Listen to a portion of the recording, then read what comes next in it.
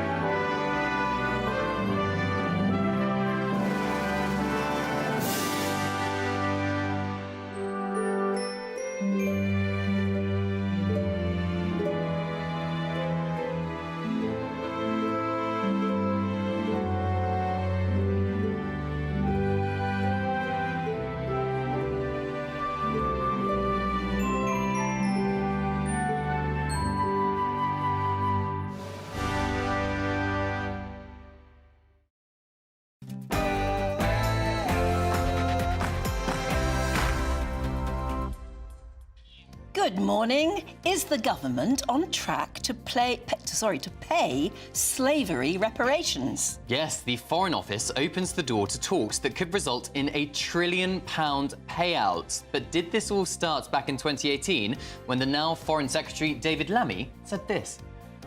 As Caribbean people, we are not going to forget our history. We don't just want to hear an apology, we want reparation. And perhaps you're one of millions at home left wondering, is there ever going to be anything left for Britain's own? To Italy's timeless food culture, so loved here in the United Kingdom and across the world. Yes, the King toasts Italian-British relations ahead of his state visit to Italy, hosting a bevy of celebrations and a dinner with diplomats. And have you ever had your heart broken? Did you take time off work to get over it? Well, we're debating whether it's wise or woke for workplaces to offer heartbreak leave. And an ITV scheduling tsunami. Gino D'Acampo's shows are cancelled last minute following shocking allegations. Temperatures are set to plummet, here we go again, as the UK prepares for another cold snap. So what can we expect? It's a cold and grey start to the weekend. Will it stay that way, or will we see some glimmers of sunlight return? I'll have the full forecast coming up soon. Good morning. There was no revenge for Ruud van Nistelrooy at Old Trafford last night as Manchester United left it late to edge past Leicester and into the FA Cup fifth round. And pressure is the air we breathe. Those the words of England captain Mario Itoje ahead of today's Six Nations clash with France at Twickenham. It's just gone 6 o'clock. I'm Anne Diamond. And I'm Cameron Walker, and this is GB News Breakfast.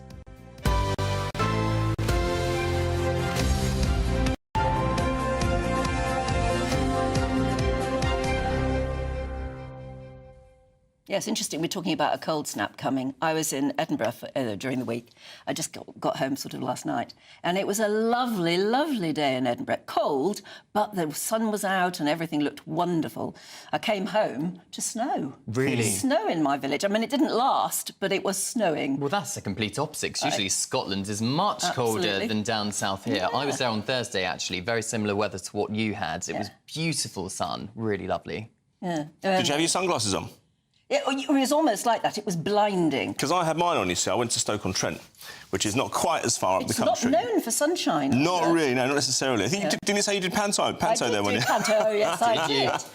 Yes, I did. Many years ago, and it was very cold and bleak up there at that time. But look, it was very cold, but the sun was just blinding through the glass on the train, and I had to put my sunglasses on. It was just felt strange because it's so cold outside, and here we are in February, and there was me with my sunnies on. And we'll be talking about the Six Nations later with you, Aidan. What's the weather going to be like for that one? Is everyone going to be freezing in the stadiums? I'm not sure about freezing, but I think it'll be crisp. But to be honest with you, I mean, we're used to this kind of weather in the Six Nations. It's an autumn stroke winter tournament for a reason. I think it's perfect conditions for rugby. That's what the professionals would tell me anyway. Yeah. I see. It's perfect conditions. I was filming in Edinburgh, the castle. I've been to Edinburgh many times. I've never actually done the castle. Have you? I haven't. No, not inside. Oh, it's wonderful. But waiting for the sun to come up and the way the sun was hitting the stone of the buildings, it was absolutely fabulous. So very, very good morning to everybody in Scotland, and particularly Edinburgh. You're clearly very proud of your castle. It's the most amazing place. Absolutely fab. Talking of royals, which we're going to do later, you didn't go to the dinner last night. I did not go to the dinner last night. They should have invited you. If only... No, unfortunately, it was quite a closed shop. But, of course, it was a dinner to celebrate the fact that King Charles and Queen Camilla are off to Italy in April for a state visit. And it was entirely British ingredients, but an Italian-style dinner. And we've got the menu here for you. Pâté and copper, Tuscan-style pâté and copper. We've got Scottish crab as well. We've got Isle of Wight tomato passata. But we were talking earlier, Anne, weren't we, about what's the best way to twirl spaghetti? Well, you see, I was wondering there, since the King and Queen were hosting, ideally it was about Italy, whether they will learn how to properly eat spaghetti. Those spaghetti's not on the menu, I noticed. No. So has anyone figured out how you eat spaghetti? And because there are all sorts of different ways you're meant to try it, and I don't know whether they're very British interpretations, but do you spin it on a spoon? Do you slurp it?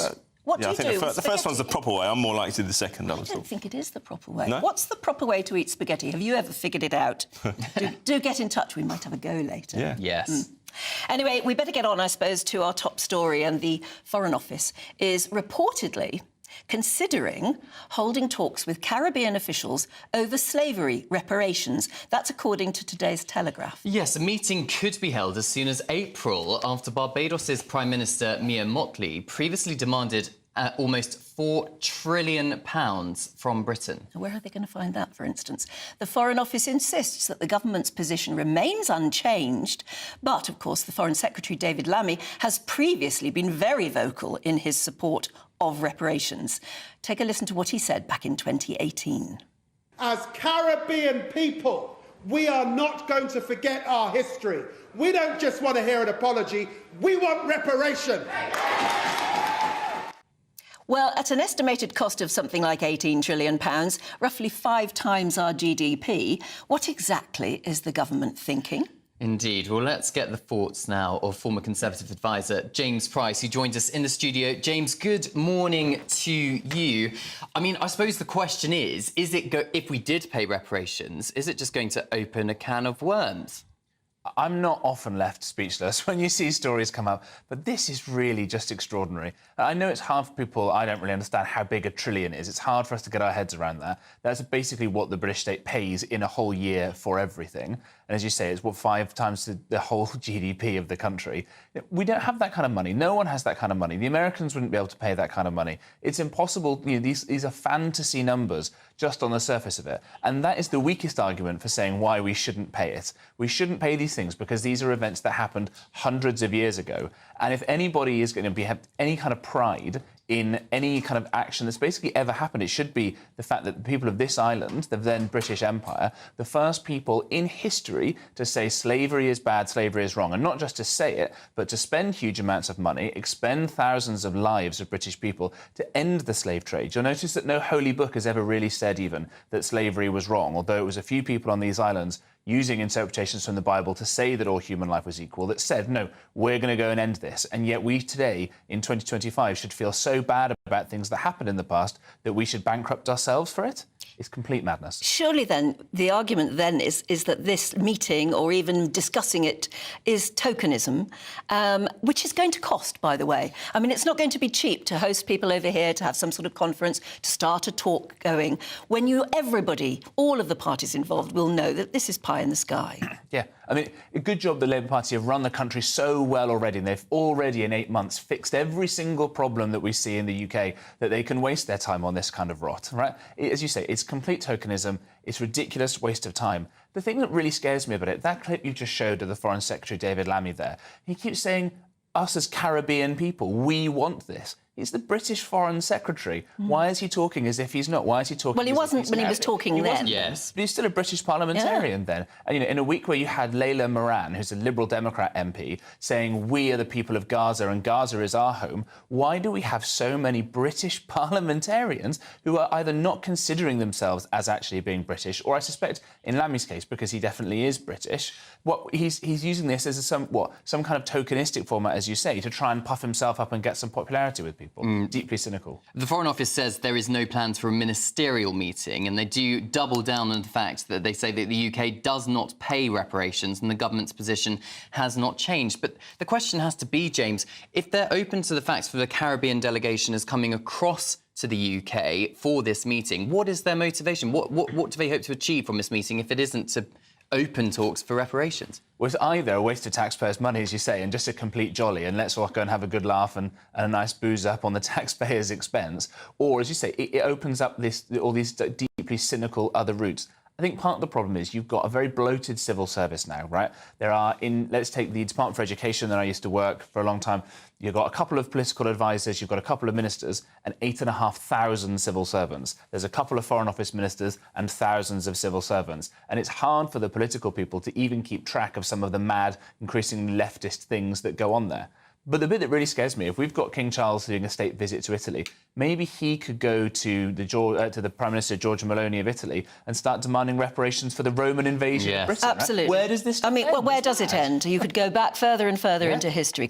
I just wonder, very briefly actually, I just wonder whether, during their long period in opposition, whether Labour made some very weird promises to people, knowing that they would never be in government, not for years, and suddenly they are in government and maybe they feel beholden to their previous promises. Yeah, that's exactly it. I think it's just that kind of crass, irresponsible behaviour that they've been doing. And again, Lammy said stupid things about Donald Trump and Starmer said stupid things about Donald Trump, and that's come back to bite them now that Trump is back in the White House. It just shows these guys are just not fit for government, and we've seen that from the way they've been running the country the last few months. We certainly seem to be doing the exact opposite from what's happening in Trump's America. Exactly right. The exact opposite. We'll talk more about that later. See you in about an hour's time. Thanks, James. Next, the King and Queen welcomed celebrities, chefs and diplomats to their Highgrove estate last night to celebrate Italian slow cooking. Slow cooking? Yeah. The dinner comes ahead of their Italian state visit, which is later on in the year, and the menu honoured a cause very close to the King's heart. Yes, the tradition of slow cooking promotes quality food for all and strives to preserve regional cuisine. Well, joining us now from Rome, Italian journalist Alina Trabattoni. Good morning, Alina. I think she's on her way. Yeah. Hi, Alina. Yeah, good morning. All of this is very interesting, and it shows a warming of relations between our two countries. Is this something Italy also welcomes? Absolutely, very much so. Everyone was very excited on the ground, and obviously there's been a lot of news cover, a lot of speculation about what the main points of the visit could be. We know a few items on the itinerary, and of course this includes Italy, the Vatican too, and it's a key moment, crucial moment of the Vatican with the Jubilee year, and also a visit to the northern Italian city of Ravenna. And Ravenna, I believe, is famous for some early Christian mosaics. And of course, we know that King Charles is all for interfaith harmony and things such as that. But I suppose the big question for the Foreign Office, who of course is sending the King on this visit to state visit to Italy, is this about shoring up relationships with European nations rather than perhaps, let's say, looking elsewhere to America and the new Trump administration? Well, I suppose that will remain to be seen, because that will all pan out during the course of the visit, depending on who is met with and on what actually emerges and, what's announced during the visit. But presumably, for sure, it's about tightening relations with Europe at a time, post-Brexit that there has been some tension between Europe and the UK. Clearly, when King Charles and Camilla come to Italy, they will be visiting with Italian Premier, at least according to what we're hearing on the ground, unofficially and in a certain sense officially as well, with Italian Premier Giorgia Meloni and with Italian President Sergio Mattarella. So it's very, very much a high level institutional visit. It also includes official engagements with, the Vatican dignitaries and with the leader of the Catholic Church, Pope Francis, and to be sure, of course, what makes this visit truly different, because King Charles has been to Italy many times. He's very passionate about Italy and things Italian he's showed in the past. What makes this visit truly different is that this is the first time he's made an official visit to the country as a monarch, as obviously as well as head of the Church of England. It's also an interesting time to be fostering stronger ecumenical ties with the Catholic Church through his relationship with Pope Francis, with this visit during a very, very significant year for the Catholic Church, the Jubilee year. And so, of course, this occasion provides an opportunity for King Charles and, for the interstate relations, for him to engage more deeply with the Catholic leadership whilst representing British interests abroad. And it's interesting that the dinner was at Highgrove, which is obviously, it's a bit more domestic, it's more homely, isn't it? Yes. And the menu, Italian, but using British ingredients. What did you think of it? Have you seen the menu yet?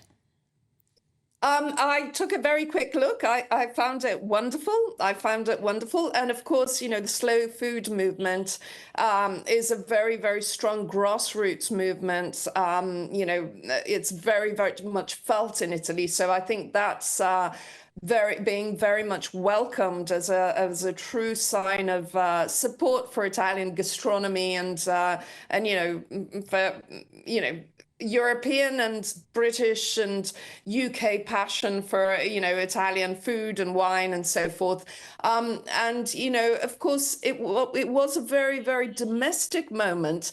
And the trip in itself is a very, very personal trip, in a sense, given the timing of the trip, because there are personal moments that, people on the ground expect could be celebrated during this trip, because King Charles's wedding anniversary falls around that time. So it could be that we see it marked discreetly here in Italy, or, perhaps they'll wait till they get back home later that month after completing all the official engagements planned across Rome, the Vatican, Ravenna, before, moving back to the UK, returning to the UK. But there is a sort of personal aura that sort of surrounds the entire planned trip. Alina, before we let you go, because this menu and everything, which they're not serving spaghetti in it, it just made me wonder, because we Brits have a very odd idea of how to eat spaghetti. We don't know how to do it, basically. How do the Italians eat spaghetti? Do you twirl it round a fork? Do you use a spoon as well? What do you do? No spoon, no spoon. Absolutely no spoon. I've been taught wrong. I think the spoon is the British way of thinking that's the only way we can twirl it. Do the Italians slurp spaghetti? Absolutely.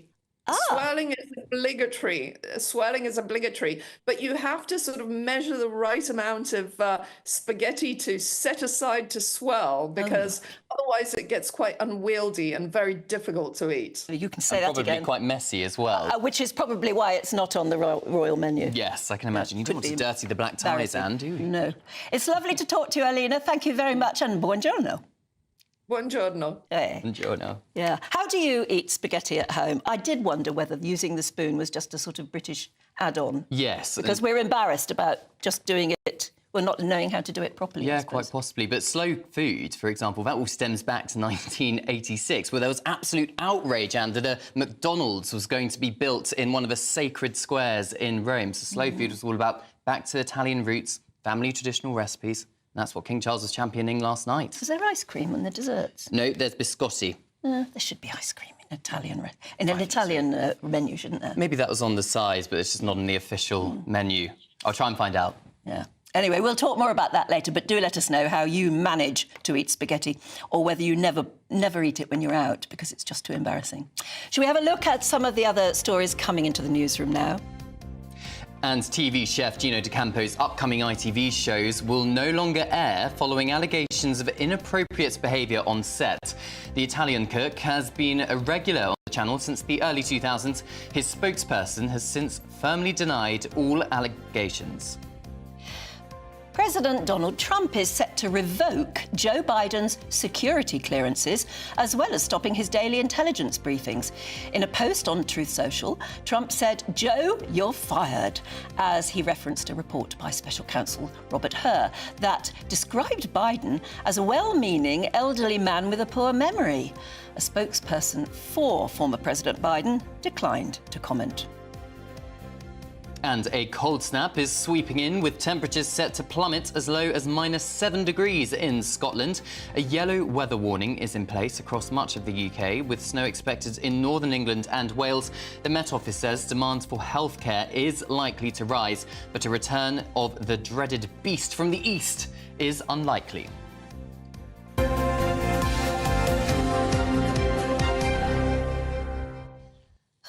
Now, at GB News, we love to hear what you think, and every day we'll be running our poll of the day. Today's question is, as Trump vows to row back on Biden's pledge, should Britain now bring back plastic straws? Yes, that's what Donald Trump has been saying in the last couple of days, is that he's going to get rid of the ban on plastic straw. He's going to get rid of the ban on plastic straws. People are basically fed up with paper ones because they go to nothing in your drink.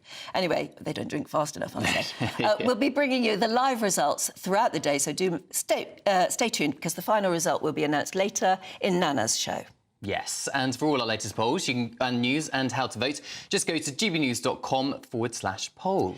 So now, shall we check on the weather and how quickly that snow is going to, or at least those plunging temperatures are going to reach you? Here's Aidan McGivern.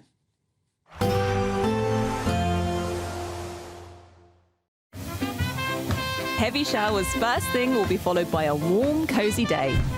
Boxed Boilers, sponsors of weather on GB News. Hello, a very good morning to you. Welcome to the latest update from the Met Office for GB News. It's a cold weekend with easterly winds, grey skies and a mix of rain and sleet in many areas. Although there will be a touch of frost and some sunshine first thing across the north and west of Scotland, parts of Northern Ireland also getting off to a chilly start. But for the rest of the UK, we've got plenty of grey skies this morning. Low cloud, mistiness and outbreaks of rain and sleet moving northwestwards across parts of England, Wales and then into parts of Northern Ireland later. Some brightness into the southeast towards the end of the day, but we've got this cold easterly wind, so although temperatures won't fall that far compared with the last few days, it will feel more raw with that easterly, particularly around the coast of the North Sea. But like I say, there will be some clear spells through East Anglia, central, southern and southeastern England. A few showery bits and pieces of rain and sleet. Likewise for parts of Wales into the north of England. But for much of Scotland, Northern Ireland, we keep predominantly clear spells by the end of the day. Although eastern Scotland will be affected by a thickening of the cloud and some showers moving in from the North Sea. Where we do have the clear skies across western Scotland and parts of Northern Ireland, 1 or 2 breaks elsewhere, temperatures will fall away overnight, a touch of frost once again, but actually for the vast majority it will be too cloudy and too breezy for a frost. So although a cold start to Sunday and another grey start to the day, temperatures broadly 2 to 4 Celsius. We've also got further showery rain and sleet, particularly across eastern parts of the UK on Sunday, as the easterly picks up a bit of strength once again. But wrapped up in this easterly is some milder air, so mostly anything falling out of the sky will be rain rather than sleet or snow. And there will be some brightness for western and more especially northwestern parts of the UK, with temperatures at around average 6 to 8 Celsius. Colder again on Monday with some wintry showers in the east. Expect a warm front, moving from the kitchen right through to the rest of the house. Boxed Boilers, sponsors of weather on GB News. So as we sit in Captain Tom's room, how has this whole experience left you in terms of financially and also mentally? Thank you for asking the question, because the reality is that this has been devastating on a personal level, emotionally, financially. To have a reputation that you build up over decades and it can be demolished so quickly, that's exactly what's happened. Now that is going to be a fascinating interview tomorrow at 5. Still to come, ITV have pulled all Gino D'Acampo's shows from the ITV schedule, following allegations against him. We're going to be telling you all about it next. Good Afternoon Britain isn't just about us. The wonderful thing about this programme is it's about everyone watching. It's an interactive programme. Well, there absolutely is something to see here, and we're going to be talking about it more. Whether it's breaking royal news, Will, please bring us up to date. or indeed a particularly punchy speech in the House of Commons, Very, very curious. we bring it to you live, and then we bring you live reaction as well. That's Good Afternoon Britain, weekdays from midday. Only on GB News, the People's Channel, Britain's news channel. Hi, I'm Michelle Dewberry, and my show is your opportunity to cut through all the noise and dive in headfirst to some robust debates. Ideas clash. Situation, isn't it? No, Because the failure is you're deliberately avoiding my point. Nothing's held back, And if you think this is the end of it, wait for more. and we do not shy away from the difficult stuff. Sometimes I want to shake people and say, if only you understood. So join me on Jubes and Kerr weeknights at 6 p.m. only on GB News, Britain's news channel. It's Patrick Christie's Tonight, and here we do things differently. It's explaining the absolute madness of this, doesn't it? It's explosive. I mean, this is very good. It's lively. 850. Your government sat there short and it did nothing. It's controversial. And the Middle East has been in turmoil since before I was born. It's everything you need to kickstart your evening. Everyone's had their Weetabix tonight. I love to see it. That's Patrick Christie's Tonight, weeknights from 9 p.m. Only on GB News, the People's Channel, Britain's news channel. Join me, Camilla Tominey, for a frank and honest discussion with those in power that cuts through the spin and gets to the heart of the issues shaping our nation. You haven't confirmed that you want to stand as leader, but you haven't ruled it out either. This report basically says that he's not fit to stand trial. Is he indecisive? Incompetent? I deliver the dose of reality Westminster needs. That's the Camilla Tominey Show at 9:30 every Sunday on GB News, the People's Channel, Britain's news channel. We're proud to be GB News, the People's Channel, and as you know, we always love to hear your views. Now, there's a new way of getting in touch with us at gbnews.com/yoursay. By commenting, you can be part of a live conversation and join our GB News community. You can even talk to me, Bev Turner, or any of the members of the GB News family. I'm Christopher Hope. From pop stars to politicians, I'll interview anybody in a pub who's got a political opinion. Join me every Friday on Spotify, Apple Podcasts, YouTube or gbnews.com, or wherever you get your podcasts. This is GB News, the People's Channel.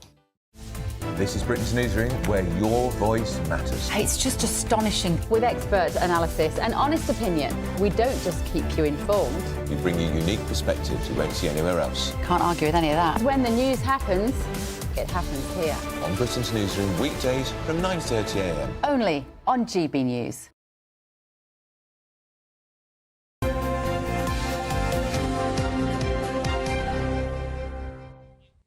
Right, so what time is it? It's 6:26. Do you fancy your chance to be one of 2 lucky winners in the current Great British Giveaway? We've got 2 fabulous prize bundles to give away, which both contain £500 worth of shopping vouchers for your favourite store, and the latest iPhone 16, oh, I could do with that, and an incredible 10 grand in tax-free cash. Here's all the details you need. We're doubling your chances to win in our latest Great British Giveaway, with 2 fabulous prize bundles up for grabs. There's 2 lots of a totally tax-free £10,000 in cash. You'll also receive a brand new iPhone 16, along with £500 in shopping vouchers to spend at your favourite store. And the best news is, 2 lucky winners are going to win. For another chance to win, text cash to 63232. 1 entry costs £2 plus 1 standard network rate message, or text bonus to 63232. 5 entries cost £5 plus 1 standard network rate message. Go to gbnews.com/win. Entries start from just £2. Call 0903 681 3232. Calls cost £2 plus your network access charge, or post your name and number to GB11 PO Box 8690 Derby DE1 9TT. UK only. Entrants must be 18 or over. Lines close at 6 p.m. on the 7th of March. Please check the closing time if listening or watching on demand. Good luck.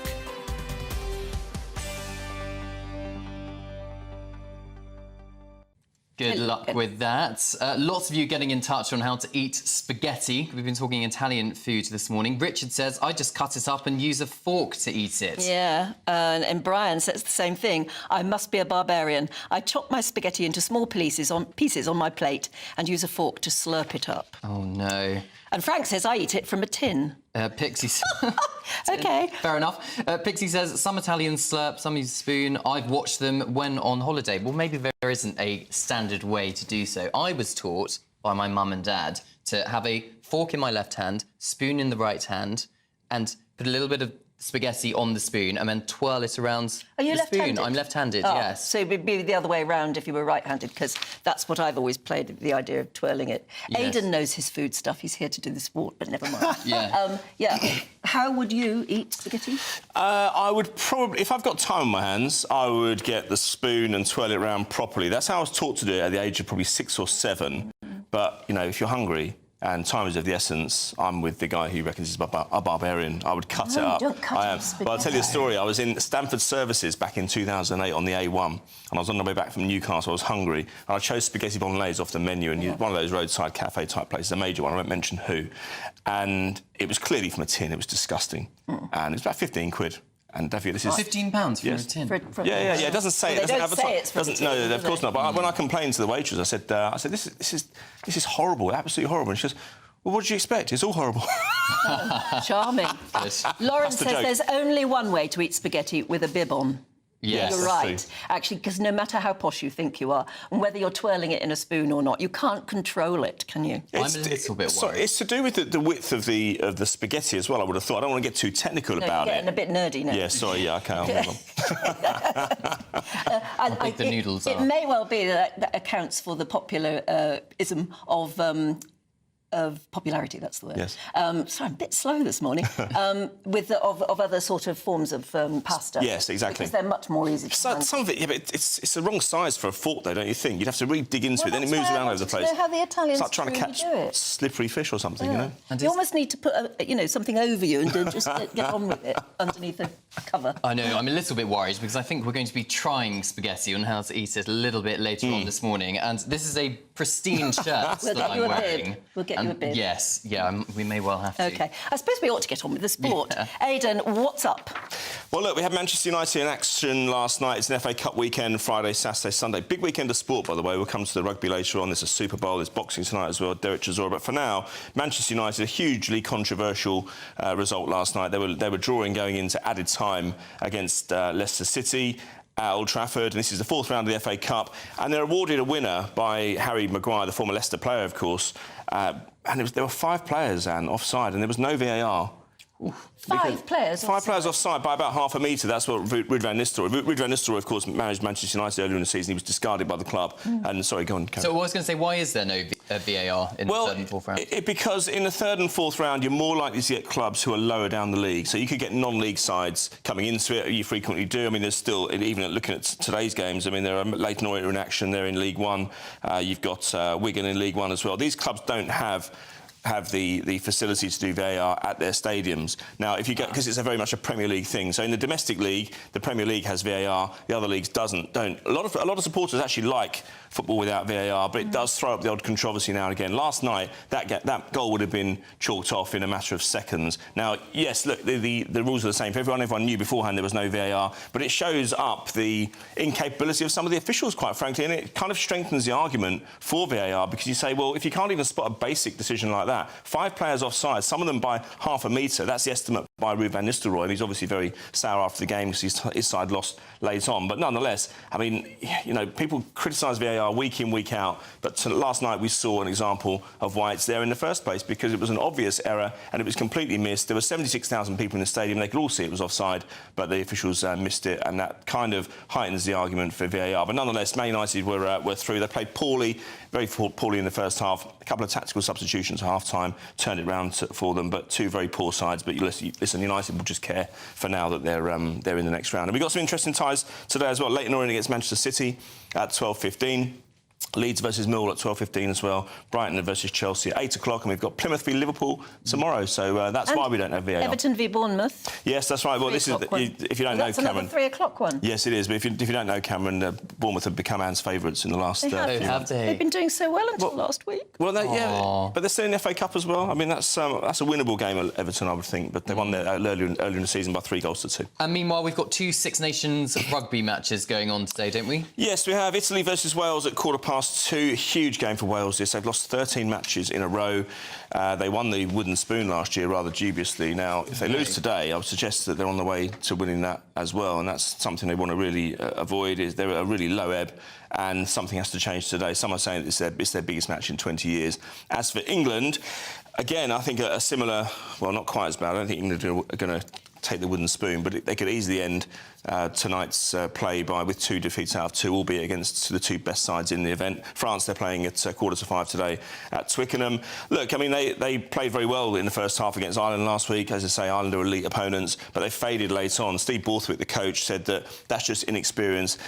Those people who are looking at it, you know, with wise eyes, are saying that it was not inexperience, it's bad conditioning. It's a psychological issue. If you keep fading late on in matches, it's because you can't see the job through. Now, a couple of enforced changes. Caden Murley scored the opening, or scored the try in Dublin last week with a foot injury. Is out. Ollie Slightholme replaces him.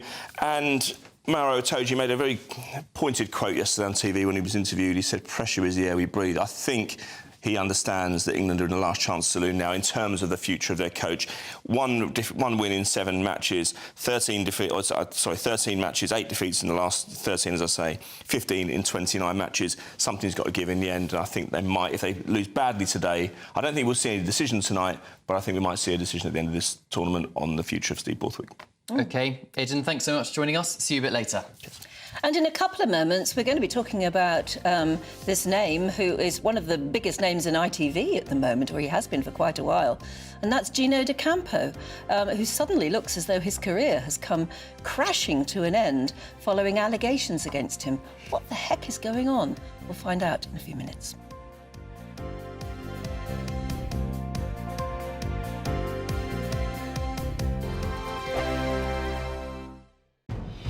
Good afternoon, Britain. Weekdays from midday. People living with obesity are people. and they deserve the right for treatment and care as much as anyone else. What we need to understand is that obesity is a chronic condition, or a disease, as some people call it. It's not a choice. And this is the bit that people really struggle with, is that people think this is a lifestyle choice and people have done this to themselves. What we now know is the science and the evidence shows us that this isn't a choice. People have genetic predispositions for living with obesity. What we need to do is be a bit more compassionate and caring to people that live with obesity and support them to make healthier choices, not actually just discriminate and tell them that they're doing something wrong when, you know, if I had asthma, for instance, you wouldn't be saying the same thing to me there. But then it's exactly the same. Usually, if you're going for an operation of some form or other, there'll be often there is a criteria. So my mother, she had a knee operation. They wanted to make sure her blood pressure was right and all these things. This is, I mean, to hear somebody say that obesity isn't a choice just because you've got genetic predisposition to it, it's just exactly why people seem to be legitimizing being overweight. Ozempic has proved that people are overweight because they eat too much. Because Ozempic tells you to stop eating, it makes you think that you've eaten and makes you feel full, so you don't eat. You may be predisposed to anything, but you also have a large percentage of responsibility to make sure that doesn't happen.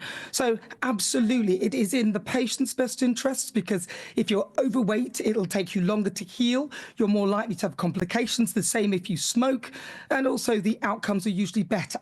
So for a smoker, if you quit, say 4 weeks before surgery, you're 25%, your risk is lower of respiratory complications. So this is literally, of course it's discriminatory, because you have to decide, you have to prioritise the people that are likely to survive the operations. GB News, the People's Channel. In the GB Newsroom, we bring you the news as it happens. With our team of dedicated journalists across the UK, we're ready to keep you up to date with what's happening every half an hour, every single day. Bulletins here on GB News, the People's Channel, Britain's news channel. Headliners on GB News 11 PM every night. It's got 3 top comedians going through the next day's newspapers so you don't have to read them, which is great. That's a good point. He's lying. I mean, maybe he's not lying. That's Headliners every night from 11 PM and 5 AM as well on GB News, Britain's news channel. Join me, Nana Akwe, for an informative, interactive news programme with a difference. It's fun. No, he didn't say that, Dave. I'm so surprised. I think there's an element of truth to that. Join me from 3 PM every weekend, only on GB News, Britain's news channel.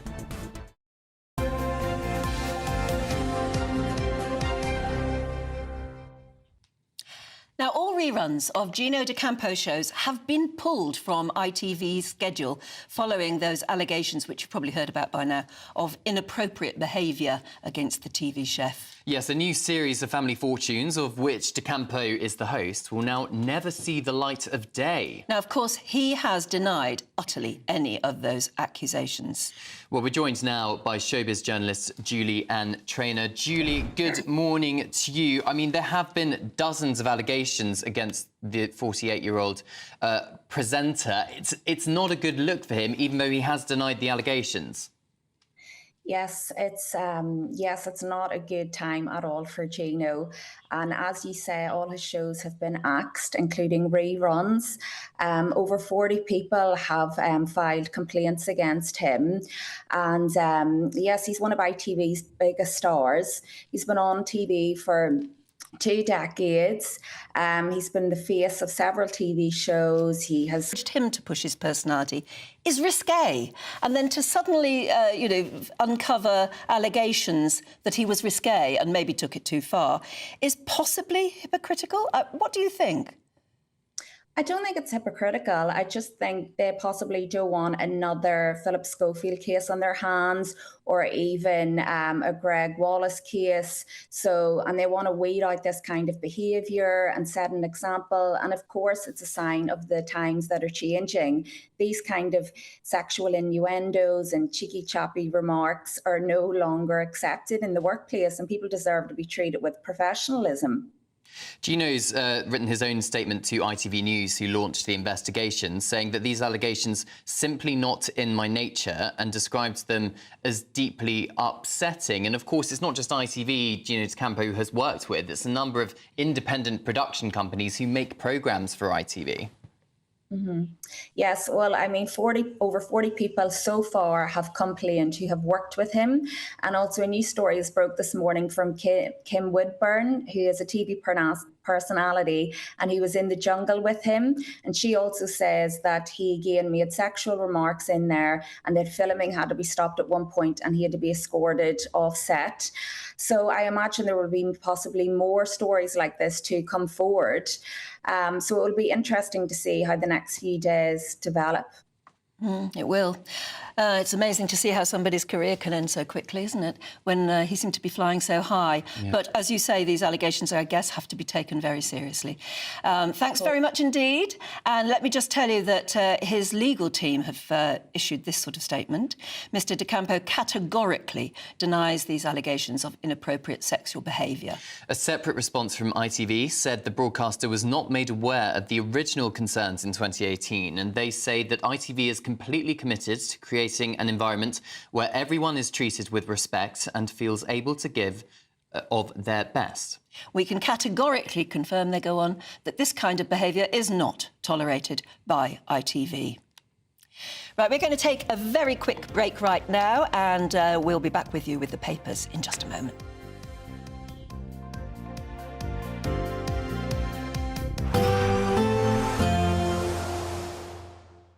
Ready to soak up that holiday sunshine?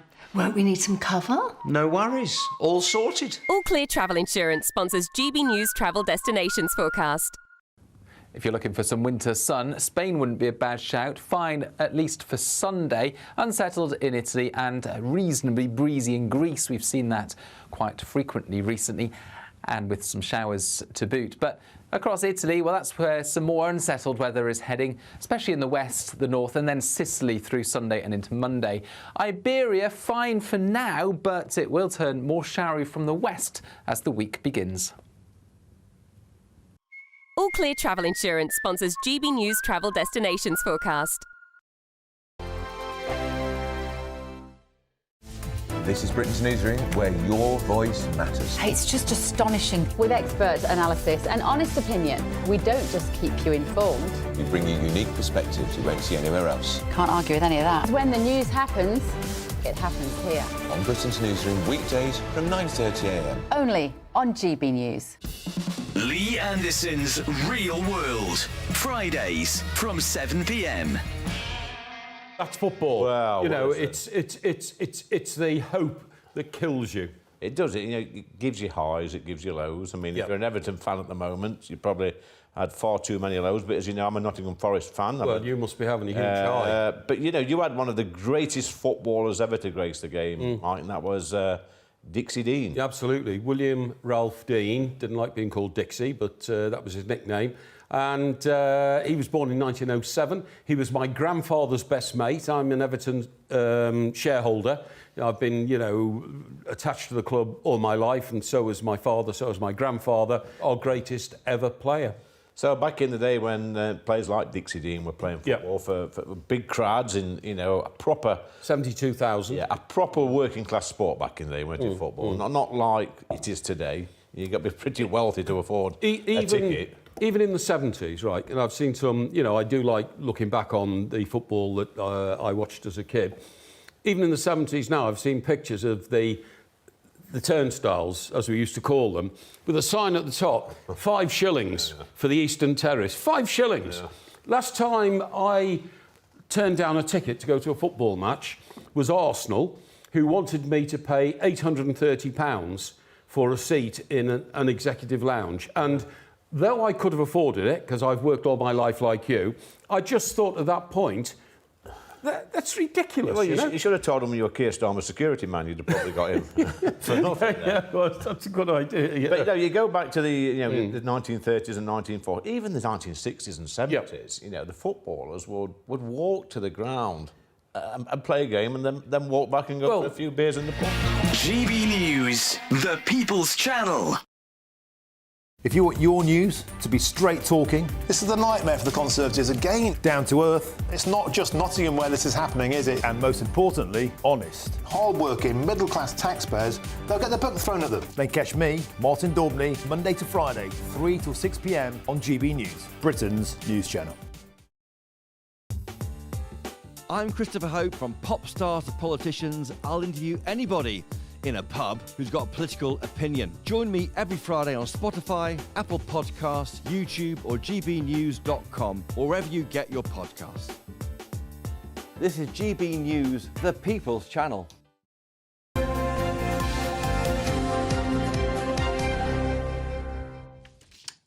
Welcome back, even. Time to go through some papers. I should wake up.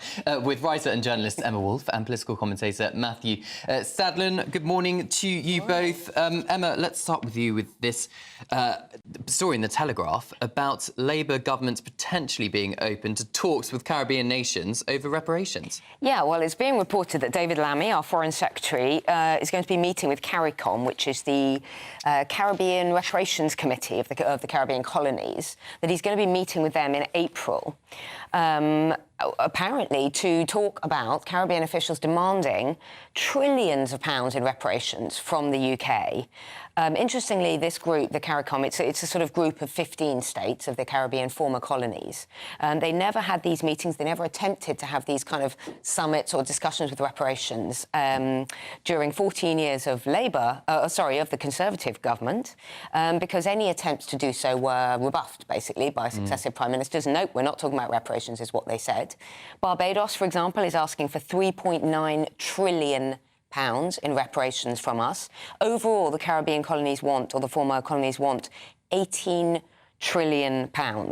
This comes after last year's Samoa summit, which I know you were covering. Yes. And in that summit, I think David Lammy said it doesn't necessarily need to be a cash transfer. There are other ways of acknowledging or making reparations.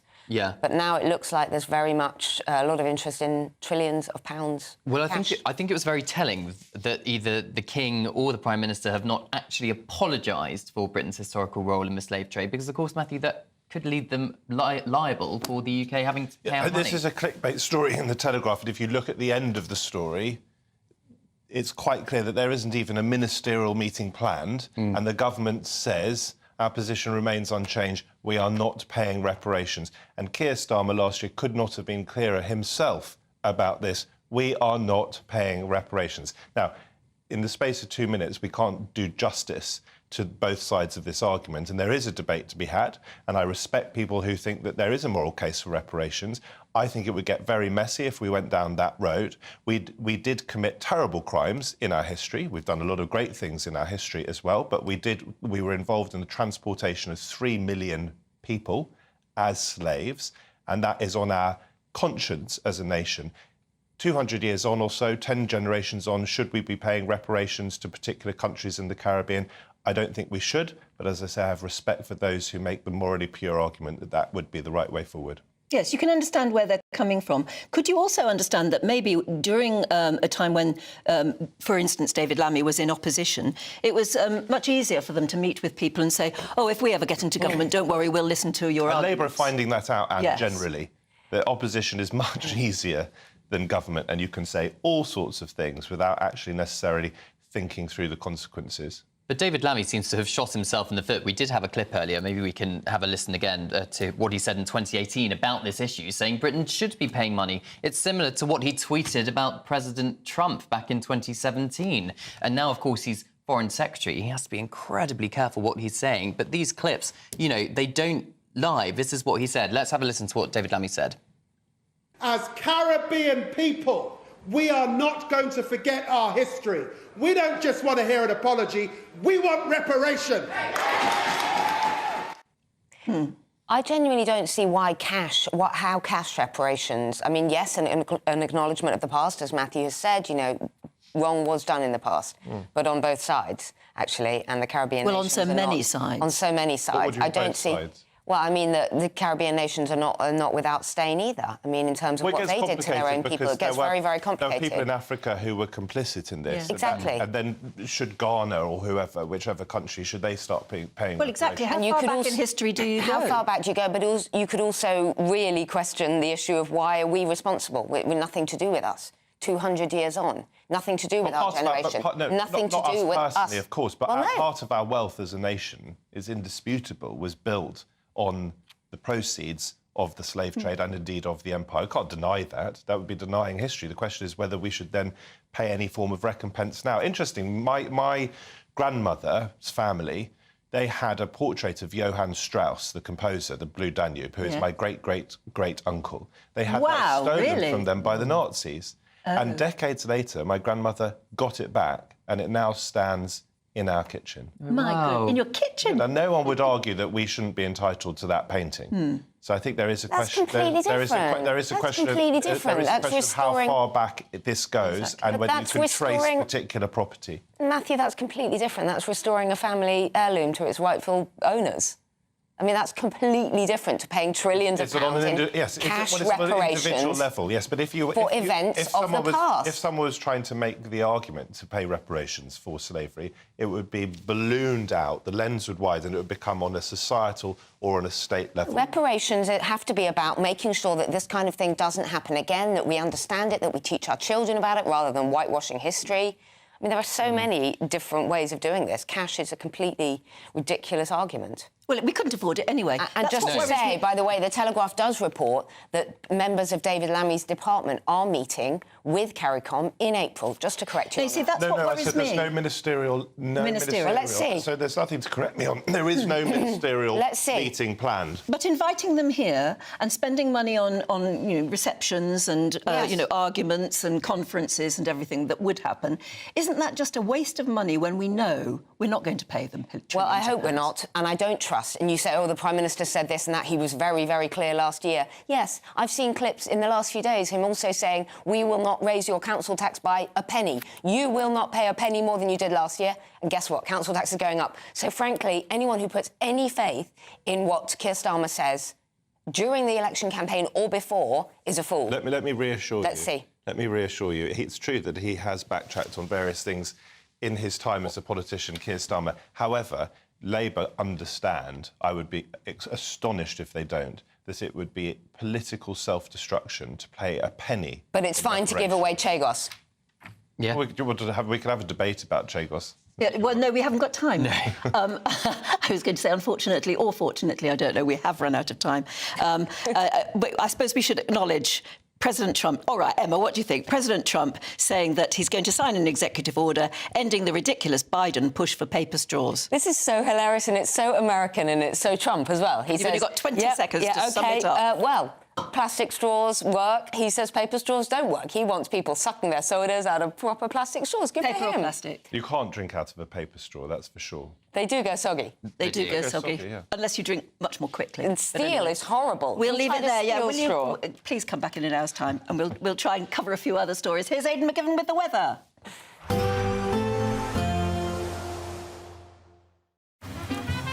Despite the morning rain, it'll be a nice, warm, cosy day ahead.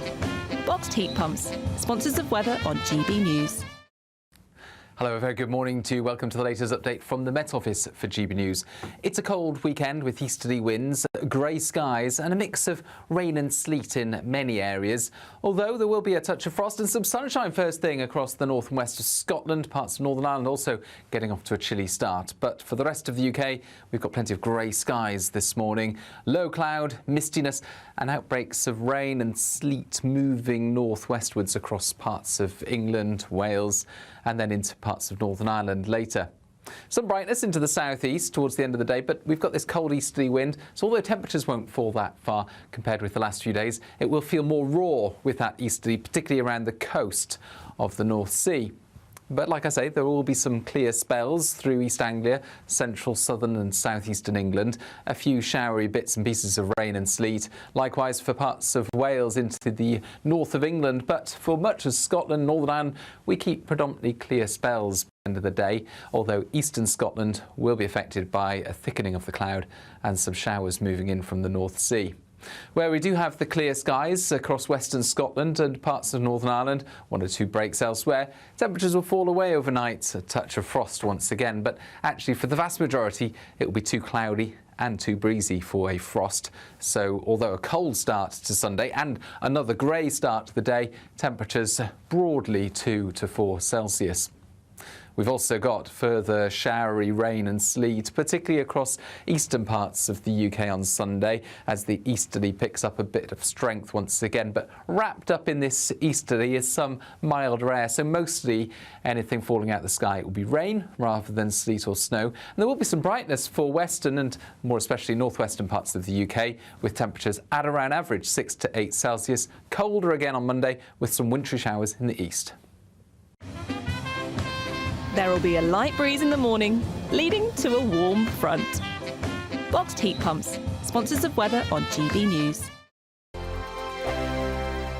We're doubling your chances to win in our latest Great British giveaway, with 2 fabulous prize bundles up for grabs. There's 2 lots of a totally tax-free £10,000 in cash. You'll also receive a brand new iPhone 16, along with £500 in shopping vouchers to spend at your favourite store. And the best news is 2 lucky winners are going to win. For another chance to win, text cash to 63232. 1 entry costs £2 plus 1 standard network rate message, or text bonus to 63232. 5 entries cost £5 plus 1 standard network rate message. Go to gbnews.com/win. Entries start from just £2. Call 0903 681 3232. Calls cost £2 plus your network access charge, or post your name and number to GB11 PO Box 8690 Derby DE1 9TT.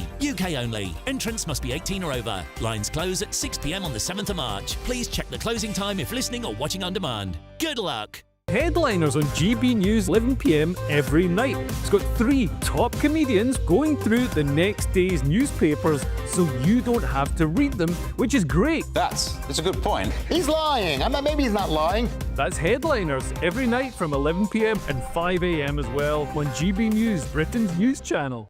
We're proud to be GB News, the People's Channel. And as you know, we always love to hear your views. Now, there's a new way of getting in touch with us at gbnews.com/yoursay. By commenting, you can be part of a live conversation and join our GB News community. You can even talk to me, Bev Turner, or any of the members of the GB News family. In the GB Newsroom, we bring you the news as it happens. With our team of dedicated journalists across the UK, we're ready to keep you up to date with what's happening every half an hour, every single day. Bulletins here on GB News, the People's Channel, Britain's news channel. Good Afternoon Britain isn't just about us. The wonderful thing about this programme is it's about everyone watching. It's an interactive programme. Well, there absolutely is something to see here, and we're going to be talking about it more. Whether it's breaking royal news, Will, please bring us up to date, or indeed a particularly punchy speech in the House of Commons. Very, very curious. We bring it to you live, and then we bring you live reaction as well. That's Good Afternoon Britain, weekdays from midday. Only on GB News, the People's Channel, Britain's news channel. Join me, Camilla Tominey, for a frank and honest discussion with those in power that cuts through the spin and gets to the heart of the issues shaping our nation. You haven't confirmed that you want to stand as leader, but you haven't ruled it out either. This report basically says that he's not fit to stand trial. Is he indecisive? Incompetent? I deliver the dose of reality Westminster needs. That's the Camilla Tominey Show at 9:30 every Sunday on GB News, the People's Channel, Britain's news channel.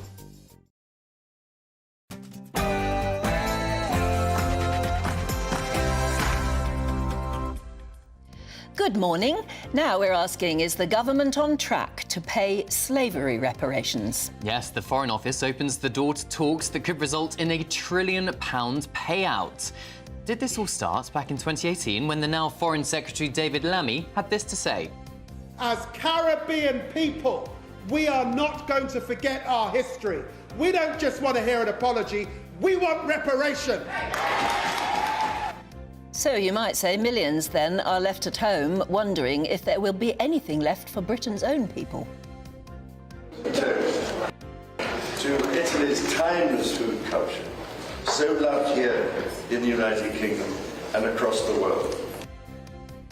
The King toasts Italian-British relations ahead of his state visit in April, hosted a bevy and a dinner at Highgrove last night.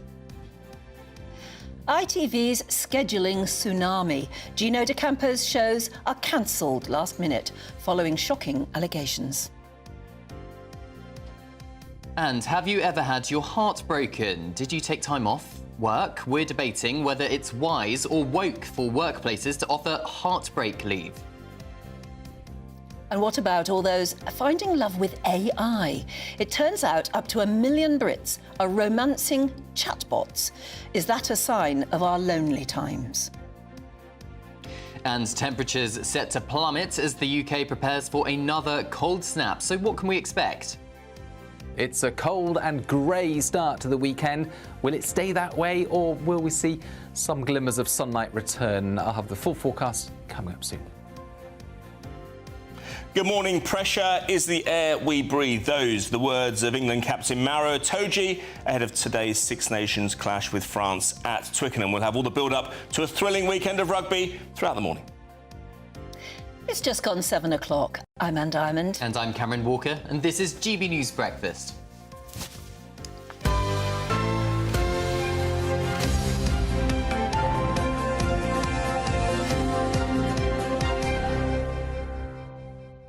Well, it's lovely to be with Cameron this morning.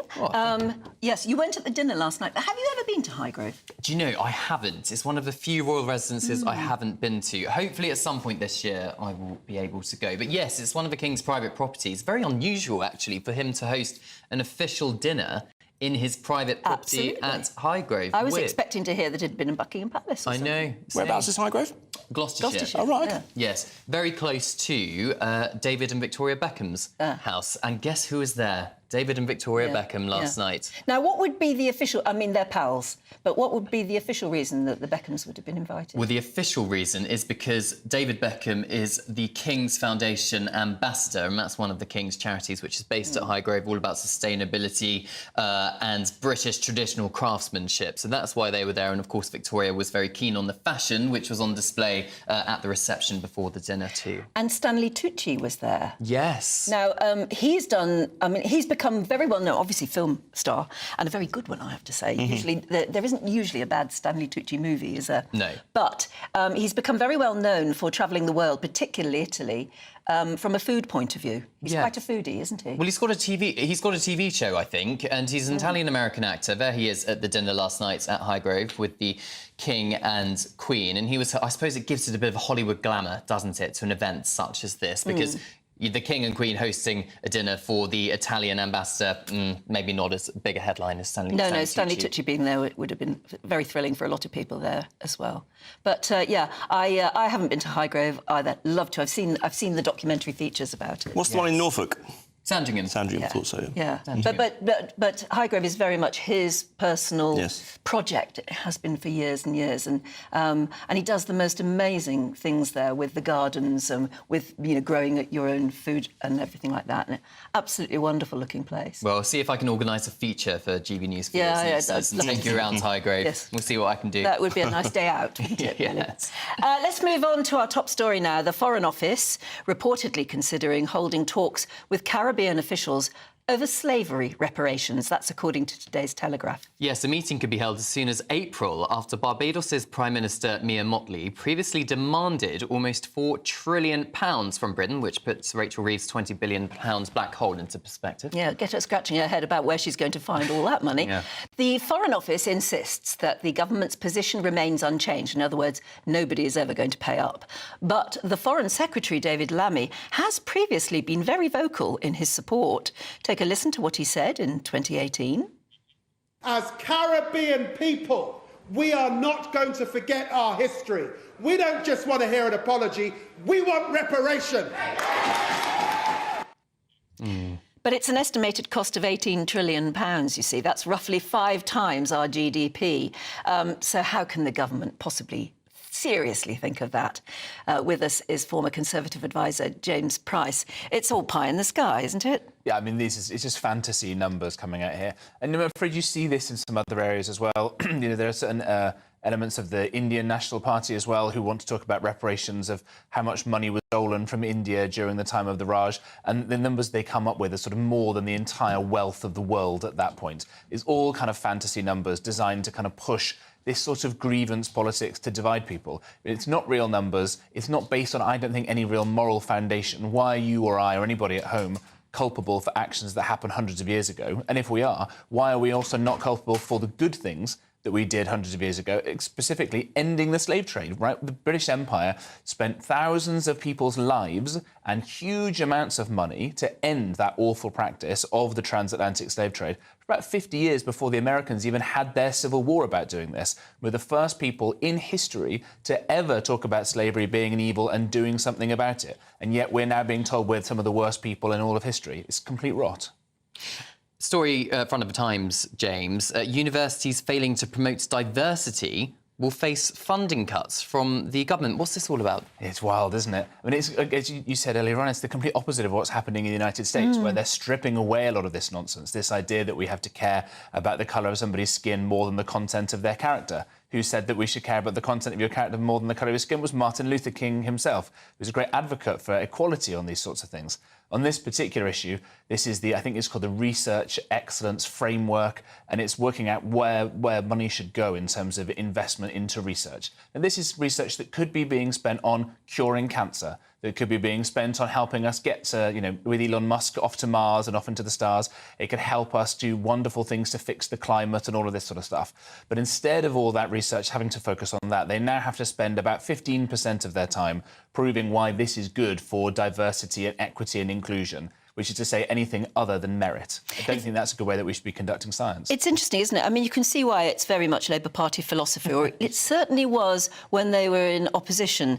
Now they're in government. I can imagine this sort of talk just annoying. In fact, you begin to sense a split between the front bench, who are saying some of these things, and the backbenchers who are saying, hang on a minute, nobody can afford this, and actually it's just annoying people. Yeah, absolutely right. But it just shows where are your priorities. You know, the old question back in the 70s used to be who governs Britain. I think the question now is, in whose interests is Britain being governed? When we're talking about giving huge amounts of money away to Mauritius in order for them to take sovereign British territory with a military base on it, that £18 billion now being about more than the entire GDP of Mauritius. When you're talking about the trillions of reparations going to Caribbean countries, talking about all this other money going away to help other people who are coming here illegally on small boats, the tens of thousands of frankly, fighting-age males who are coming here, more people now that are members of the British Army, very scary, and putting them up in hotels forever. You know, when is the government going to start realising it's governing the United Kingdom and governing in the interest of the people who live here,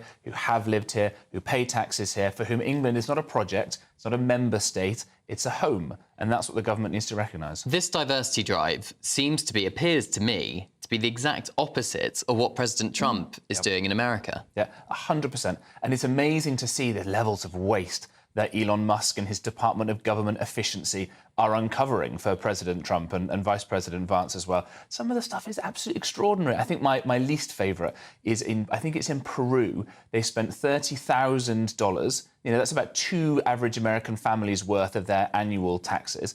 $30,000 on a transgender comic book, right? Why was that money being spent? And that's on top of the hundreds and hundreds of millions being spent on wages, hundreds of millions of US taxpayers' money being spent on all this stuff. They're stopping doing that now, and that's a good thing for the American taxpayer. We should be doing the same thing too. There is obviously an argument that a lot of people are talking about. Whether they're joking or not, you can't tell. They say the more this government does this sort of thing, the less likely they are to get in again. Yeah. What do you think? I think that's true. Adam Smith once said there's plenty of ruin in a nation, and it seems that Sir Keir Starmer is definitely trying to test out that hypothesis. We literally can't afford another 4 years of the way that things are going. So I suppose for the hope of the country, we've got to hope that some of these people in the Labour Party turn it around. Rachel Reeves seems like the sensible one. She's finally realised that her own budget was disastrous, that we need some growth to get going. But if things keep going this way, the only possible way that the Labour Party could ever get back in, maybe ever again, is if Reform and the Tories don't have some kind of either one beats the other, one incorporates the other, or some kind of deal to keep Labour out of the next election. We can't afford them again. I'm sure the British government would argue that their measures here would robustly tackle inequalities, but of course he's out on that one. Will you come back in an hour's time? We've got so much more to talk about too. Oh. Right. Yeah, to our poll of the day, I think now. Yes. Obviously, we have our poll of the day every day. Now, I know some people are a bit wondering why on earth we're talking about this, but it is actually a political issue now because Trump has vowed to row back on President Biden's pledge, should Britain bring back plastic straws. That's what we're talking about in the poll today. We'll bring you the live results throughout the day. Make sure to stay tuned because the result will be in Nana Akuya's show. Yes, and for all our latest polls and how to vote, just go to gbnews.com/poll. Now, a new report from the Institute for Public Policy Research has revealed that nearly 1 million of us are using artificial intelligence and chatbots for dating and relationships. Loneliness has been on the rise for years, particularly since the pandemic, with many finding actually a company in the technology. So you're talking to somebody who isn't a real person? Yeah, so... You're talking to an AI? Yes, so companies like ChatGPT, for example, you'll write a message in, hello, how are you, and it will respond, and then obviously messages can get far more intimate, but it's so scary... if you typed in, I'm feeling a bit low tonight, yeah, you know, I've just broken up with my boyfriend or something, the chatbot would come back with sympathy? It would. Make you feel... I don't know, so you're talking to somebody real? Yeah, almost talking like a counsellor, perhaps, or a therapist in some extremes. And I think because of the pandemic, of course, a whole generation of children and young people were stuck at home with not talking to real humans, and it was just on the internet. It doesn't sound right, does it? Joining us now is psychotherapist Lucy Beresford. Very good morning to you, Lucy. It's difficult to get your head around, actually, the fact that this is going on, but apparently it's going on in a big way. Do you find it worrying? It is concerning. I actually have two friends who use it all the time, and that's how I first came across it about 4 or 5 months ago. They have an app and they communicate with this app, standing in the kitchen, cleaning their teeth in the bathroom, as if it is a human being. And the most phenomenal thing is the response that you get back sounds like one of your friends. It sounds like someone who knows you really well, who has your best interests at heart, because it's incredibly affirming. The responses are always very appropriate to the mood you're in. It's really uncanny. But of course, as you pointed out in your introduction, it is not a human being. It's only responding to the things that you're giving it. So it's very reactive. And it's an illusion to think that this is a full replacement for a proper relationship. Do you think there's a risk, Lucy, of addiction here, particularly if it's kind of chronic loneliness a certain individual is experiencing?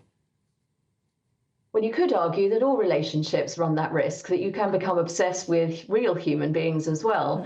But I think what's really disturbing is that it means we're losing the relationship skills that are very hard won in childhood. You know, we come into this world physically joined to another human being, but we don't have any relationship skills at all. It's why we send our small people to kindergarten and to nursery school to learn how to develop in a social context, because we're very social creatures.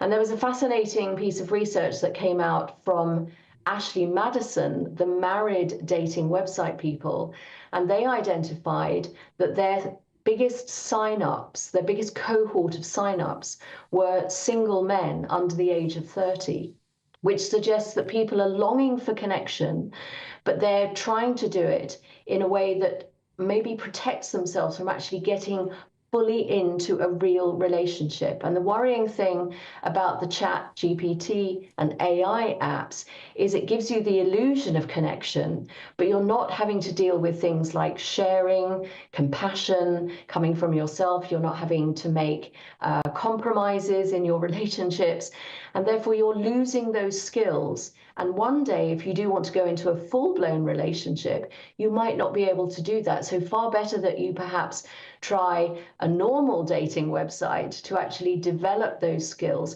even though that runs the risk of you being very vulnerable. And that's what people are very scared of. Is there an upside to it, though, as well? For instance, if you were feeling very low and lonely, and maybe you'd just been through a real relationship breakup, the AI is going to sympathise with you in a way that makes you feel calmer, may bring your heart rate down, de-stress you, and also it's never going to let you down, is it? Well, exactly. It's never going to, it may keep you stuck. That's my worry, is that it may soothe you in the short term, and it may make you feel that someone is listening to you. Maybe, for example, you don't want to burden your friends or your family in the example you've given in a breakup, for example. You don't want to, you want to wallow in the grief, and everyone else around you just wants you to kind of get on with your life and move on. And the AI would keep you in that position of saying, yes, no, this is really awful, and I really understand, and I think it's better that you have your duvet day. And if that carries on for 3 or 6 or 9 or 12 months, then you never get out of that pit of despair. And that's my worry, is there's no challenge. There's no sense of someone, of the AI seeing the bigger picture, because it's only responding to what you are giving it.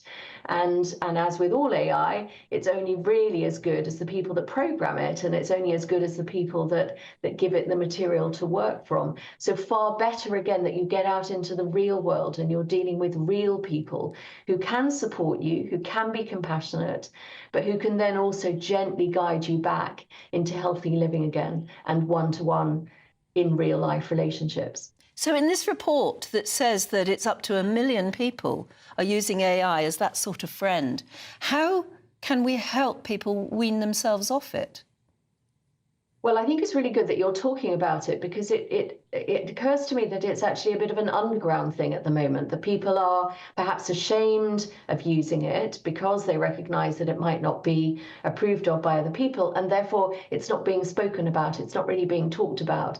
But if we can talk about the upsides but also some of the downsides, then people can make a much more informed decision about whether it's going to be something that's useful for them in the long term. But chronic loneliness, I mean, we do have a loneliness czar in the government, because I think it's a recognised thing that across the world, increasingly, particularly in Western society, people are increasingly lonely. Society is very atomised.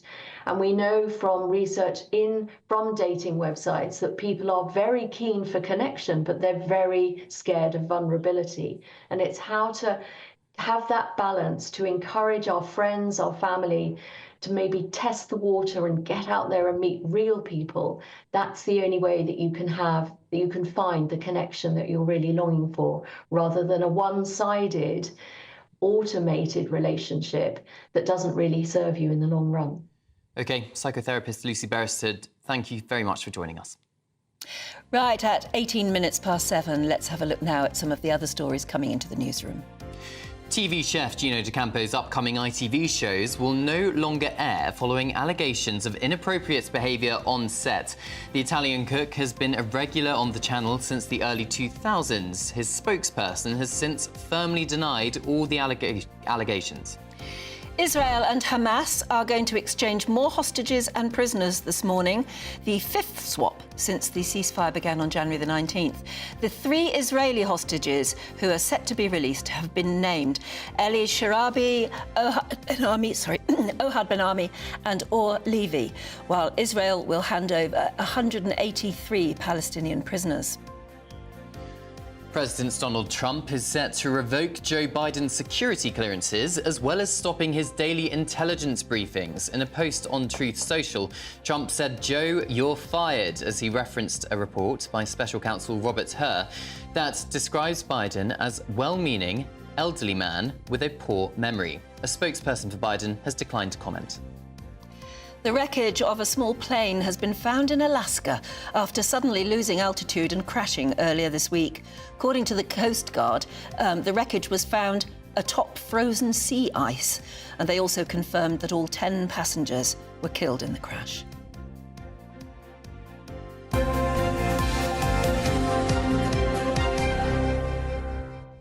Seems we've had a lot of news of air crashes just recently, isn't it? Yes. You never know whether it's coincidence or whether it's because we're suddenly talking about it more, or whether, I don't know, it's something to do with the weather and the time of year. But yet another tragedy. Let's find out more about the weather at the moment, shall we? Here's Aidan McGivern.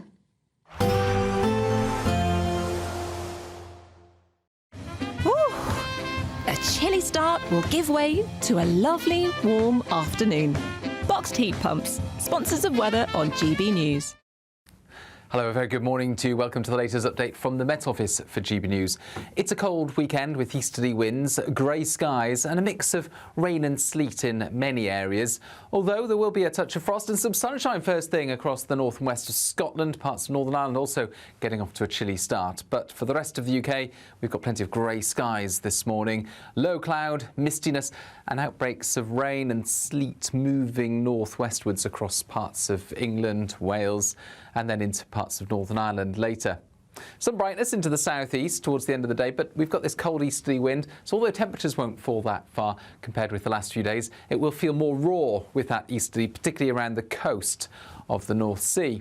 But like I say, there will be some clear spells through East Anglia, central, southern and southeastern England. A few showery bits and pieces of rain and sleet. Likewise for parts of Wales into the north of England. But for much of Scotland, Northern Ireland, we keep predominantly clear spells by the end of the day. Although eastern Scotland will be affected by a thickening of the cloud and some showers moving in from the North Sea.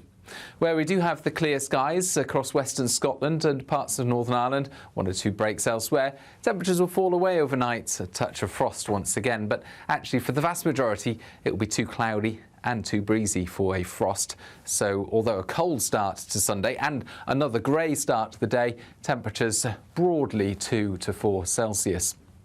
We've also got further showery rain and sleet, particularly across eastern parts of the UK on Sunday, as the easterly picks up a bit of strength once again. But wrapped up in this easterly is some milder air, so mostly anything falling out of the sky will be rain rather than sleet or snow. And there will be some brightness for western and more especially northwestern parts of the UK, with temperatures at around average 6 to 8 Celsius. Colder again on Monday with some wintry showers in the east. A nice bright morning will generate a lovely warm day, right through to the evening. Boxed Solar, sponsors of weather on GB News. So as we sit in Captain Tom's room, how has this whole experience left you in terms of financially and also mentally? Thank you for asking the question, because the reality is that this has been devastating on a personal level, emotionally, financially. To have a reputation that you build up over decades and it can be demolished so quickly, that's exactly what's happened.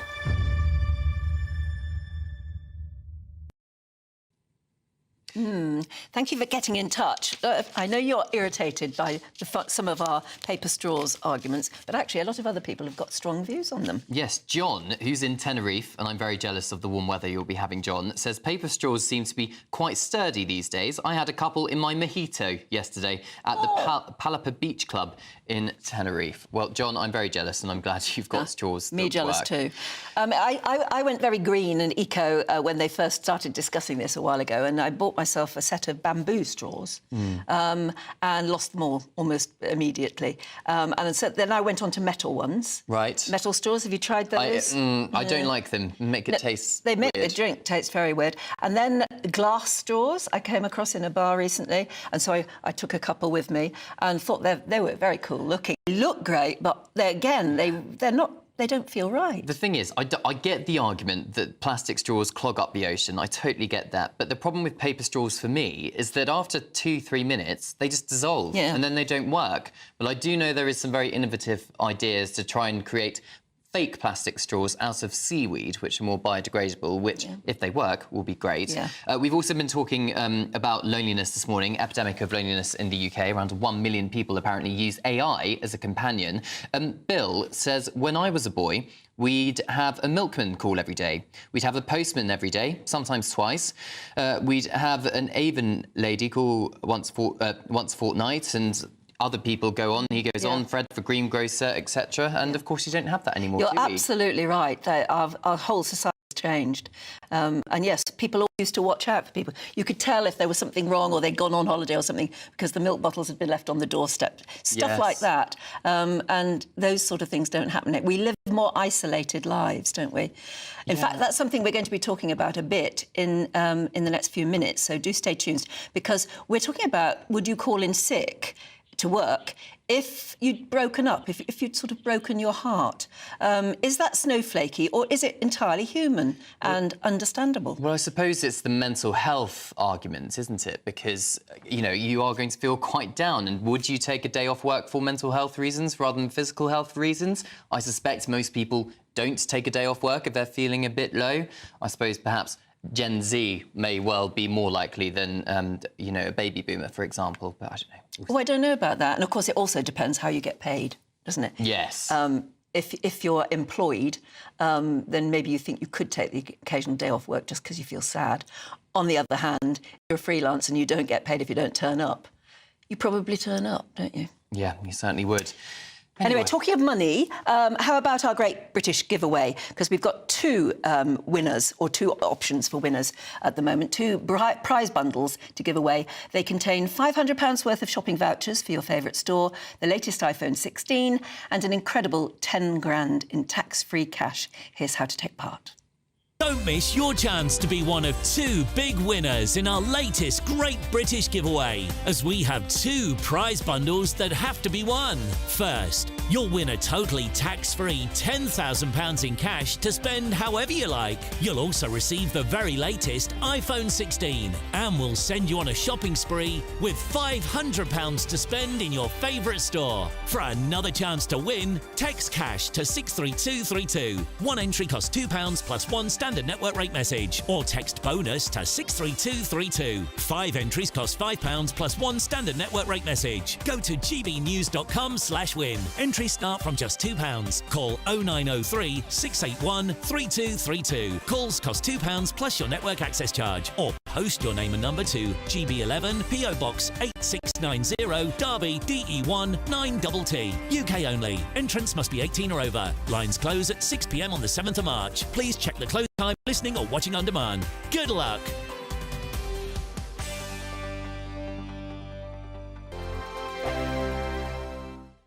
Sunday with Michael Portillo from 11, only on GB News.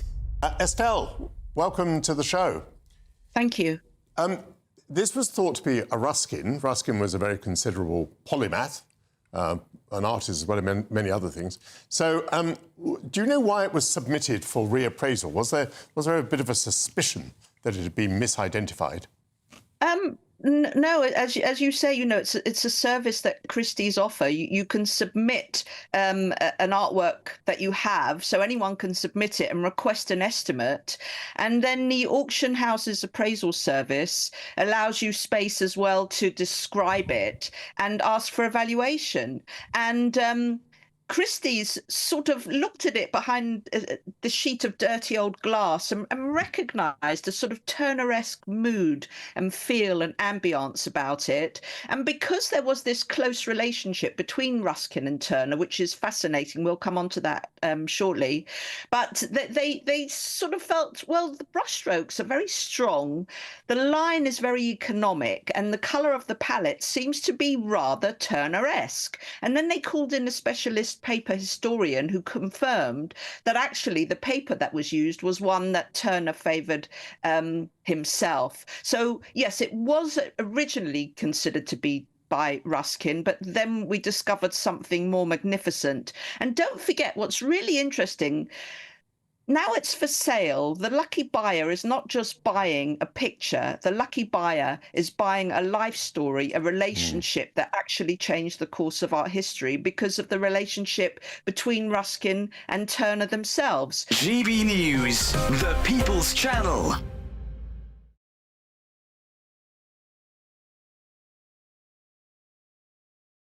Hi, I'm Michelle Dewberry, and my show is your opportunity to cut through all the noise and dive in headfirst to some robust debates. Ideas clash. Situation, isn't it? Because the failure is... You're deliberately avoiding my point. Nothing's held back. And if you think this is the end of it, wait for more. And we do not shy away from the difficult stuff. Sometimes I want to shake people and say, if only you understood. So join me on Jubes & Co. weeknights at 6 p.m, only on GB News, Britain's news channel. It's Patrick Christie's Tonight, and here We do things differently. It's explaining the absolute madness of this, doesn't it? It's explosive. I mean, this is very good. It's lively. 850. Your government sat there, Sean, and it did nothing. It's controversial. And the Middle East has been in turmoil since before I was born. It's everything you need to kickstart your evening. Everyone's had their Weetabix tonight. I love to see it. That's Patrick Christie's Tonight, weeknights from 9 p.m. Only on GB News, the People's Channel, Britain's news channel.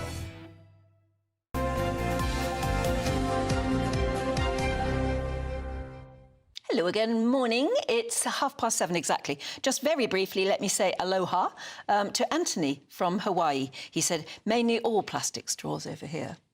Wait till Trump... Oh, no, I was going to say wait till Trump comes, but he wants plastic straws back, doesn't he? I was going to say he'll bring more plastic straws to Hawaii. Interestingly, though, when I was in Washington, D.C. a couple of years ago during the Biden administration, all the bars and clubs had plastic straws as well. Maybe they've been very reluctant to give them up in America. Yeah, quite possibly. Anyway, time to go through the sport now with Aidan McGee.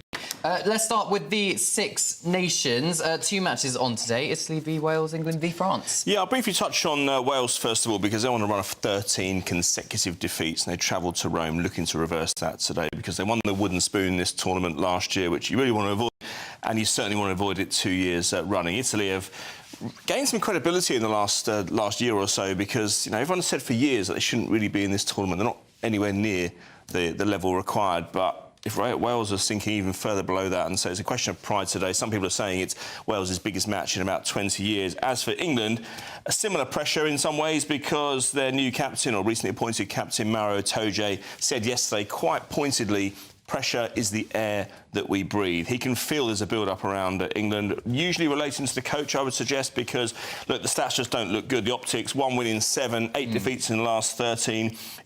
Under Borthwick alone, 15 defeats in 29 matches. And of the last 20 matches England have played in the Six Nations, only 9 wins, and 4 of those were against our favourite wooden spoonist, Italy. Oh, gosh. Well, you think Wales is a nation of rugby, though? You would think... Without doubt. They had a golden era back in the... particularly back in the 70s. They won the Triple Crown a couple of times. They spawned some wonderful players. I mean, they were Six Nations champions 3 years ago, so the fall-off has been incredible. They almost face a similar challenge to what England have faced. The domestic league is just... I don't think fitness-wise, conditioning-wise, even psychology-wise, in terms of the crowds that you deal with, you play in those matches, some of them you're playing in probably 10, 15,000 crowds compared to something like 60, 70, 80, some of the arenas they travel around the world. So there is a problem because the players that competition is producing are clearly not up to scratch. And I don't think the RFU would say that, or the Welsh Rugby Union would say that openly, but it's certainly a feeling below the surface that the competition isn't producing players that are able to deliver at that level anymore. But it wasn't always the case because obviously both countries have had significant success. But what I'll say is that Caden Murley, who has a foot injury, scored the first try, or the only try in Ireland last week, is out. But they seem to have a problem in the latter stages of matches, and it's proving a real sticking point because again they're not getting thrashed, England, but they're fading late on, and that suggests to me a problem with psychology and a problem with conditioning. Right, how about football and Manchester United's controversial win? Yes, there's no VAR in the third and fourth round of the FA Cup because you see so many clubs entering the tournament because, you know, going back to the amateur roots of the FA Cup, who are from League One, League Two, and even in the non-league, and they haven't got VAR. But let's listen to what the Leicester manager, Ruud van Nistelrooy, so associated with Man United down the years, of course. He managed United earlier in the season. Let's hear what he said last night about that late intervention by, well, not VAR, but by the referee, Harry Maguire's winner. Let's hear. It's a hard one to take because the game was decided on a mistake. It was clear. It's not a matter of VAR, where you have to look millimeters. It was half a meter, it was clear. The team didn't deserve to lose the game in this way because they fought, they played well, dominated the game for a long bit. So that's Ruud van Nistelrooy. Now, this wasn't just one player offside, and not even 2, this was 5, and a couple of them were about a half a metre offside. So that's what heightens the debate in terms of VAR, when it's not there, an occasion like this, an incident like this comes up, and we realise why it was brought in the first place, because the officials last night were simply not up to scratch. Gosh. Now, Aidan, it's not often I talk about Nigel Farage in a sports bulletin, but he is good friends with boxer Derek Chisora, right? Chisora, yeah, exactly. War Chisora. His last fight in the UK tonight, fight number 49, up against Otto Wallin at the Co-op Live Arena in Manchester. We think they'll take to the ring at about 10:30, but look, this is an 18-year career. He praised Reform UK in his press conference just the other day at the weigh-in. And, as I say, 18 years, he's gone in the ring with Usyk, Hay, Fury, White, Parker and Vitaly Klitschko, some of them more than once, and he has a mixed record against them, but he brings you know, just so much entertainment in the ring. Doesn't always win, but nonetheless, he's in action tonight, and I think there's going to be the winner of this could face the winner between Daniel Dubois and Joseph Parker on February the 22nd, and that fight will be overseas. But I think this could be the last time we see Chisora in the UK tonight. But never say never. As soon as money comes a knocking, the boxers suddenly head out of retirement. Gosh, all eyes so never on say that never. Fight, then. OK, Aidan, thanks so much. See you in an hour. Yeah, and in a couple of moments, we're going to be debating what's been dubbed heartbreak leave. If you feel that your heart is broken, would you call in sick?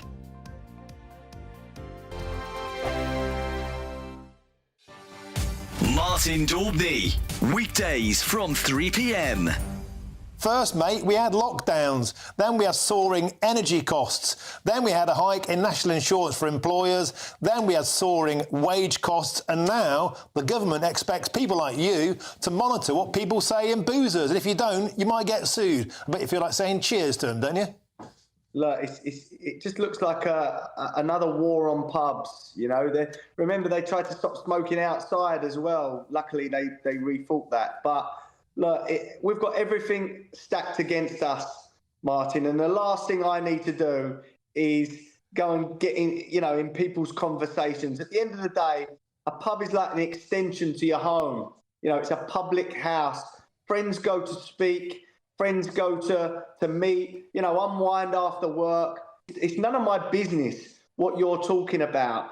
Any good publican, and myself included, anyone that was rude to anyone or on purpose, they want to offend people or they want to dig people out, antagonise them, of course I'm going to step in and say, behave yourself or you go. But look, how can I be on social media talking about everything, transgender, immigration, and people not be allowed to do that at the bar or do that at the table of a pub? It's ridiculous. And these ministers really do need to sort of look at this legislation and see where it could lead, because I'm not going to stop anyone speaking in my pub. Again, if they're trying to antagonise people or they're rude or trying to start trouble, they get thrown out the front door, and any publican worth their salt is going to do that as well. But we're not there to police people's conversations. GB News, the People's Channel. I'm Christopher Hope. From pop stars to politicians, I'll interview anybody in a pub who's got a political opinion. Join me every Friday on Spotify, Apple Podcasts, YouTube or gbnews.com, or wherever you get your podcasts. This is GB News, the People's Channel.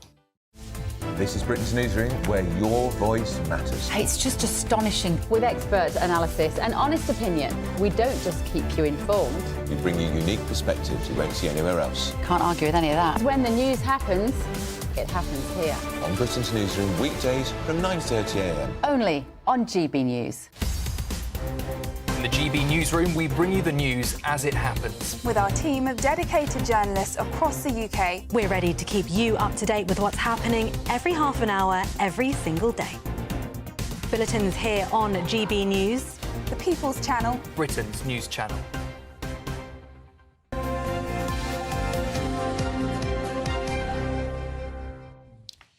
Now, have you ever had your heart broken? We all know it feels awful. But is it a good reason to skip work? Well, it's being dubbed heartbreak leave. Companies in the likes of Australia and Japan have made it an official policy already. But should British businesses also expand their sick leave policy to include heartbreak? Or is that all a bit over the top? Well, we are joined now by non-traditional relationship coach Ray Michelson, who believes we should, and political commentator Jess Gill, who believes companies shouldn't offer heartbreak leave. Well, let's go to Ray first and find out why you support the idea, because it sounds to me very expensive and possibly a bit snowflakey. I can see where you're coming from there, but if you think about it in terms of, it's almost like a grieving process.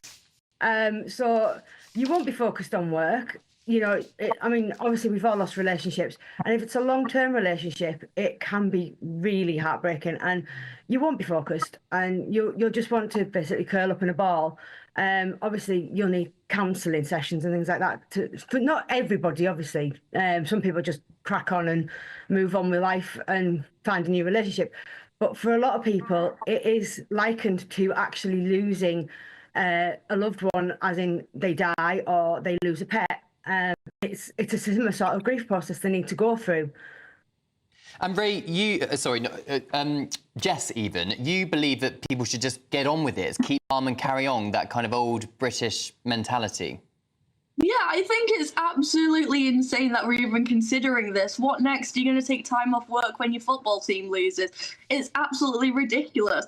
I think, obviously, relationships, breaking up in relationships, it does have a negative impact of your mental health.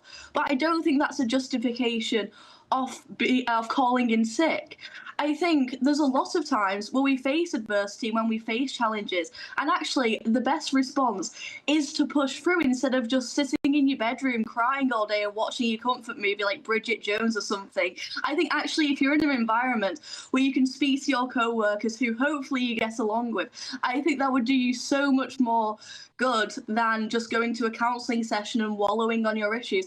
And I say this as somebody who spent years and years and years having counselling, and I've realised actually the best way to deal with my issues is to actually confront them and try and become a better person. I think there's this this victimhood complex that we have. I think there's this idea that mental health should be treated as a deity, treated as a god. And I think ultimately that's really unhelpful. As somebody who's grown up in that generation where mental health comes first, you know, I saw girls collecting mental health illnesses. They say, oh, I have depression, I have anxiety, and they'd collect them like trophies or Pokemon cards. It was ridiculous. Instead, we should be valuing strength and courage.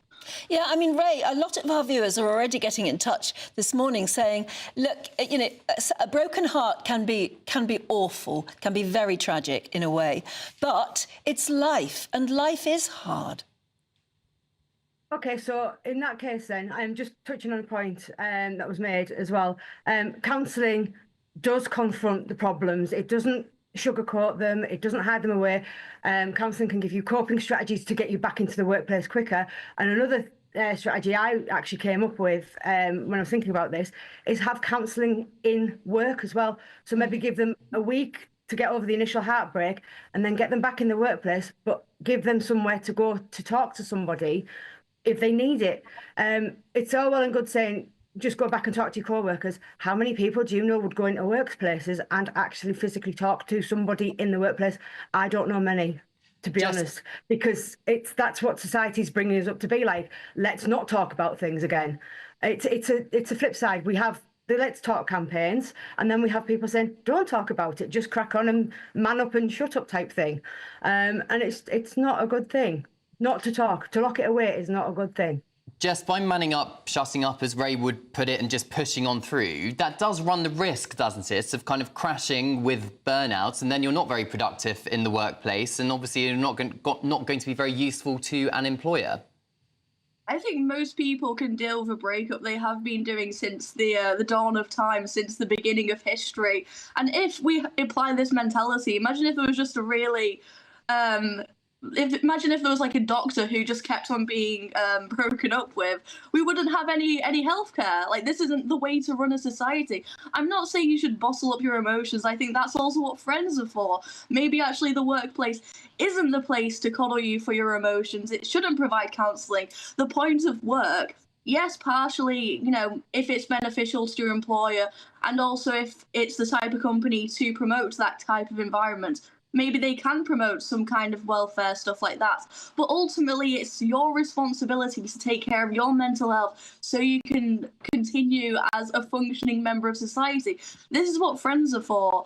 And I know family as well, not to underemphasize that. But I think also as well, this idea that everyone needs counselling, there's this idea that you need counselling over every single thing. I think that is just disastrous, just to constantly, you know, think and rehash these things instead of actually do things. I agree, there are times where counselling might be needed, but I think they're classified under these wider mental health issues, real mental health issues, which, you know, should deserve adequate treatment, already are treated as mental health issues. I don't think we need to expand that definition further. We'll have to leave it there, but thanks very much indeed for debating that. Celia is amongst many others who have already been in touch, saying, look, my husband left me and the kids. I had to sell the house and my dad had just died, but I still went to work. It took my mind off everything, to be fair. And a lot of people have said, what about professionalism? Surely you still turn up. It's a balance, I think. Yeah. OK, do stick with us. We're going to be looking through the newspapers in just a couple of moments.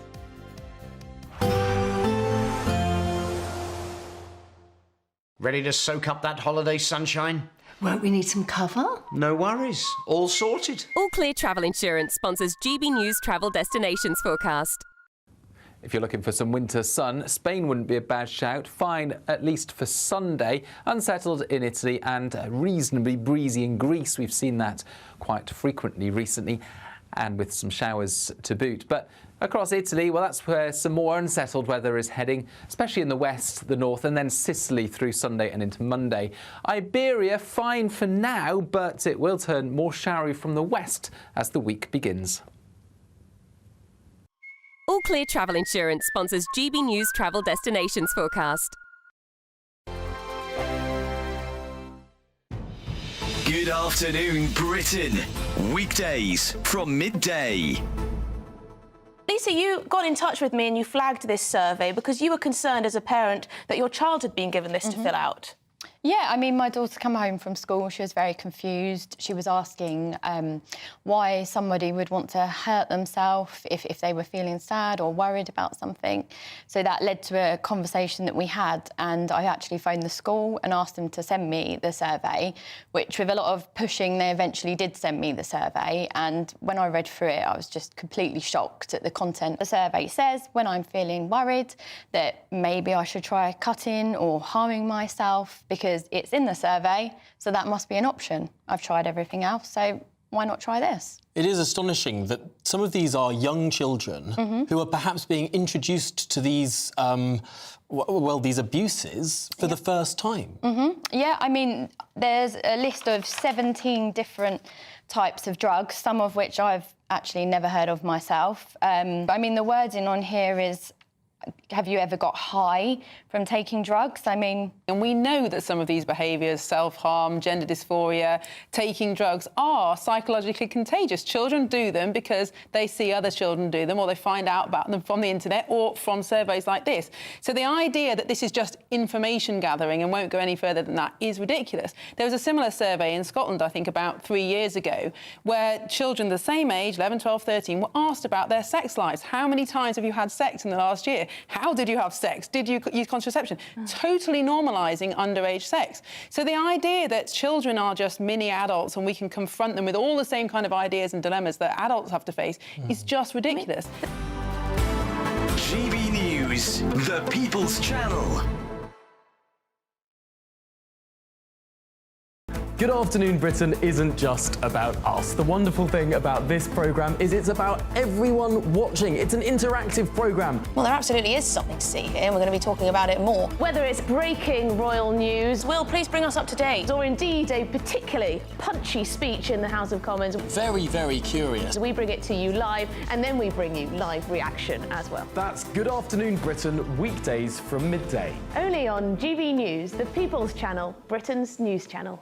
Join me, Camilla Tominey, for a frank and honest discussion with those in power that cuts through the spin and gets to the heart of the issues shaping our nation. You haven't confirmed that you want to stand as leader, but you haven't ruled it out either. This report basically says that he's not fit to stand trial. Is he indecisive Incompetent? I deliver the dose of reality Westminster needs. That's the Camilla Tominey Show at 9:30 every Sunday on GB News, the People's Channel, Britain's news channel.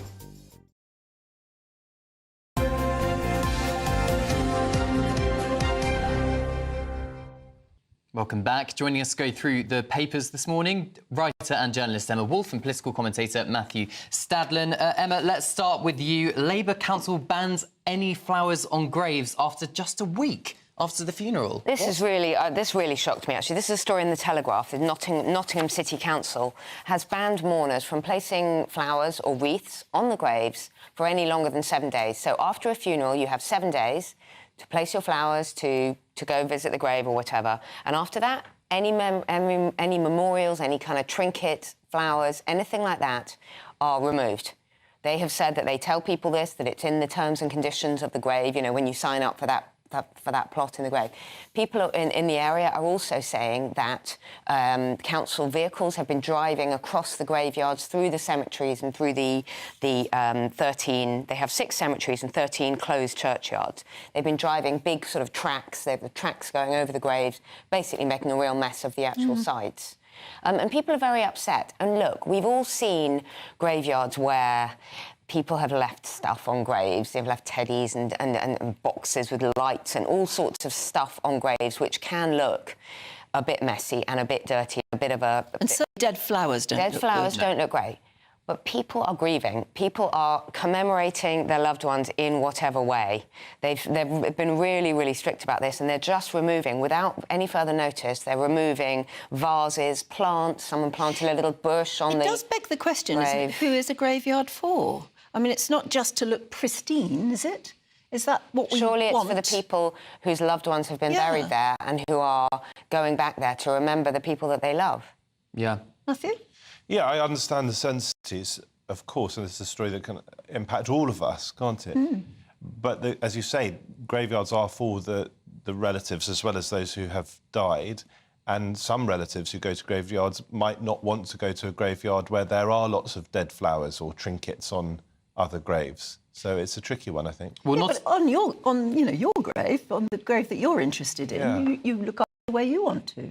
Yeah, I think that how a graveyard is maintained, though, impacts your own experience of it, doesn't it? Very difficult. I think if my loved one had died and I put a teddy on the grave because that was my way of grieving and it offended somebody else, I'd say, well, tough luck. I don't care. Anyway, on the other hand, if you are walking through a graveyard and you see the teddy that was placed there 5 years ago and it's gone all manky and horrible and dead flowers and other things, that it's just a bad look anyway. That seems disrespectful. Of course, but isn't there a sensitive way of doing this and saying, you know, everything needs to be maintained in good order? Anything that is kind of rotten or, you know, dead or whatever will be, well, quite a lot of things are dead in a cemetery. I mean, it's a tricky story, but it seems to be a kind of council decision where people are feeling that their own, you know, emotions are not being recognised, actually. Yeah, well, Nottingham City Council said, we fully appreciate that this is a sensitive situation. We have been working with families for a number of years now and discussing options with them. There are 2 types of graves at our cemeteries, traditional graves that can have a headstone and larger curb set, and lawn graves, which only allow headstones or an option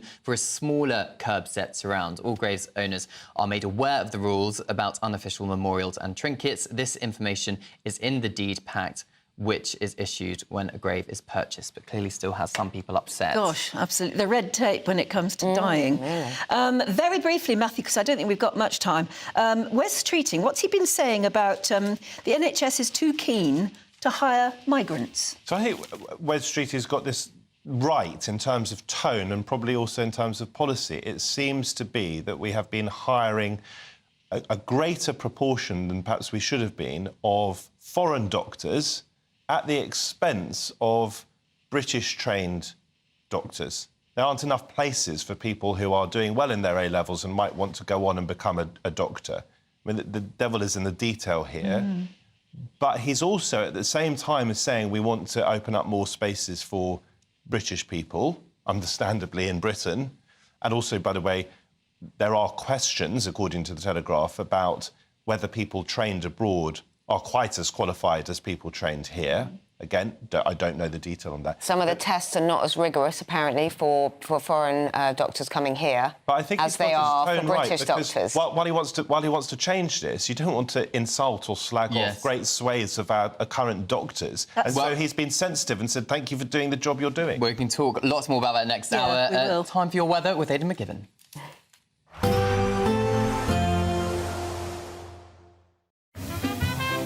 Heavy showers first thing will be followed by a warm, cosy day. Boxed Boilers, sponsors of weather on GB News. Hello, a very good morning to you. Welcome to the latest update from the Met Office for GB News. It's a cold weekend with easterly winds, grey skies and a mix of rain and sleet in many areas. Although there will be a touch of frost and some sunshine first thing across the north and west of Scotland, parts of Northern Ireland also getting off to a chilly start. But for the rest of the UK, we've got plenty of grey skies this morning. Low cloud, mistiness and outbreaks of rain and sleet moving northwestwards across parts of England, Wales and then into parts of Northern Ireland later. Some brightness into the southeast towards the end of the day, but we've got this cold easterly wind, so although temperatures won't fall that far compared with the last few days, it will feel more raw with that easterly, particularly around the coast of the North Sea. But like I say, there will be some clear spells through East Anglia, central, southern and southeastern England. A few showery bits and pieces of rain and sleet. Likewise for parts of Wales into the north of England. But for much of Scotland, Northern Ireland, we keep predominantly clear spells by the end of the day. Although eastern Scotland will be affected by a thickening of the cloud and some showers moving in from the North Sea. Where we do have the clear skies across western Scotland and parts of Northern Ireland, 1 or 2 breaks elsewhere, temperatures will fall away overnight, a touch of frost once again, but actually for the vast majority it will be too cloudy and too breezy for a frost. So although a cold start to Sunday and another grey start to the day, temperatures broadly 2 to 4 Celsius. We've also got further showery rain and sleet, particularly across eastern parts of the UK on Sunday, as the easterly picks up a bit of strength once again. But wrapped up in this easterly is some milder air, so mostly anything falling out the sky will be rain rather than sleet or snow. And there will be some brightness for western and more especially northwestern parts of the UK, with temperatures at around average 6 to 8 Celsius. Colder again on Monday with some wintry showers in the east. Expect a warm front, moving from the kitchen right through to the rest of the house. Boxed Boilers, sponsors of weather on GB News.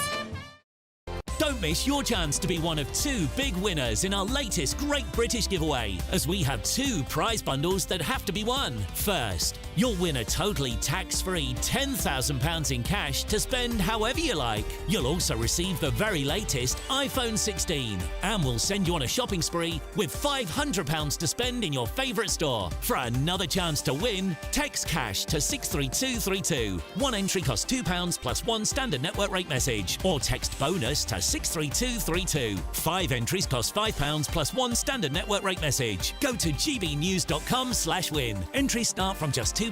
Call 0903 681 3232. Calls cost £2 plus your network access charge, or post your name and number to GB11 PO Box 8690 Derby DE1 9TT. UK only. Entrance must be 18 or over. Lines close at 6 p.m. on the 7th of March. Please check the closing time if listening or watching on demand. Good luck. Lee Anderson's Real World.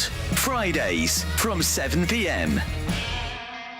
Aaron McLean, the goal machine here. You used to play for Peterborough United. You bagged loads of goals for them back in the day. But I've got a bone to pick with you, young man. You scored at the City ground against Nottingham Forest for, was it Hull City? For Hull City, yeah. Why did you do that?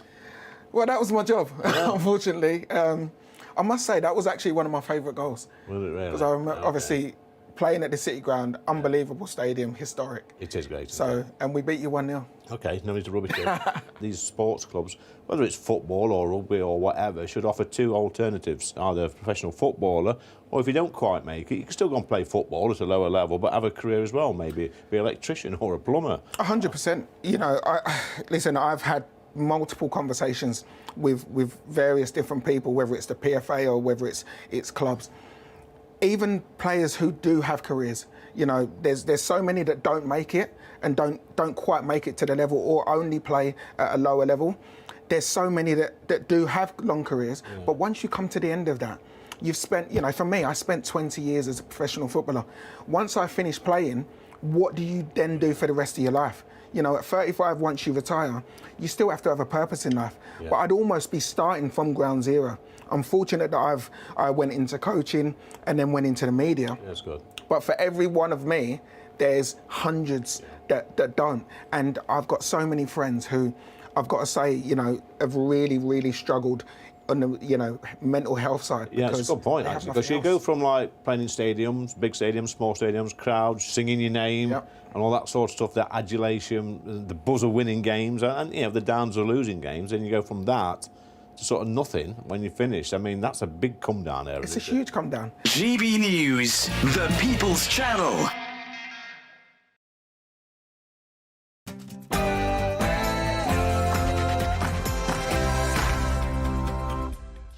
Good morning. Is the government on track to pay slavery reparations? The Foreign Office opens the door to talks that could result in a £1 trillion payout. But did it all start back in 2018, when now Foreign Secretary David Lammy had this to say? As Caribbean people, we are not going to forget our history. We don't just want to hear an apology, we want reparation. And has that sort of talk left millions at home wondering if there's ever going to be anything left for Britain's own? To Italy's timeless food culture, so loved here in the United Kingdom and across the world. The King toasts Italian-British relations ahead of the state visit in April, coinciding with his and Camilla's 20th wedding anniversary. An ITV scheduling tsunami. Gino D'Acampo's shows are cancelled last minute following shocking allegations. And temperatures are set to plummet as the UK prepares for another cold snap. What can we expect? It's a cold and grey start to the weekend. Will it stay that way, or will we see some glimmers of sunlight return? I'll have the full forecast up soon. A huge weekend of sport to look forward to. England and Wales are in action today in the Six Nations rugby. In football, it's the FA Cup fourth round with Manchester United, the first side already through to round 4 as of last night. There's a Super Bowl and Derek War-Chisora fights for the last time in the UK. Well, it's just gone 8 o'clock now. I'm Anne Diamond. And I'm Cameron Walker, and this is GB News Breakfast.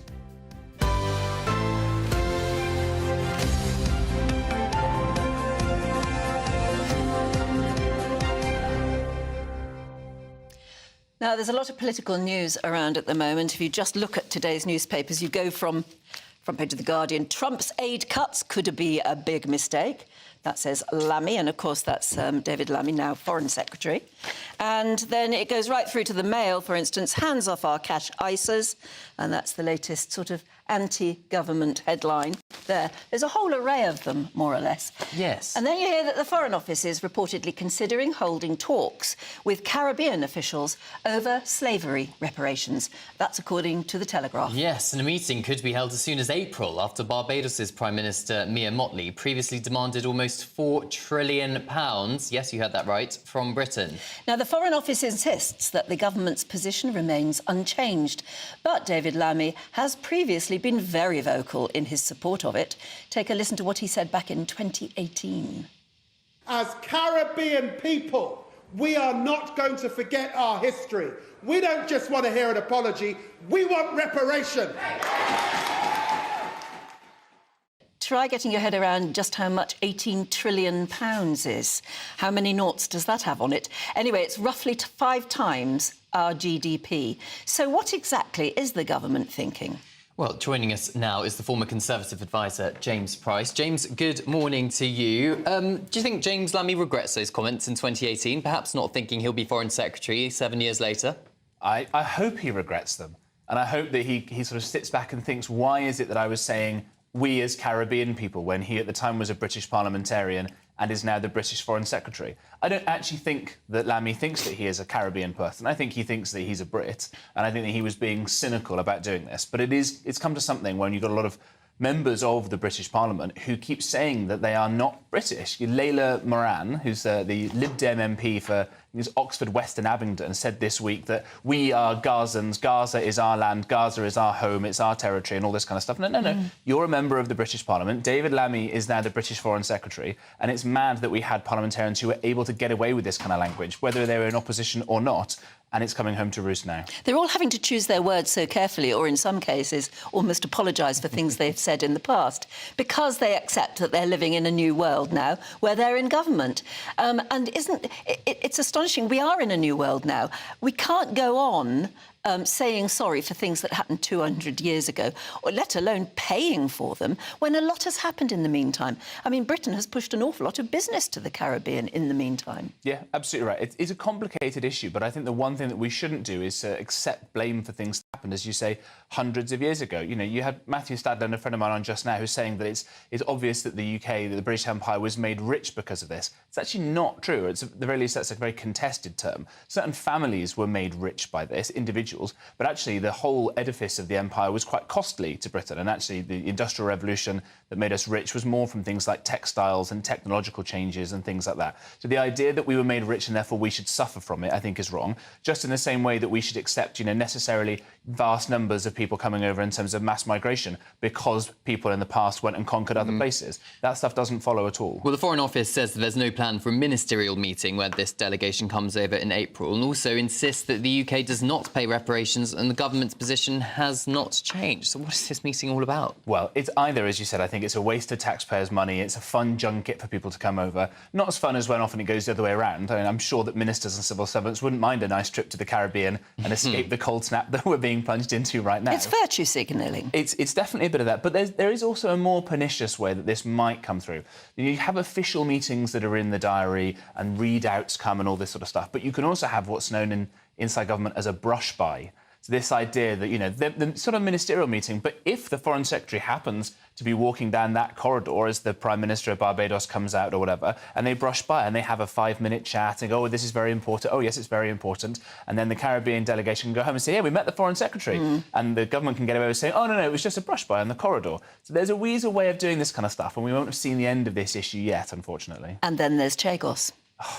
I mean, I find this absolutely extraordinary. So the Chagos Island chain, south in the Indian Ocean, south of India, small set of islands, and we have an American air base that's there, an American naval base that's there, that is British sovereign territory. And we work, as we do with the Americans, hand in glove in all kinds of military and intelligence issues. And we've been said that we have to give this over to the nation-state of Mauritius. Why exactly? Because a non-binding resolution of the International Court of Justice, staffed by people who were put there by Vladimir Putin and by President Xi of China, who made this non-binding resolution, even though, to get technical about it, the UK says it doesn't need to recognise the rulings of the ICJ when it comes to Commonwealth countries. So we could have ignored the whole darn thing anyway, if it weren't for the fact now that Keir Starmer's best mate, Lord Hermer, described by Rob Jenrick as Jeremy Corbyn in a barrister's wig, thinks that those kinds of international laws are more important than British laws or the British national interest. So we're going to give tens of billions of pounds now, 18 billion quid is more than the whole GDP of Mauritius, in order for them to also take British sovereign territory. It's enough to make a cat laugh. Although the UK government has denied that figure. But what does Trump have to say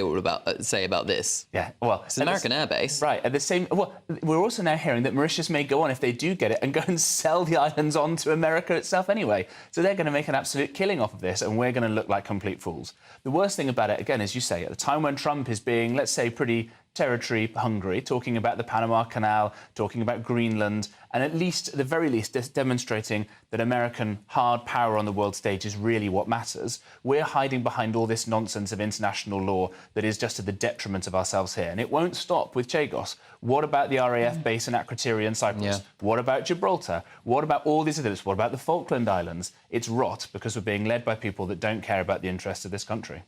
Gosh. Depressing, isn't it? I'm sorry. It's going to go on and on. A lot of people find it very depressing and also so out of kilter with what is happening over the pond. But anyway, thanks very much indeed for that perspective. Right, shall we move on, I think, to our poll of the day next? Yeah. OK, you're going to go, why? But we're asking, as President Trump vows to row back on Biden's pledge about straws, that's paper straws versus plastic straws. Trump has said, no, we're going to bring back plastic straws. So that's what we're asking. Should Britain follow suit and bring back plastic straws? Would you find that a relief or a step backwards? We'll bring you the live results throughout the day. Final result, of course, in Nana Akwia's show. Yes, for all our latest polls, news and how to vote, just go to gbnews.com/poll. Now, at 9 minutes past 8, let's look at some of the other stories coming into the newsroom this morning. Israel, sorry, Cameron, you go. OK, Israel and Hamas are to exchange more hostages and prisoners this morning, the 5th swap since the ceasefire began on January the 19th. The 3 Israeli hostages set to be released have been named as Eli Sharabi, Ohad Ben Ami and Or Levi, while Israel will hand over 183 Palestinian prisoners. The TV chef, Gino D'Acampo, his upcoming ITV shows will no longer air following allegations of inappropriate behaviour on set. He, of course, has been a regular on ITV since the early 2000s. His spokesperson has since firmly denied all accusations. The wreckage of a small plane has been found in Alaska after suddenly losing altitude and crashing earlier this week. According to the US Coast Guard, the wreckage was found atop frozen sea ice. They also confirmed that all 10 passengers were killed in that crash.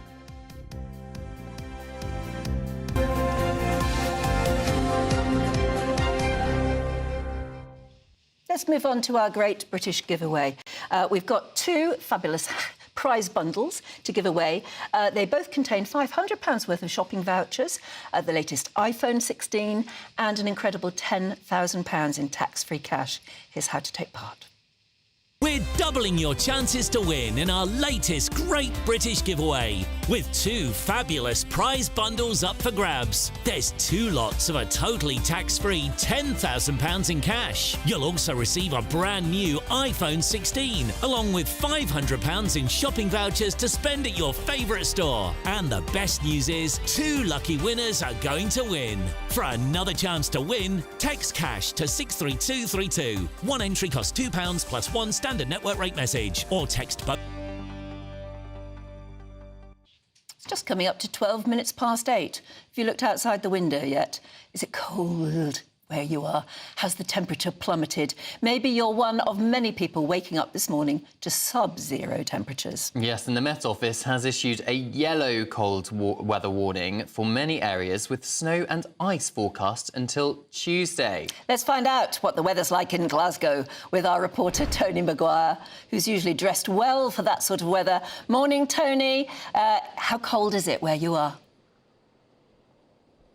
Good morning. Well, I went out a wee drive this morning, actually. I found myself over in Queensferry, just on the east coast. This is kind of where the Firth of Forth kind of spills out into the lower part of the North Sea, because it's really at this end of the country that's going to be the first to get a taste of this so-called beast of the east. Now, of course, overnight we were told that we were going to get lots of sub-zero temperatures, allegedly up to, or down shall we say, to -7 in the far northwest of Scotland. But as you can maybe see from the kind of distance behind me, there's not a whole lot of frost on the ground this morning, and very much, you know, this seems to be something of a jumping of the gun. Now, I can tell you that over the course of the next week, there's going to be consistently cold temperatures. You know, waking up, as you say, you might just want to pull those curtains closed just as fast as you open them. And that's because of this huge pressure system that's over the Nordics and western Russia. Now, the last time we saw something as significant as this, it was at the end of the last decade, and what we then called was the Beast of the East. Now, that ended up culminating in essentially a couple of weeks of just constant snow and ice after the rain had really battered the land in the weeks before that, and that just froze solid, providing this perfect canvas for a huge dumping of snow to settle. Well, this year we're hearing from the Met Office that it's slightly different, because the temperatures over both in Eastern Europe as well as Western Russia and up into the Nordics, well, it's about 5 to 10 degrees warmer than it usually is at this time of year. And the result is that we're kind of often going to be waking up this week to just about zero, sub-zero, certainly not pleasant temperatures. But the Met Office has assured that this is going to be slightly just below February averages. Nevertheless, people are expecting to kind of dig in up in the hills and the higher places. There is going to be expected frost and snow, but it's down in England where we see these yellow weather warnings for health, cold weather warnings from the UK government, and indeed across the north of England as well as in the southeast. We're seeing those yellow warnings take place where extremely cold weather is to be anticipated when you get up. Now, across the Central Belt, it's fair to say that we're usually fairly insulated here. However, as you head up towards the Highlands, many places overnight experience those sub-zero temperatures. If the day continues the way it's looking now, quite a lot of cloud cover, we can expect that to warm up a little bit. But if you're just looking for a little bit of good news to leave you with, in 3 weeks' time, it's going to be spring and sunset is going to be around 6 o'clock. Can't say better than that. OK, Tony, thank you very much. For Star says it's time to get the big coat out. Well, let's have a look at what the weather is where you are this morning. Here's Aidan McGibbon.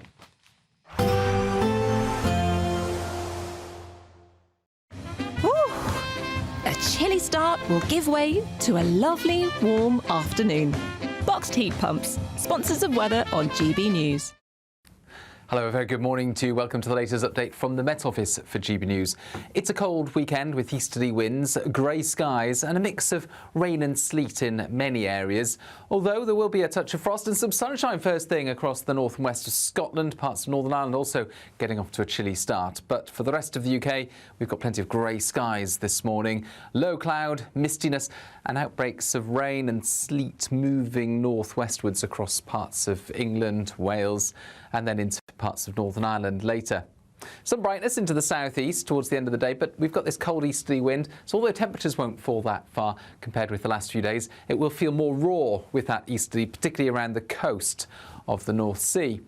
But like I say, there will be some clear spells through East Anglia, central, southern and southeastern England. A few showery bits and pieces of rain and sleet. Likewise for parts of Wales into the north of England. But for much of Scotland, Northern Ireland, we keep predominantly clear spells by the end of the day. Although eastern Scotland will be affected by a thickening of the cloud and some showers moving in from the North Sea.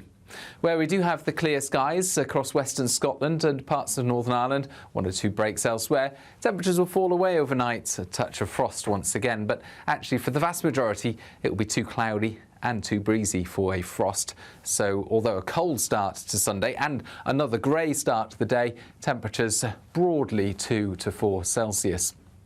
We've also got further showery rain and sleet, particularly across eastern parts of the UK on Sunday, as the easterly picks up a bit of strength once again. But wrapped up in this easterly is some milder air, so mostly anything falling out of the sky, it will be rain rather than sleet or snow. And there will be some brightness for western and more especially northwestern parts of the UK, with temperatures at around average 6 to 8 Celsius. Colder again on Monday with some wintry showers in the east.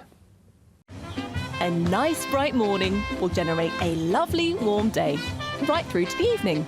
Boxed Solar, sponsors of weather on GB News. Stay warm out there. Still to come, the King and Queen prepare for a state visit to Italy, and it's going to coincide with their 20th wedding anniversary. 20th wedding anniversary. We'll be telling you all about the dinner they had at Highgrove last night with the Italian ambassador and Hollywood royalty. Stay tuned.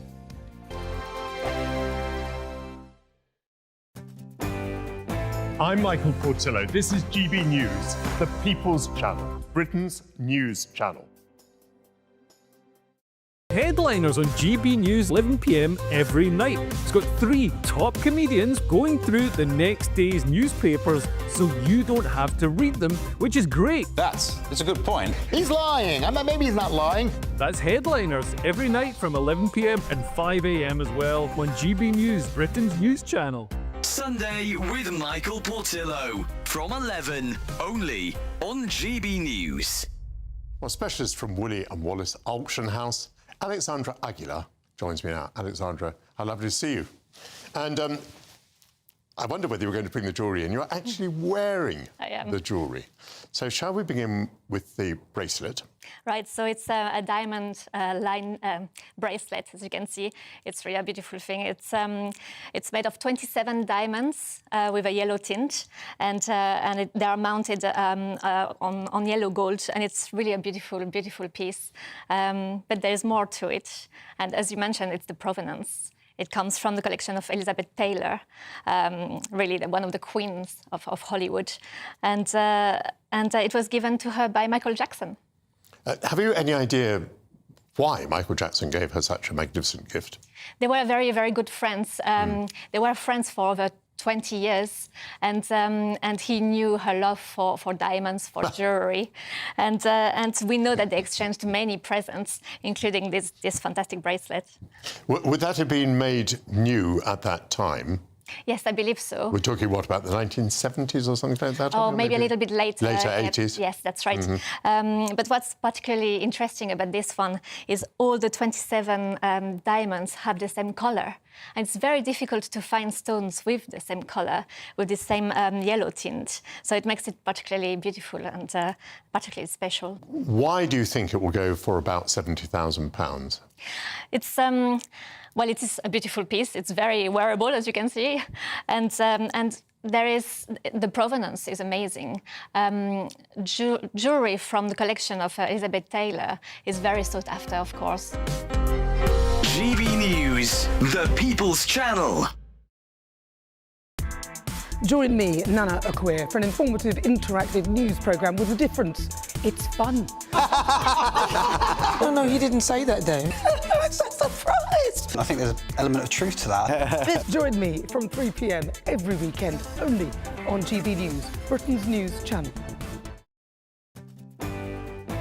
I'm Tom Harwood. This is GB News, Britain's news channel. So as we sit in Captain Tom's room, how has this whole experience left you in terms of financially and also mentally? Thank you for asking the question, because the reality is that this has been devastating on a personal level, emotionally, financially. To have a reputation that you build up over decades and it can be demolished so quickly, that's exactly what's happened.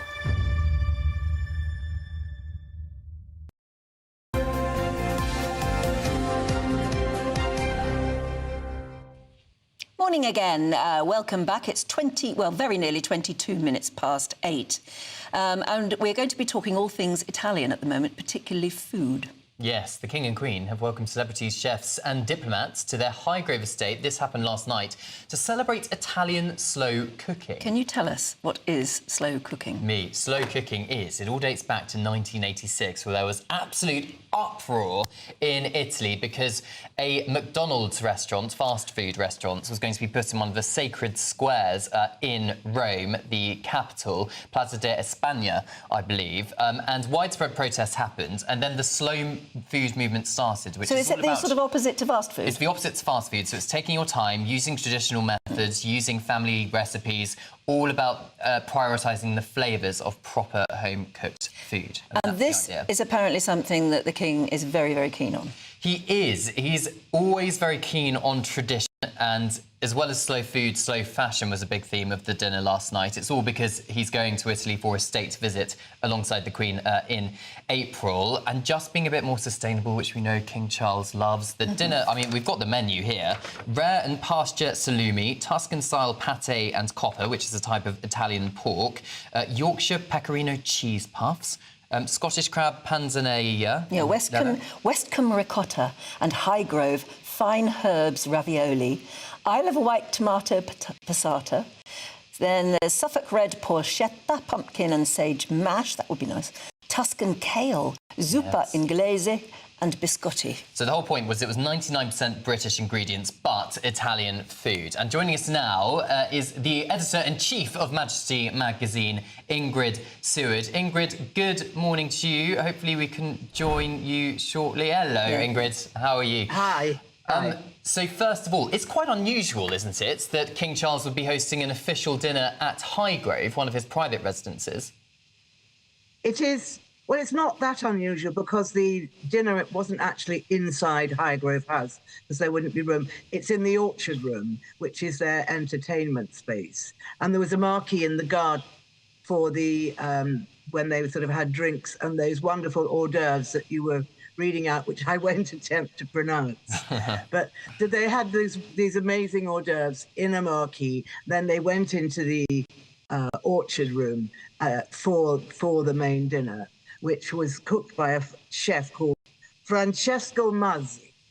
Ah, well, he should have known his stuff then, because they were using a lot of British produce, which obviously the king would be very proud of, but in an Italian way. So I'm sure it tasted wonderful. They also decided to invite some celebrities. We saw the Beckhams there.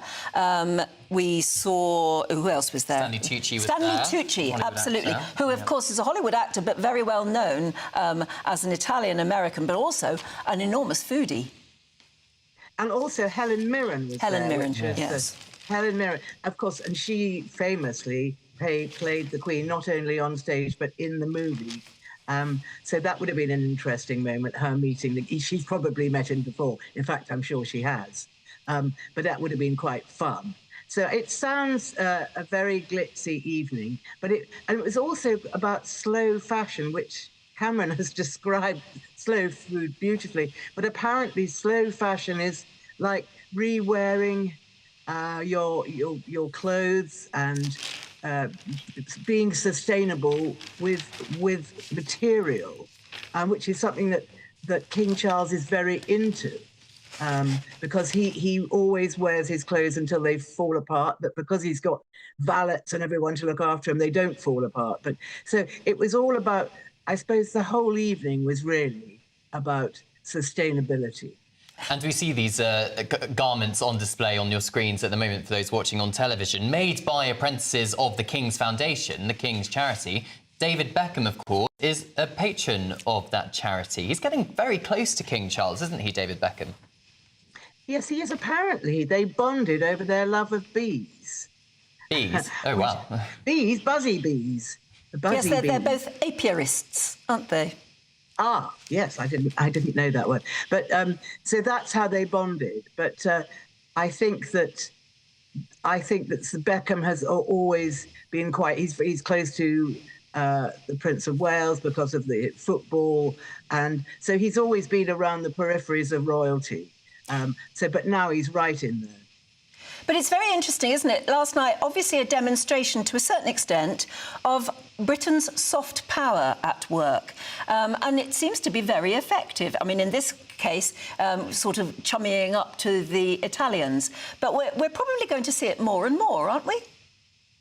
Well, I think the royal family are absolutely supreme at doing things like this. And I think that King Charles really cares. And so, you know, he's going, when the Foreign Office ask him, they're going on a state visit to Italy. The Foreign Office would have been invited by Italy. But Prince Charles wants to, if he's going to do all these things, he really wants to make an effort and bring his own soft power, if you like, into it. And which is all about sustainability and the talent we have in this country. So perhaps slightly opposite to what our government at the moment are trying to do. And, of course, the Italian ambassador to the United Kingdom was there, invited especially by King Charles. We know he's off to Italy in April. And, of course, we know that this is going to be a Foreign Office-sanctioned trip. And what it does do, perhaps, Ingrid, is show that soft power that both the King and the Queen can have. But they're not just going to Italy, are they? The Vatican as well, I believe, is on the cards? Oh, absolutely. They're visiting Pope Francis. It's not the first time, but it's the first time as King and Queen that they have had an audience with the Pope. So it's very important. And it also, of course, it's the first state visit, really since King Charles has been diagnosed with his cancer. So it's all very significant. It is, as you say, it is significant from a health point of view as well. He appears to be looking very well, as does the Queen. Ingrid, thanks very much indeed. Lovely to see you again this morning. Thank you. You. Yeah. Somebody else who was there last night, Donatella Versace. Oh, wow. Looking fabulous in Very- her reused gown. I think not. I don't think so. A star-studded cast joining King Charles, of course, but we're sticking with the Italian theme because we're going to be working out, probably quite badly in my case, the best way to eat spaghetti alongside Aidan McGee. That's next. Join me, Camilla Tominey, for a frank and honest discussion with those in power that cuts through the spin and gets to the heart of the issues shaping our nation. You haven't confirmed that you want to stand as leader, but you haven't ruled it out either. This report basically says that he's not fit to stand trial. Is he indecisive? Incompetent? I deliver the dose of reality Westminster needs. That's the Camilla Tominey Show at 9:30 every Sunday on GB News. The People's Channel, Britain's news channel. Hi, I'm Michelle Dewberry, and my show is your opportunity to cut through all the noise and dive in headfirst to some robust debates. Ideas clash. Situation, isn't it? Because the failure is- You're the failure is- deliberately avoiding my point. Nothing's held back, And if you think this is the end of it, wait for more. and we do not shy away from the difficult stuff. Sometimes I want to shake people and say, if only you understood. So join me on Jubes & Co. weeknights at 6 p.m, only on GB News, Britain's news channel. This is GB News, Britain's news channel. Lately, it's getting much better. People getting more educated in terms of overall well-being of the skin health rather than temporary aesthetic treatments. Because most of the treatments in aesthetic, it doesn't change the texture of the skin. It just gives like volumetric result or remove the wrinkles temporarily. So what are the most popular treatments that people are after? According to a statistic report, first is anti-wrinkle, then dermal filler, then energy-based device. But lately, biostimulators also became very popular. And what do you mean by biostimulators? Biostimulator, any substance that can change the texture of the skin, or like it will lead to postpone the aging process, or proliferate more collagen, increase the elasticity of the skin, such as polynucleotide or exosome, or different vitamins and minerals in the form of mesotherapy considered as a biostimulator. Turkey's a particularly popular destination because the costs are so much lower. There have also been a lot of horror stories about what can happen when things go wrong, even people dying from post-surgery complications. What would you advise people? Choose as a practitioner or surgeon very carefully and never prioritize price over quality. This is your face after all, your body after all. And mistakes can be reversible. It can be irreversible. And sometimes it's not like a booking restaurant or hotel. It's a sensitive matter that can affect their confidence and skin and body for life. So they need to choose very wisely. They need to search what kind of methodology that particular surgeon, they perform the treatments. Are they using any safety tools? GB News, the People's Channel.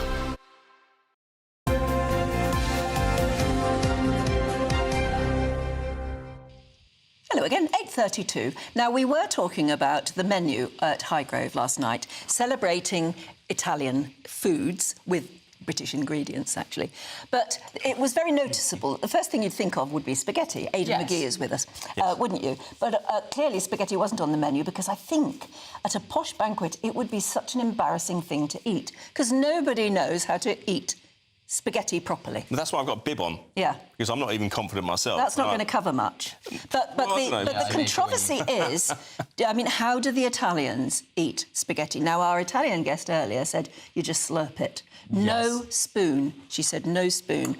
And we're beginning to think that maybe adding the spoon is a British invention. Maybe we should do one each. Somebody should have no spoon. Somebody should have a spoon. I'll try and do the spoon. You'll try and do the spoon. Shall I do it the Italian way? If I hold it up to the camera so you can see it. Because you're left-handed, which makes it even more weird to look at from this point. Also, see what happens? It's just clumping a load of spaghetti and I've got nothing to unravel it with. Well, I think, don't you think, I think we need to blame those who prepared it, to be honest. Well, yeah. You've got to hold it, No, you've got to get the strands going first, haven't you? And then if you do the spoon thing, then you curl it against the spoon.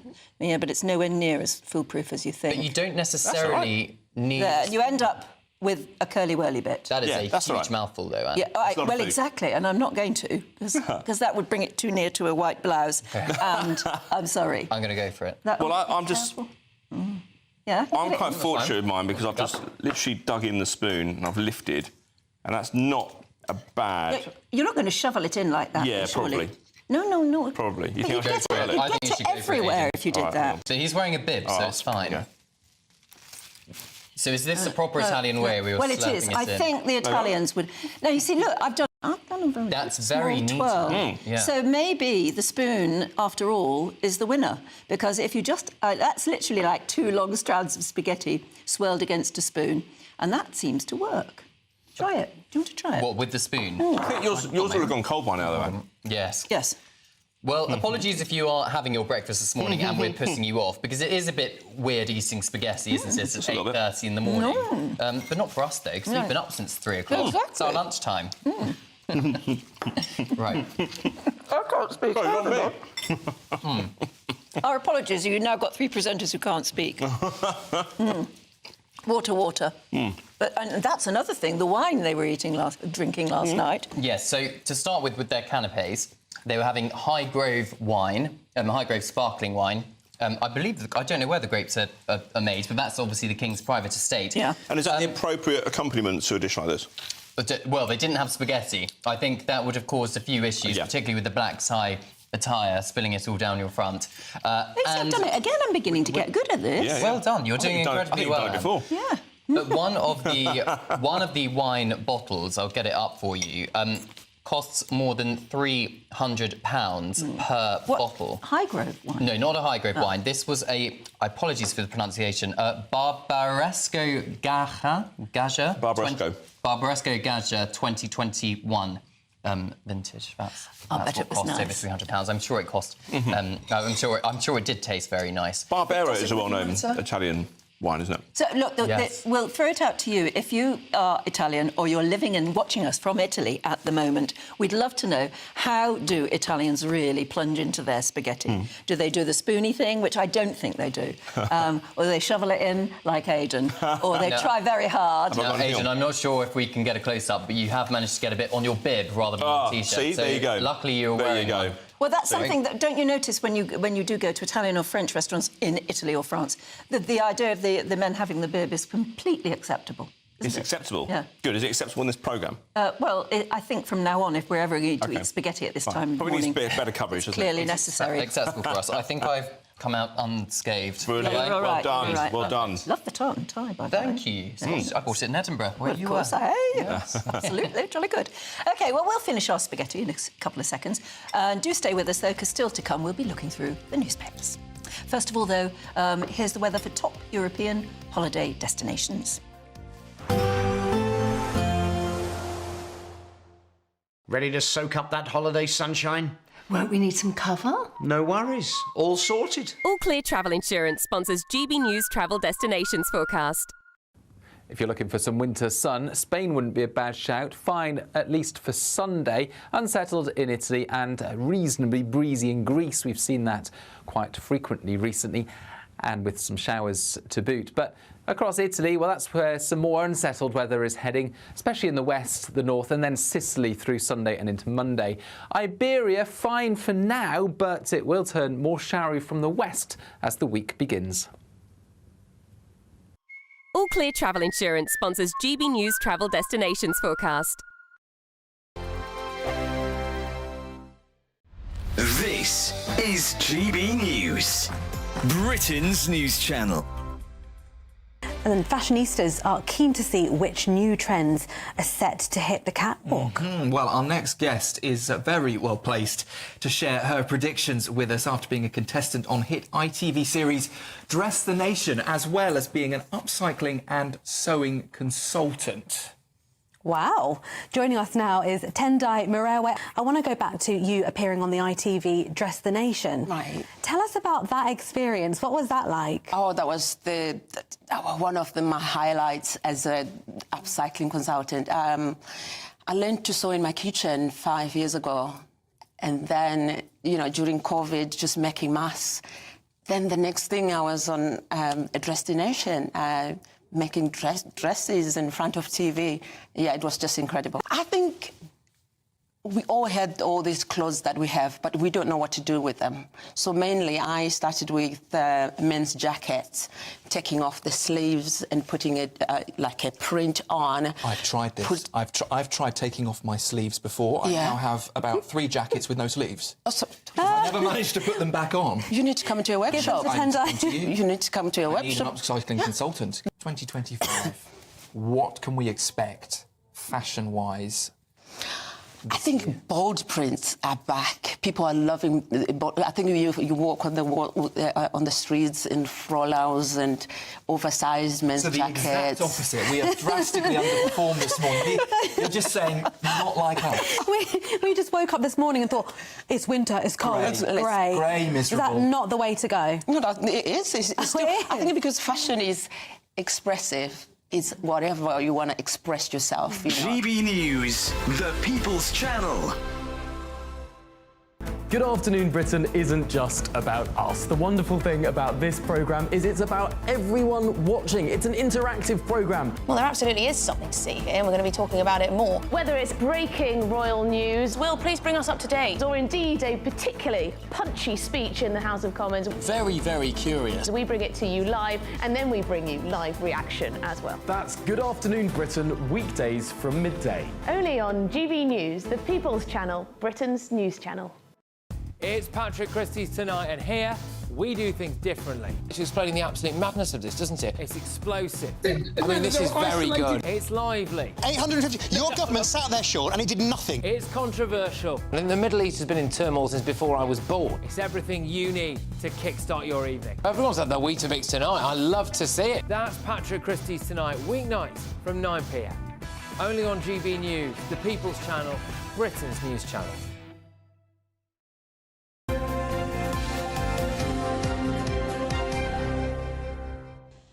Right, welcome back. It's time to go through the newspapers this morning with Emma Wolfe and Matthew Stadlen. Thank you for coming back. The studio smelling wonderfully of spaghetti, Italian cooking. Yeah. It's still here. I'll, eat it as the story goes on. Quick one then. Well, I'm just How do you eat your spaghetti? Watching my good friend and colleague Aidan McGee eating spaghetti. That is a sight I will never unsee. I used to respect that man, and there to see him. Yeah, but apparently that's the real Italian way. What do you think? With his I'm napkin. interested in what the panel's views are on cold spaghetti. And cold pizza. Is it OK to cold eat pizza? Absolutely delicious. Yes. Cold spaghetti. Well, then even that's what microwaves are for, I suppose, isn't it? But cold spaghetti, I totally agree with. Right, let's get on to some newspapers. And Matthew, starting with Chagos, my goodness. What's the Times saying this morning about this? Well, we teed this up, didn't we, a couple of hours ago with Emma, and I said we could have a debate about it if we wanted. My initial reaction when this story first broke a few months ago was this seemed to me obviously the right thing to do, and then it became more complicated in my mind, partly because Mauritius is so far away from the Chagos Islands themselves, and there seems to be a difference of opinion, I think, within the Chagosian communities as to whether they want to be governed by Mauritius. So that's one thing. And since then, I've kept quite quiet about it because I've been trying to understand it, and it seems legally complex and national security issues are at stake. There's been a lot of fire and fury, as you might expect, a lot of people using this as a stick with which to beat Starmer and the Labour government. The headline here in the Times is that Starmer sees Chagos deal as a way to block China spy hubs. Now, if that's correct, that seems to me a good thing, because China is clearly a threat of sorts to our national security. The detail here is that these negotiations started, as we know, under the last government, under the Conservatives, and it says here in this piece, Britain entered into negotiations with Mauritius after the International Court of Justice gave an advisory opinion in 2019. Now, advisory opinions, of course, they're advisory, they're not binding, but the government lawyers fear that the court could issue a binding judgment, meaning that the archipelago would be considered Mauritian territory, and here's the key thing, under international law, and Mauritius therefore could lease out inhabited islands to hostile countries. So in other words, what I'm trying to suggest here, and it's not an easy thing to suggest in the face of this fire and fury, that this story is a bit more complicated than perhaps at first fits the eye. But the Americans have a base on Diego Garcia, don't they? In which we play a pretty important part too. But we currently own it. Yes, well, we own it and they lease it off us. So the... But I mean, when it comes to security, international security, surely both us, we, and America should have a say in what ultimately happens, both to that one island and to the others around it. Well, so there's this awkward thing called international law. The concern seems to be that, as I say, if there were a binding judgment that said that this is not actually British territory, but it is Mauritian, that could then have negative impacts on our own national security. This is being hammered out now behind the scenes by people at very high levels in America under the Trump administration and under Starmer's administration. Well, we know that Starmer is far more interested and obsessed with international law, you know, and likes to put international law way above global interests, way above British interests. Do we? But should this not... Yeah, absolutely. I'm not sure about that. I mean, do you believe in international law? Do you think we should just opt out when it suits us, or we think it suits us, or some people I believe in the Prime Minister of Britain putting Britain first, is what I believe in. And you can only put Britain first if you respect and abide international law, right? Of course you have to respect and abide by international law, but you put your country first, and Starmer doesn't do that. Starmer puts the international law first. So you've just contradicted yourself within the space of 2 sentences. You say we should abide by international law, but then Starmer is not putting Britain first by abiding by international law. That's not what I said at all. It's not what I said at all. What I'm saying is our first priority should always be to Britain. Put your country first. And then, of course, you abide by international law. So only abide by international law if those things don't necessarily need to be in opposition. The thing but where they are in opposition, as you see them, we should just opt out of international law. Well, this isn't in opposition. What I find astonishing about this deal, and what most people find astonishing, Matthew, is that this wasn't even discussed, it wasn't even mentioned in the manifesto, and they suddenly... This came out, this Chagos arrangement that seems to have been brokered by Starmer and Lamy, was not even discussed, or let's have a conversation about it. Let's talk about it. It is a complicated situation. This was initiated under the Conservative government. But it was a shock, wasn't it? Well, it's something that we should all have known about, or could all have known about. So why didn't we? Because it was going on. Maybe we weren't paying sufficient attention. No, it was a shock. We didn't. Nobody had even hinted at this. Overnight, this just appeared in the papers. Why was Starmer not talking about this before? Why does he not talk about this stuff? Why did he not mention it in the run-up to the general election? I mean, there are all sorts of things that go into manifestos and all sorts of things that don't go into manifestos, but this is an issue of national security, and what I'm interested in, I'm not here to defend Starmer if he gets things wrong. What I'm interested in is our national security and also abiding by international law, because guess what? If we choose to opt out of international law when we think, or some people think it suits us, the whole system breaks down. And then it gets taken advantage of by rogue states. Always putting the rest of the world first. No, ourselves. I just said national security. That's what it's part of our national security to subscribe to international systems of law. Default rule. Well, he's more interested in being in Davos than he is in being in Westminster. OK, he's admitted that to himself. Let's move on to another story now. Rachel Reeves has been warned last night that axing tax-free saving pots, ISAs, individual savings accounts, could crash the mortgage markets, Emma. Yeah, I mean, it hasn't been a great 6 months, has it, for the economy? 7 months for the economy since Labour came in. Just this week, we had the Bank of England slashing the 2025 growth forecast in half. And now there's more sort of bad economic news. It looks like Rachel Reeves is being encouraged, or, people saying that possibly she should axe our cash ISAs. This is about 8 million people who keep, who have their 20k a year in cash tax-free savings. It's a really, really important part of most people's sort of savings pot, a lot of people's savings pot. We have £726 billion in this country held in cash ISAs.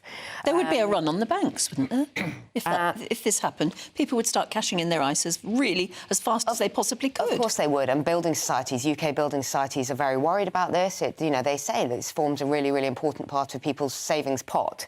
But there are big firms who say, well, yeah, but that cash, those billions of pounds, 726 billion, is just lying idle. People should be putting that into stocks and shares, should be investing in it, not just having their cash lying idle.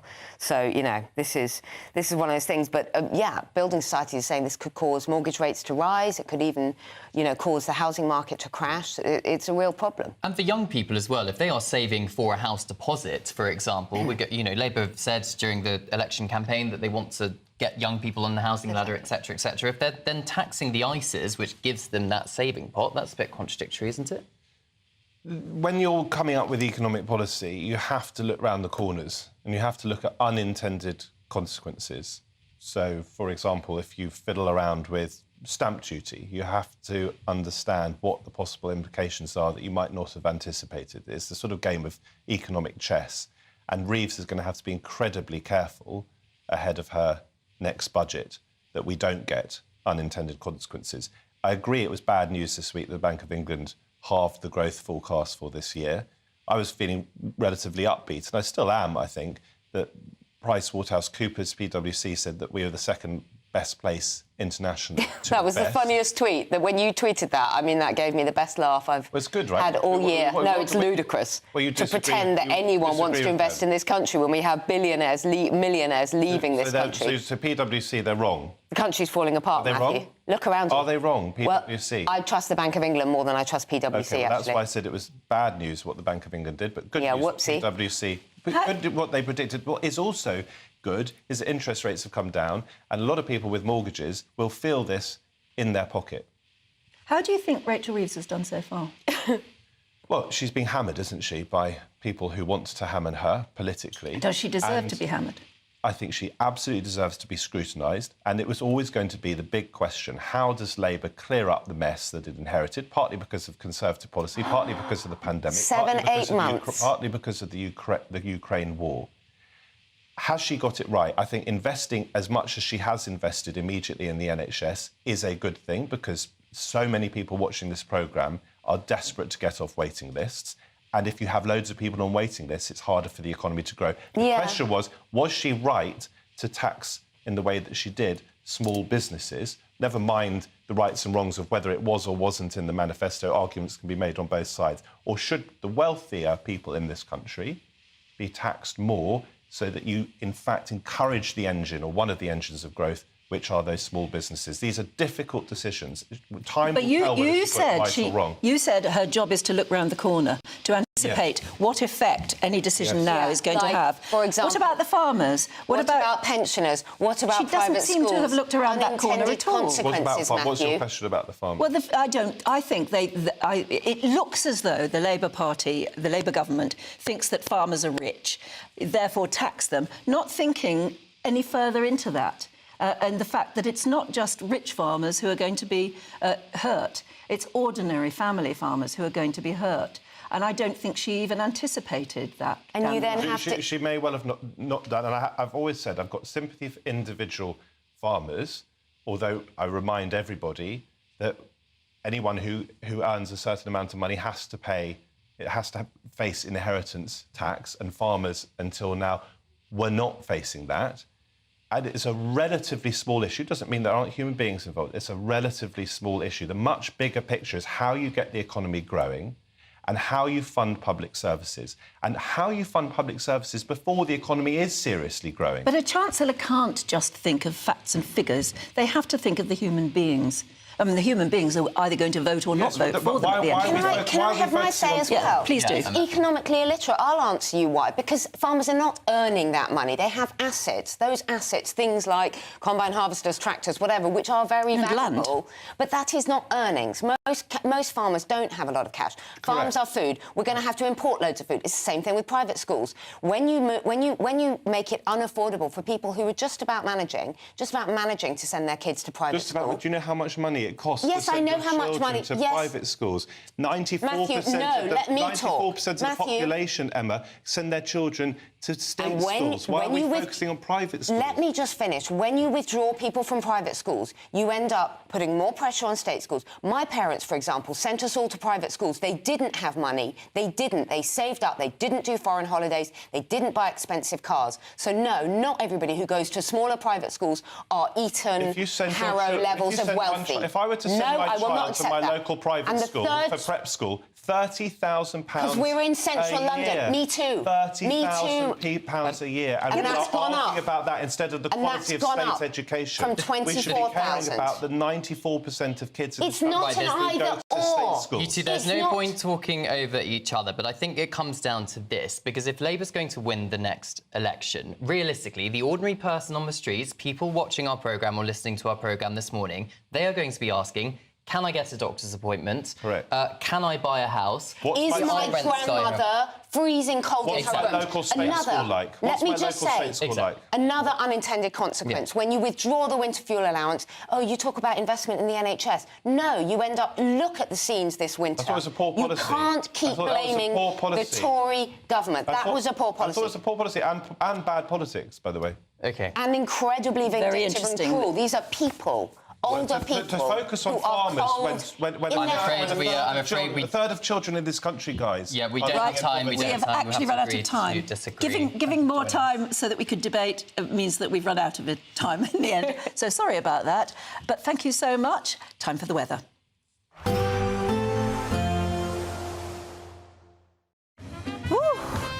A chilly start will give way to a lovely, warm afternoon. Boxed Heat Pumps, sponsors of weather on GB News. Hello, a very good morning to you. Welcome to the latest update from the Met Office for GB News. It's a cold weekend with easterly winds, grey skies and a mix of rain and sleet in many areas, although there will be a touch of frost and some sunshine first thing across the north and west of Scotland, parts of Northern Ireland also getting off to a chilly start. But for the rest of the UK, we've got plenty of grey skies this morning, low cloud, mistiness and outbreaks of rain and sleet moving northwestwards across parts of England, Wales and then into parts of Northern Ireland later. Some brightness into the southeast towards the end of the day, but we've got this cold easterly wind, so although temperatures won't fall that far compared with the last few days, it will feel more raw with that easterly, particularly around the coast of the North Sea. But like I say, there will be some clear spells through East Anglia, central, southern and southeastern England. A few showery bits and pieces of rain and sleet. Likewise for parts of Wales into the north of England. But for much of Scotland, Northern Ireland, we keep predominantly clear spells by the end of the day. Although eastern Scotland will be affected by a thickening of the cloud and some showers moving in from the North Sea. Where we do have the clear skies across western Scotland and parts of Northern Ireland, 1 or 2 breaks elsewhere, temperatures will fall away overnight, a touch of frost once again, but actually for the vast majority it will be too cloudy and too breezy for a frost. So although a cold start to Sunday and another grey start to the day, temperatures broadly 2 to 4 Celsius. We've also got further showery rain and sleet, particularly across eastern parts of the UK on Sunday, as the easterly picks up a bit of strength once again. But wrapped up in this easterly is some milder air, so mostly anything falling out of the sky, it will be rain rather than sleet or snow. And there will be some brightness for western and more especially northwestern parts of the UK, with temperatures at around average 6 to 8 Celsius. Colder again on Monday with some wintry showers in the east. A nice bright morning will generate a lovely warm day, right through to the evening. Boxed Solar, sponsors of weather on GB News. We're doubling your chances to win in our latest Great British giveaway, with 2 fabulous prize bundles up for grabs. There's 2 lots of a totally tax-free £10,000 in cash. You'll also receive a brand new iPhone 16, along with £500 in shopping vouchers to spend at your favourite store. And the best news is 2 lucky winners are going to win. For another chance to win, text cash to 63232. 1 entry costs £2 plus 1 standard network rate message, or text bonus to 63232. 5 entries cost £5 plus 1 standard network rate message. Go to gbnews.com/win. Entries start from just £2. Call 0903 681 3232. Calls cost £2 plus your network access charge, or post your name and number to GB11 PO Box 8690 Derby DE1 9TT. UK only. Entrants must be 18 or over. Lines close at 6 p.m. on the 7th of March. Please check the closing time if listening or watching on demand. Good luck. This is GB News, Britain's news channel. As we kick off 2025, many of us might be thinking about a bit of a wardrobe refresh, especially if you're over 50 and you feel like the high street doesn't quite cater to you. Indeed. That's where our next guest, Mel Tillett, comes in. She's in the studio with us now. Mel, thank you for joining us. Thank you for having me. I love that you are this accidental influencer. I love that you said that's the first time. Yeah, it is. That's the first time I've heard it. You can have that yes, for free on thank TV. you so much. It's quite true. Tell us about your following. Obviously, an influencer that many people might typically think of would be someone in their teens, someone in their 20s, someone who's particularly social media savvy, using TikTok. Talk to us about your brand of influencer. Well, our influencer, my kind of influence is over the older age group, the over 50s. For my business, I do a lot of live videos. I'll do them early in the morning at 7:30, which sounds ridiculous, but I know my ladies are up and about at that time having a cup of coffee or whatever that might be. And just being honest about day-to-day life. So my dogs are running about, my grandchildren are even sometimes in them, one thing and another. So it's just been purely by accident that I've got this really nice, loyal following, and I get lovely messages off ladies. I'll do things like, I'll tell them when I'm going for a mammogram, and I'll say, come on, everybody go for your mammogram. That's brilliant. All sort of health-conscious things. I've been a lot heavier than I am now, and I've slimmed down and lost some weight. I've been talking about that journey as well. And then ladies will ask me questions on the videos, and we chat about all sorts of different things. And now I'm getting messages every day, and people are loving the clothing ranges that we do. And it's just, I started off as a business, that's purely what I did, but it's turned out into this other, I get recognised places I go now, which is really weird. It must be a huge benefit to your business as well. We employ around about 50 people. Wow. And I'm quite open to my audience and saying, you know, while you keep buying off us, while you're loving our products and our clothing, you're keeping 50 people in jobs. GB News, the People's Channel.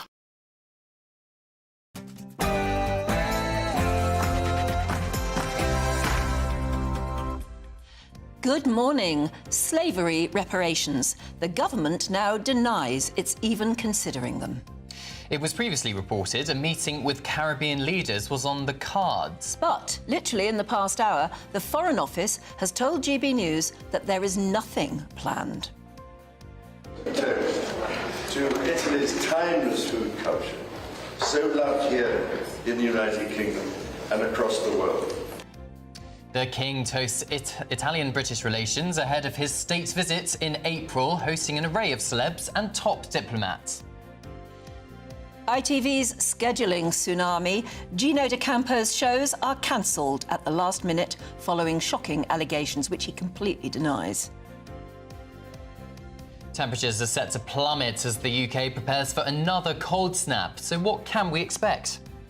It's a cold and grey start to the weekend. Will it stay that way, or will we see some glimmers of sunlight return? I'll have the full forecast coming up soon. There's a huge weekend of sport to look forward to. England and Wales are in action today in Six Nations rugby. In football, it's the FA Cup fourth round with Manchester United the first side through to round 4 as of last night. There's a Super Bowl, of course, and Derek War-Chisora fights for the last time in the UK. And it's just gone 9 o'clock. I'm Ann Diamond. And I'm Cameron Walker, and this is GB News Breakfast.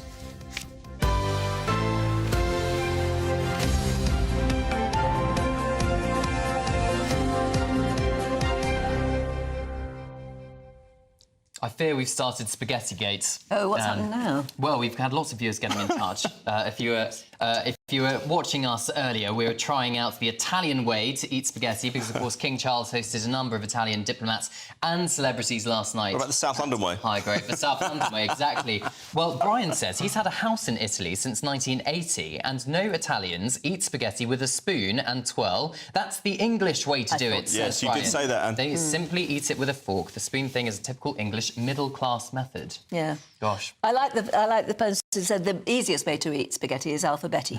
Yeah. And that's Absolutely. probably true. Yeah. On toast. Very nice. Steve says, I eat my spaghetti by sucking it through a straw. Well, hopefully not a paper one. What? Because, Trump's banning paper straws in the You'd US. have to have significant width on the straw, wouldn't Yeah, you? but To you get that level of you can food get up. the bigger straws. But I didn't know they were for spaghetti. Well, I suppose what the straw does is acts as a shield, so you don't get the tomato sauce all down your front. Oh, yeah, true. I've never seen it done, but we won't try that one. No, OK, no. chaps.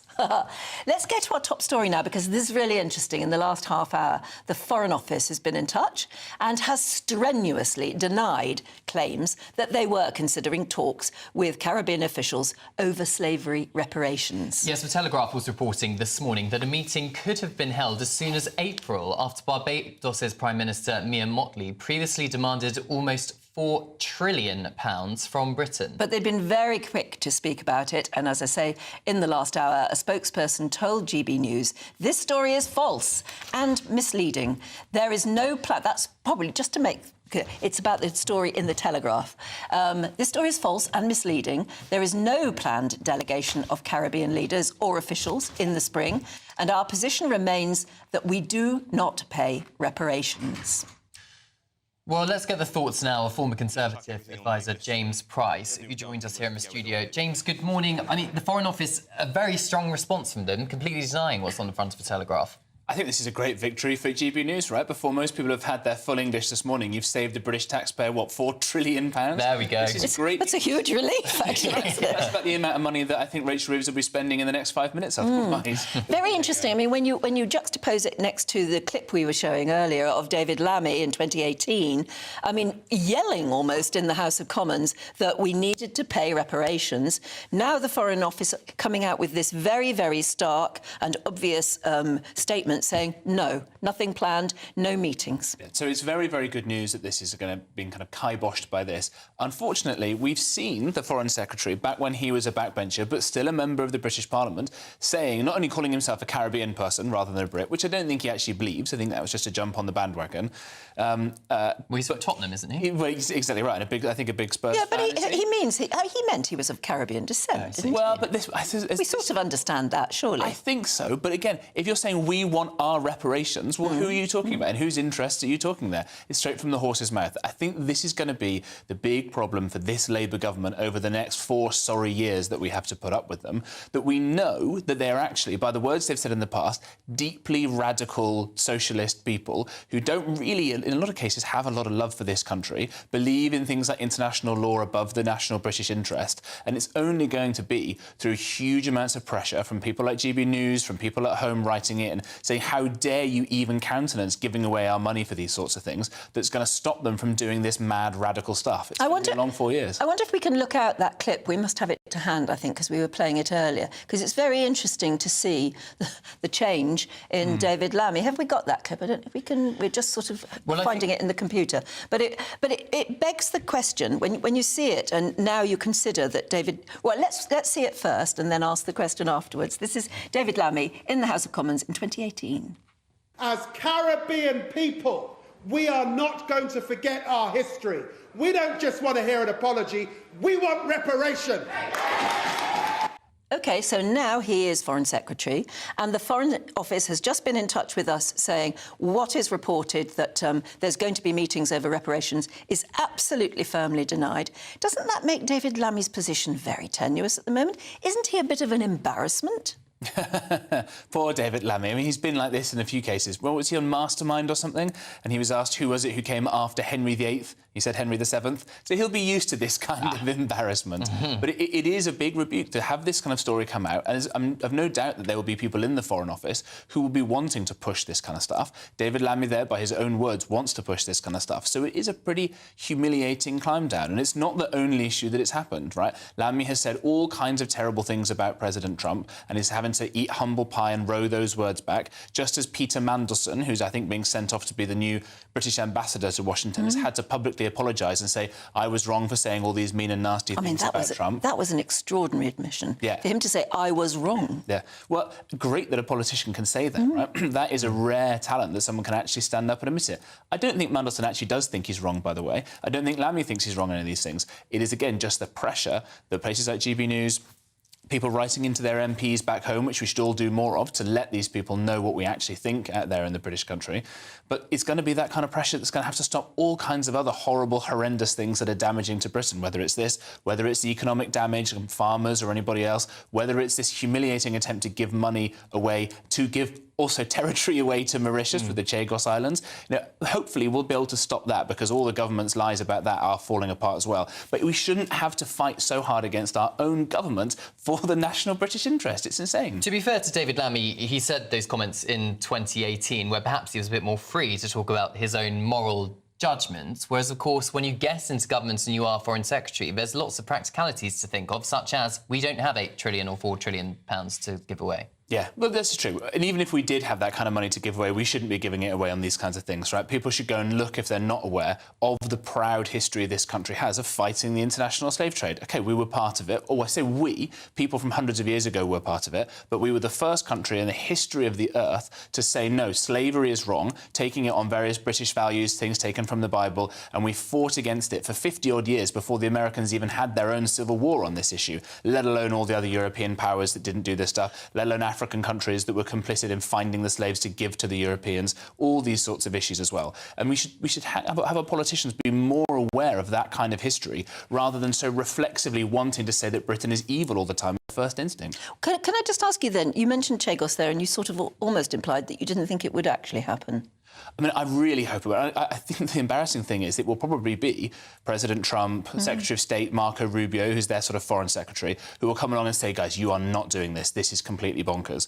And the kind of arguments that are now coming out are very, very tenuous. This idea that there are strategic communication signals that are sent out from there and that people might want us to turn them off and therefore we'll lose that capability. If people writing mean letters to the International Court of Justice or the UN or whatever can turn off our strategic communication networks, we're in a lot bigger trouble than we even realise. And otherwise, how are you going to do it? You're going to put a Faraday cage over the whole island? No, of course not. This is complete rot. And by the way, the International Court of Justice that that Matthew was talking about and others earlier on, in British law it says we don't recognise the ICJ when it comes to Commonwealth countries, specifically because Mauritius tried to leave the Commonwealth to sue us 20-odd years ago. So even under this fetid international law that Keir Starmer clearly cares about so much, we don't need to worry about it. Can you imagine Margaret Thatcher saying, oh, yes, we must, because some ruling a while ago. She did what I think most of Britain actually just applauded. She said, no, you will not take British territory. We are going. And she sent the biggest fleet since, goodness knows, the Spanish Armada or something. Yeah, exactly. That's leadership. Yeah. Imagine, as you say, her saying, oh, well, no, the Argentinian fascist junta, they really want the Falklands, and even though they've never had it before, they want it, so we should just do that because, a kangaroo court said so. And let's remember, the people on the ICJ, one of them was put there by Vladimir Putin, one of them was put there by President Xi. Do we seriously think, does Lammy think, or does Lord Hermer, the Attorney General who clearly hates this country, do they really think that if we give up the Chagos Islands, then China will give up their claim to Taiwan, that Putin will go, oh, yeah, fair play, I'll move out of Ukraine? Only morons could possibly think this, and if we're being run by morons, then we're in a lot of trouble. OK, James, thank you very much. We've had a number of GB News viewers actually comment on this reparations idea, which the Foreign Office has now denied. Rob says the day we cross the thresholds into the subject of reparations is the day that this country becomes irretrievably bankrupt. And on that theme, there's a number of viewers who are saying the same thing. Anyway, it's just interesting turn of events, isn't it, that's just happened in the last hour or so. It was a very big story in the Daily Telegraph, and the Foreign Office has now said, no, it ain't going to happen. And we read out the statement from the Foreign Office just a couple of minutes ago. Now, closer to home, really. I was away for a couple of days in Edinburgh, and obviously when you go away for a while, you turn the heating off in the house. When I got back to the house last night, it was freezing. Oh, no. Freezing. Even though I've got one of those things on my computer, on my laptop, that I could actually have turned the heating on hours before. I didn't. Could you see your breath this morning? Yeah, really, really cold house. It does take a while for a house to heat up after a couple of days of no heat at all. So has the temperature plummeted near you? Are you one of the many people, I suspect, this morning waking up to what feels like a maybe sub-zero conditions? Well, the Met Office has issued a yellow cold weather warning for many areas with snow and ice forecast until Tuesday. So let's find out what the weather's like a bit further up north, which is traditionally colder than south, although I'm not sure that's true today. Let's go to Queensferry and our reporter, Tony Maguire. Hi, Tony. Oh, lovely blue sky behind you, but I don't know if it's any warmer, is it? Yeah, it's almost a bit like the blue sky, nice clear skies kind of go hand in hand with those cold morning temperatures, isn't it? But you know, it's turning out to be a relatively nice day here in Queensferry, of course, just north of Edinburgh. I hope you enjoyed your stay there. But up here in Scotland and indeed across the UK, it's been quite a cold night. Now, nothing like that beast from the east we heard and remember so much from 2018. That's because this huge high build-up of high pressure over the northern part of Europe and western Russia, well, that is just sitting there and that's sending all this cold air our way. But certainly the temperatures over there are about 5 to 10 degrees warmer than it is usually, and significantly warmer than it was back in 2018. You know, we have to remember just a few weeks ago Scotland was facing sub 19 degree temperatures in some parts of the country as that really fierce winter weather took hold at the beginning of January. But what's happening just now is because that pressure system is sitting there, that there's this consistent temperature drop, and that's going to probably slowly build over the next week or so. We're going to see consistently low temperatures across Scotland, in many places it dipped to -2, -4, and of course across the central belt where we're a little bit more protected with the hill systems, it still sat at around 0. Now here in Queensferry, you know, it's still again just about that 0 mark. The Met Office has said that despite, you know, the perhaps feeling of it being cold, it's actually only slightly lower than the February average. Nevertheless, we don't really have a cold health alert system up here, but as you mentioned, down in England, across the north counties of England as well as the southwest, that yellow warning for the cold weather, so perhaps sticking the heating on will be the least of your plans over the next week or so. In the higher places we're going to see some snow, so as you can imagine the Cairngorms and parts of Glencoe all got their fair share of dusting of snow this week and expected to get another dump in the start of next week. But for the most of us who are kind of around this central belt area of Scotland, most of us will be waking up to weather like this. Still, albeit cold, but it's a nice change, I must say, from those cold mornings where it's either sleeting, hailing or snowing. Now, before I go, I'll just leave you with this little kind of thing to look forward to. Spring technically is only 3 weeks away. And after the end of that, in that time, we'll be looking at 6 p.m. before the sun goes down. So it might even still be up by the time you get home from work. Gosh, I'm very much looking forward to that, Tony. And it looks glorious where you are as well. Quite a sight, seeing the Queensferry Bridge there. Anyway, great to see you, Tony. Thanks very much indeed. I hope the sun continues to shine on you there. It was lovely when I was up in Edinburgh during the week. Just like that, blue sky and lots of sunshine. Still very, very cold. Yes. OK, let's have a look at some of the news stories coming into the newsroom this morning. And some breaking news. Hamas has handed over 3 Israeli hostages to the Red Cross in Gaza. They are Eli Sharabi, Ohad Ben Ami and Or Levi. It's the 5th swap since the ceasefire began on the 19th of January in exchange for Israel handing over 183 Palestinian prisoners. The TV chef Gino D'Acampo's upcoming ITV shows will no longer air following allegations of inappropriate behaviour on set. The Italian chef has been a regular on the channel since the early 2000s and a very big name and draw indeed. His spokesperson, though, has since firmly denied all accusations.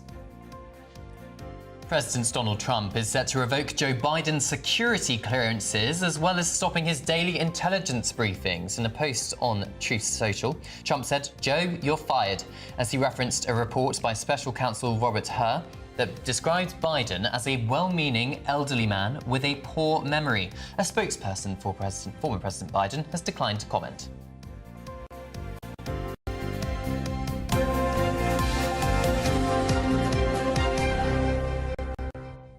Pretty patronising phrase to use describing President Biden. Yes, just a bit. And also, well-meaning gentleman with a poor memory. And Joe, you're fired. It's a reference perhaps to Donald Trump being the presenter of The Apprentice. Yeah, absolutely. But did they need to be quite that patronising?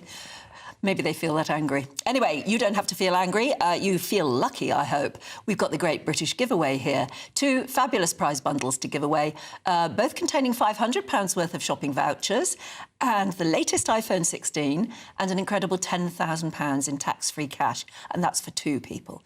Here's all the details you'll need. Don't miss your chance to be one of 2 big winners in our latest Great British Giveaway, as we have 2 prize bundles that have to be won. First, you'll win a totally tax-free £10,000 in cash to spend however you like. You'll also receive the very latest iPhone 16, and we'll send you on a shopping spree with £500 to spend in your favourite store. For another chance to win, text cash to 63232. One entry costs £2 plus 1 standard network rate message, or text bonus to 6. Best of luck with that. Now, we heard from our reporter Tony Maguire earlier about the cold snap affecting much of the UK, but what is the weather like where you are? Here's Aidan McGibbon.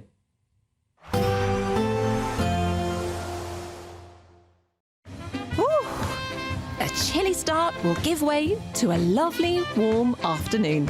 Boxed heat pumps, sponsors of weather on GB News. Hello, a very good morning to you. Welcome to the latest update from the Met Office for GB News.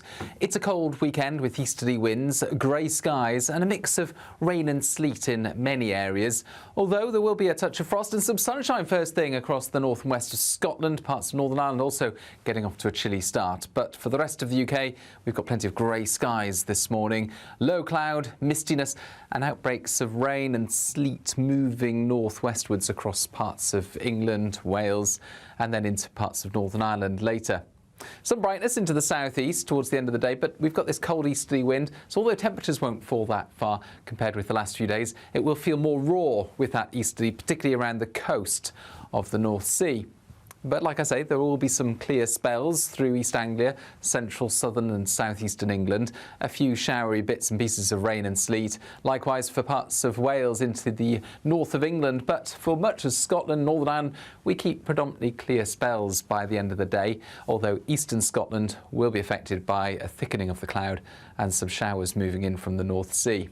Where we do have the clear skies across western Scotland and parts of Northern Ireland, 1 or 2 breaks elsewhere, temperatures will fall away overnight, a touch of frost once again, but actually for the vast majority it will be too cloudy and too breezy for a frost. So although a cold start to Sunday and another grey start to the day, temperatures broadly 2 to 4 Celsius.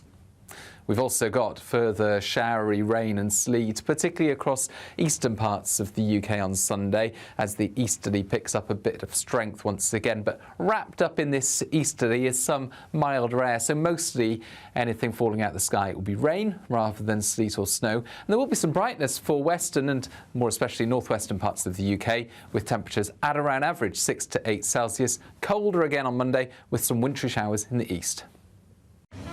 A nice bright morning will generate a lovely warm day, right through to the evening. Boxed Solar, sponsors of weather on GB News. Now, we all know what MAGA stands for nowadays, don't we? Make America Great Again. But Donald Trump has now promised to make the moon great again. Find out about the latest space race next.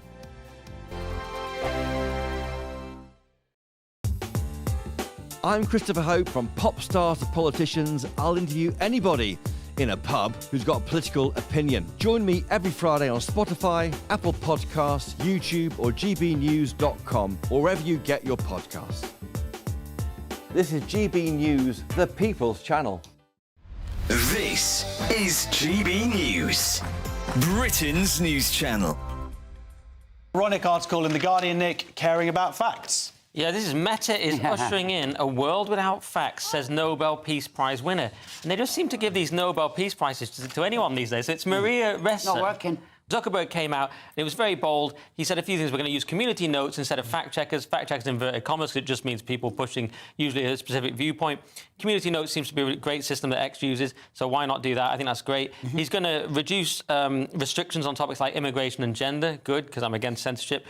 He's going to push back on governments around the world that are going after American companies and pushing to censor more, which is great. He's also moving content moderation to Texas instead of California, which is banter. So now the cynical version is he's just realises we've got a new regime, it's the MAGA era, and I want to be mates with Trump, who said that I should that if I interfere with the 2024 election, he should spend the rest of his life in prison. So he did mention he might be a bit scared of that. He was involved in that in Facebook suppressing the Hunter Biden laptop scandal, and I feel that he didn't like being a part of all that from watching interviews. And also the suppression of arguments about gender and sex, what is biological sex and whatnot. You get banned for saying there are two sexes. They're on the wrong side of this, and now he's correcting. But the weird thing is the people, of course, the people who don't like this, the lefties, this person, Ressa, is saying that this is a big problem. That it's an extremely dangerous time. I've seen all this from the lefties. They just call it disinformation. They're worried about this because to them it's disinformation. To other people it's information. Yeah, and also, I mean, I think we can all agree if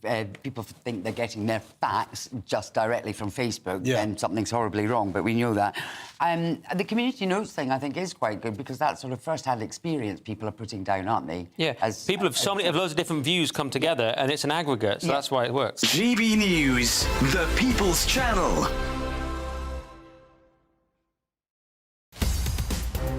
In the GB Newsroom, we bring you the news as it happens. With our team of dedicated journalists across the UK, we're ready to keep you up to date with what's happening every half an hour, every single day.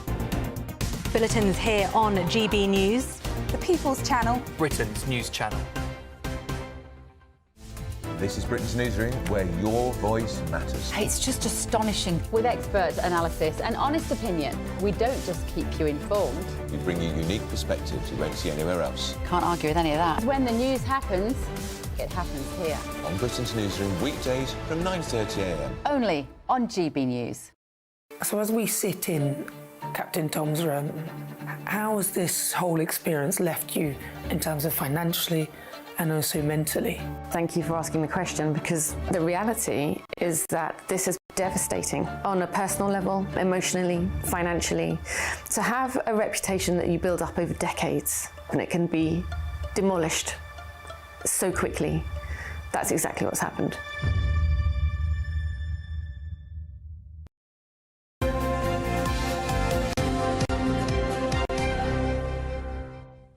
Welcome back. You're watching and listening to Breakfast with me and Cameron. And we're going to talk space now. Because 64 years ago, I don't know if you were around and can you remember it? I can. President John F. Kennedy launched the space race with this pledge to America to land a man on the moon. I believe that this nation should commit itself to achieving the goal before this decade is out of landing a man on the moon and returning him safely to the Earth. No single space project in this period will be more impressive to mankind or more important for the long-range exploration of space. Well, flash forward to now, and President Trump has launched a similar ambitious plan, this time to land on Mars. We will pursue our manifest destiny into the stars, launching American astronauts to plant the stars and stripes on the planet Mars. How about just a plaque that says we came in peace for all mankind? Doesn't have to be the Stars and Stripes, does it? No. Anyway, it is obviously meant to sound like the start of a new space race. But, you know, there are lots of other people who are looking to Mars, I suppose, certainly to the moon as some sort of a space base, like China and Russia, India too.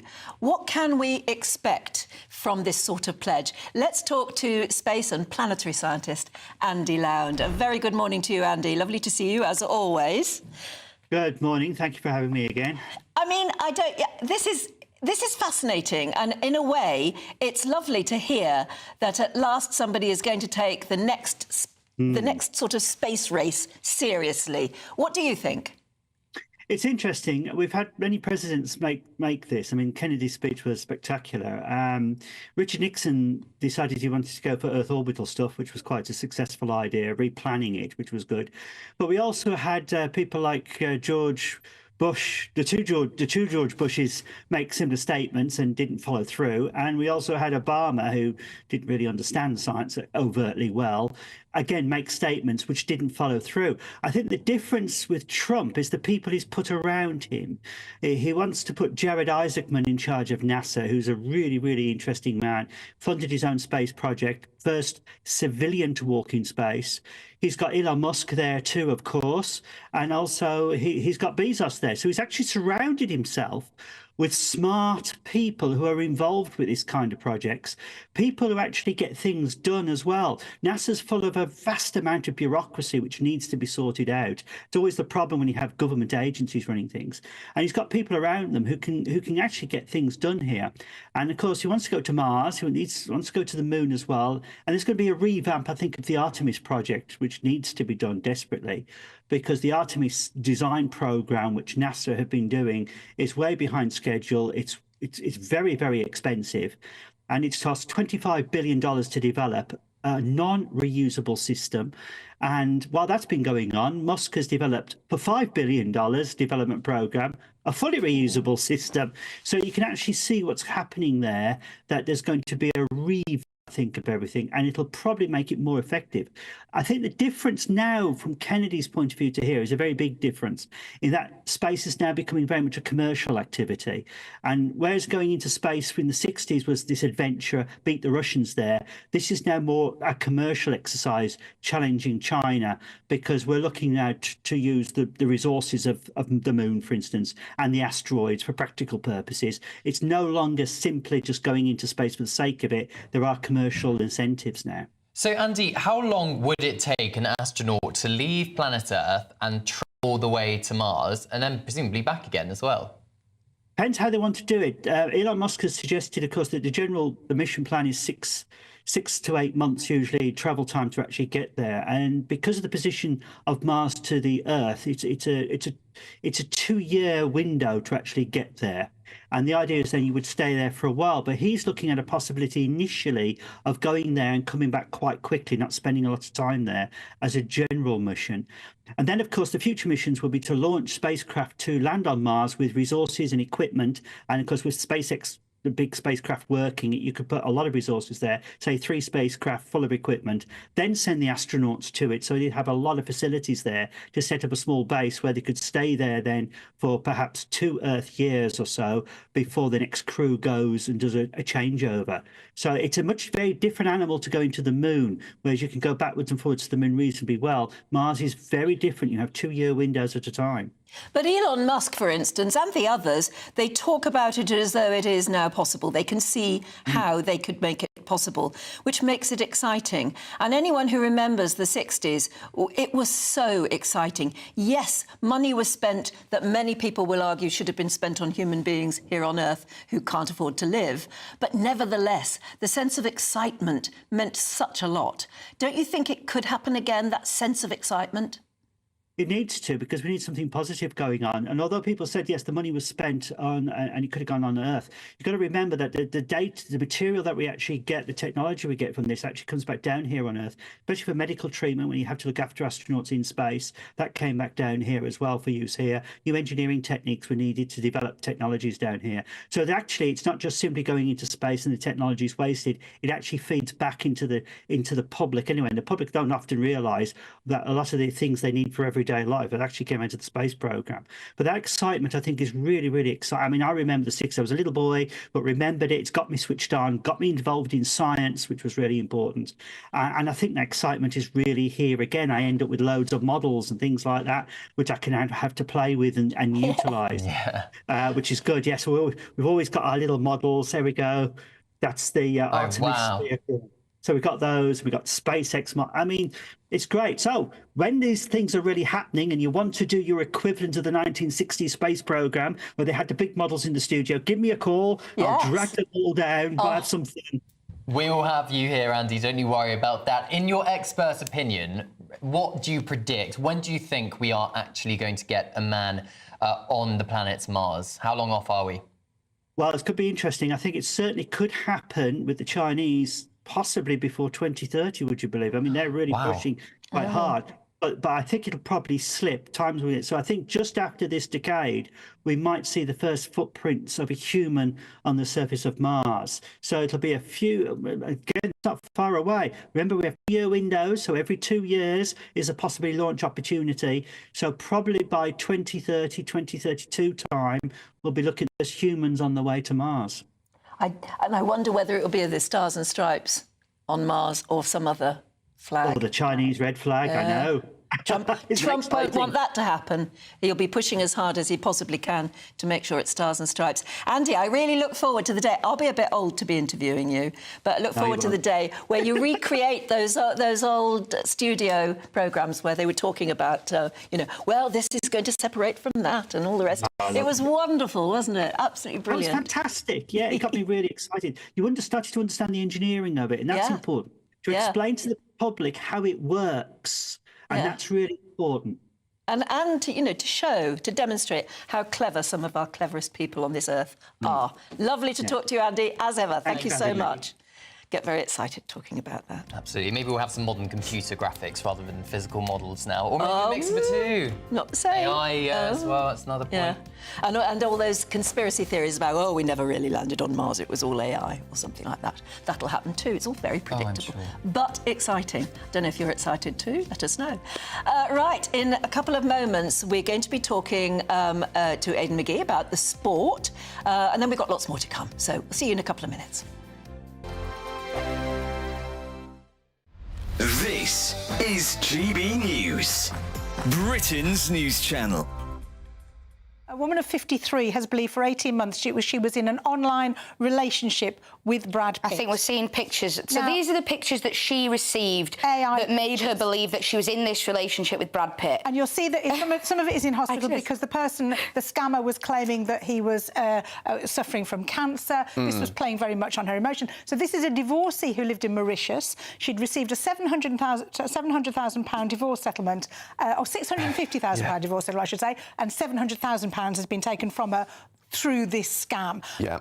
As she was becoming, every time she became suspicious, the money was taken for payment of charges on gifts that she never received, and then hospital fees. There was lots of emotions being played into there. Now, as somebody, I'm a rom-com writer by trade, so I write romantic fiction. And one of the books I've written has actually been about somebody who did online dating, got herself into a whole heap of trouble. Not quite. She wasn't in a relationship with Brad Pitt, but she met somebody dodgy. So because I've written that book, I've met a lot of people who've come up to me and said, "Oh, it's happened to me." It's scary in this digital age, isn't it? They've lost $700,000, but somebody has tried it on. Somebody my question is, would a man go 18 months in a relationship online without seeing somebody and keep it going? Or is this feeding into this neediness of a particular demographic of a woman who that's better than anything else she'd got going on in her life, was what was being fed to her over the internet? And then maybe a little bit of her knew, but she kind of just suppressed it because she was hoping it was Brad Pitt. Her daughter apparently for a year was saying, this can't be true, come on, think about it.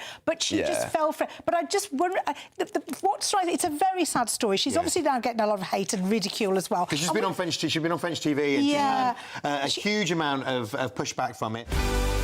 GB News, the People's Channel.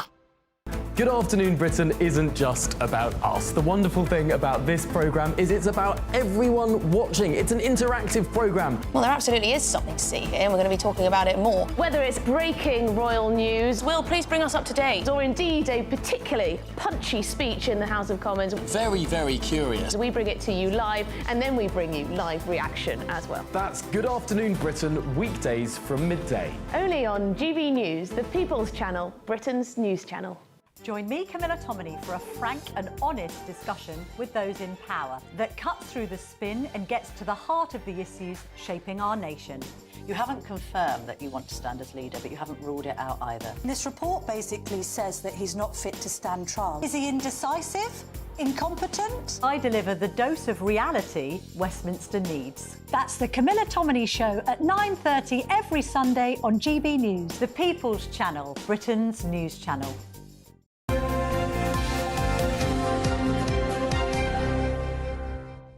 Welcome back. The time is 9:36. You're watching and listening to Breakfast with Anne and Cameron, and Aidan is here with the sports. Should we kick off with the Six Nations? 2 matches today. Yeah, why not? I mean, look, let's shine a light on Wales first of all, because their predicament, however dark you think England have been the last year or two, Wales even more so. 13 consecutive defeats now. Astonishing. These were the Six Nations champions, Anne, back in 2022. It's been a remarkable drop-off. Historically, Italy, over the last 25, 26 years of the Six Nations, have been the wooden spooners. They didn't do that last year. They didn't win that dubious honour this time last year. That went to Wales. Now, some people are saying that this is their biggest game in 20 years, Wales, because they have to avoid that scenario this year, really, before they're considered, well, by and large, a laughing stock. And it was even said for Italy for many years that they shouldn't be in the competition because they're not strong enough. How many wooden spoons would you have to win before people start saying the same about Wales? And this is a celebrated, a proud rugby nation. Yeah, They're an elite-level side. As recently as 3 years ago, they had a brilliant period in decades gone by, winning the Triple Crown. So absolutely crucial for them to go ahead and do that today and restore some pride if they possibly can. The trouble is away from home, it's always going to be a bit more difficult. I was going to say, what do you think the problem is here? Is it that the players aren't as good as they used to be, or is it just simply too much pressure nowadays? Well, look, the pressure comes into it. It's an elite-level sport everywhere, so that's taken as read. However, I think they have a similar problem to England in the sense that the league structure there is not quite as good, and it feeds the same players come out of there and play for their country. It's not good enough now. It's a bit like in football. Imagine if the Premier League was a low standard and then it would reflect in a low standard in the national side, right? Well, it's the same with England and with Wales. Yes, they're professional. They've been professional since, well, it's 30 years this year since they turned professional, so there shouldn't be any issues with conditioning or psychology or match fitness or anything like that. But I think the underlying problem is, and the RFU and the Welsh Rugby Union would not say this openly because it's very disrespectful, and it opens up a can of worms, quite frankly. But maybe that competition isn't quite providing the level of competition that enables players to compete at that exalted level. And I think it's something that needs addressing going forward. But in terms of England, I mean, look, almost as bad in some ways. 1 win in 7, 8 defeats in the last 13 since Steve Borthwick's been in charge, 15 defeats in 29 matches. And of the last 20 games they played in the Six Nations, only 9 victories. And look, they won it in 2020. So again, success isn't that far back in the past. And all of those wins were against Italy, who throughout most of that period, Cameron, have been the poorest side in the world. And Italy are they playing home, Italy? Yes, it's in Rome. Yes, it is. And then we've got Scotland, Ireland tomorrow. But look, there are a few personnel changes. Caden Murley for England has a foot injury, so he's out. Marcus Smith starts at number 15. Crucial, very, very telling quote here from Mauro Itoje, the captain. Pressure is the air that we breathe. So he's feeling a bit of a build-up around him, but he's new to the job.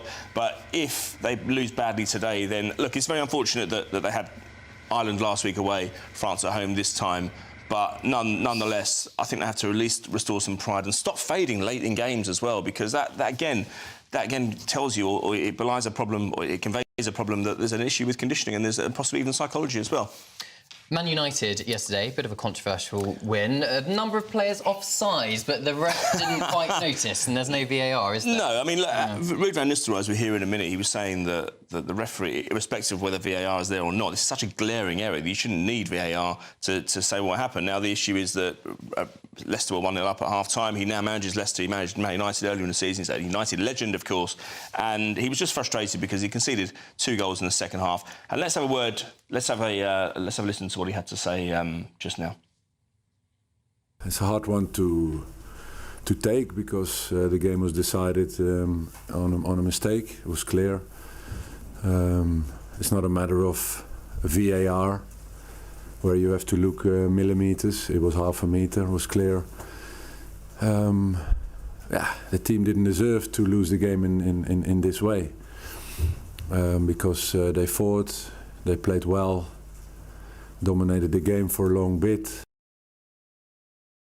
So it could have been Ruud's revenge at Old Trafford. Instead, it was a rude awakening towards the end because, you know, they're out of the Cup. Man United are through. No one really cares what happens in the early rounds of the Cup these days. It's about getting through. And, of course, we should have mentioned earlier, there's no VAR in the 3rd or 4th round just because some of the lower clubs don't have the facilities at their stadium. Some good ties as well this weekend. Leeds versus Millwall today, 12:15. Everton versus Anne's favourites, Bournemouth at Goodison Park. Possibly, if Bournemouth win that, the last FA Cup tie at Goodison Park because Everton are moving away to Bramley Moor Dock this summer to take up residence in a new stadium.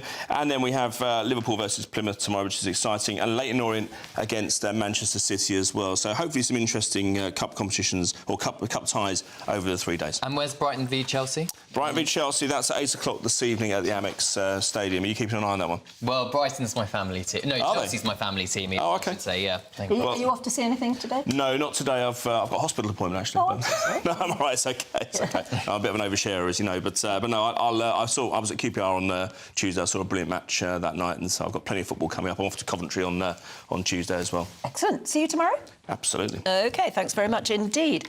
OK, we've got lots more coming up. What have we got? What have we got? Got to sport. There's European weather to look at. Should we do that now?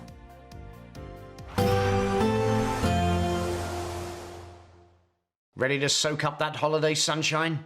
Won't we need some cover? No worries. All sorted. All Clear Travel Insurance sponsors GB News Travel Destinations Forecast. If you're looking for some winter sun, Spain wouldn't be a bad shout. Fine, at least for Sunday. Unsettled in Italy and reasonably breezy in Greece. We've seen that quite frequently recently, and with some showers to boot. But across Italy, well, that's where some more unsettled weather is heading, especially in the west, the north, and then Sicily through Sunday and into Monday. Iberia, fine for now, but it will turn more showery from the west as the week begins. All Clear Travel Insurance sponsors GB News Travel Destinations Forecast. Martin Daubney, weekdays from 3 p.m. An absolute monster. It took Chloe and Sean Ing 90 minutes to reel in this gigantic 8-foot-long monster fish from Chigborough Fisheries in Essex. And upon weighing this enormous marine beast, it was found to have been 7 pounds heavier than the existing British record, a 143-pound catfish caught also in Essex. But as I understand it, you actually went for a Chinese meal when fate struck. Is that right? That's correct. Yeah. So I was fishing an area of Chigborough where you have to fish at a fair distance. So I cast my rods out and then we ordered a Chinese. And yeah, so I got the bite at about 10 to 8 at night. And then about 20 minutes into it, my phone started ringing, the Chinese guys at the gate with my delivery. So I had to send a couple of guys off to go and get it. And then, yeah, the fight, obviously, you can't just stop the fight to go and get your Chinese. So, yeah, the fight went on, for about an hour and a half in total. There's no net in the world that's big enough for this fish. So we had to send out, first of all, I sent out a mate, Alex. He went out there to go and basically use what we call a sling. So that's a safe apparatus that we use to take the fish out of the water. He then went and he turned around and he was like, we're going to need another sling. So then we sent out another friend with a sling, and these slings are 4 foot long each. So then we had the catfish wrapped up in 2 slings, and it was still slightly longer than that. And then we got to a point where we was like, now we've got to try and get it out of the water to photo, to weigh it, because obviously we knew then that it was possibly going to be a UK record. GB News. In the GB newsroom, we bring you the news as it happens. With our team of dedicated journalists across the UK, we're ready to keep you up to date with what's happening every half an hour, every single day. Bulletins here on GB News. The People's Channel. Britain's news channel. This is Britain's Newsroom, where your voice matters. It's just astonishing. With expert analysis and honest opinion, we don't just keep you informed. We bring you unique perspectives you won't see anywhere else. Can't argue with any of that. When the news happens, it happens here. On Britain's Newsroom, weekdays from 9:30 a.m. Only on GB News. Join me, Nana Akwe, for an informative, interactive news programme with a difference. It's fun. No, he didn't say that, Dave. I'm so surprised. I think there's an element of truth to that. Join me from 3 p.m. every weekend, only on GB News, Britain's news channel.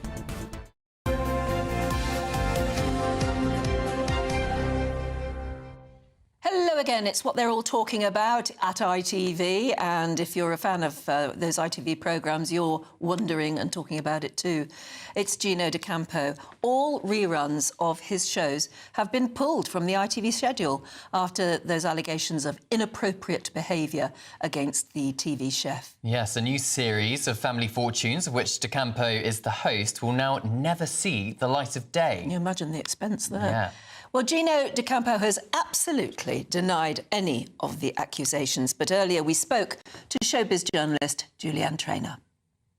It's not a good time at all for Gino, and as you say, all his shows have been axed, including reruns.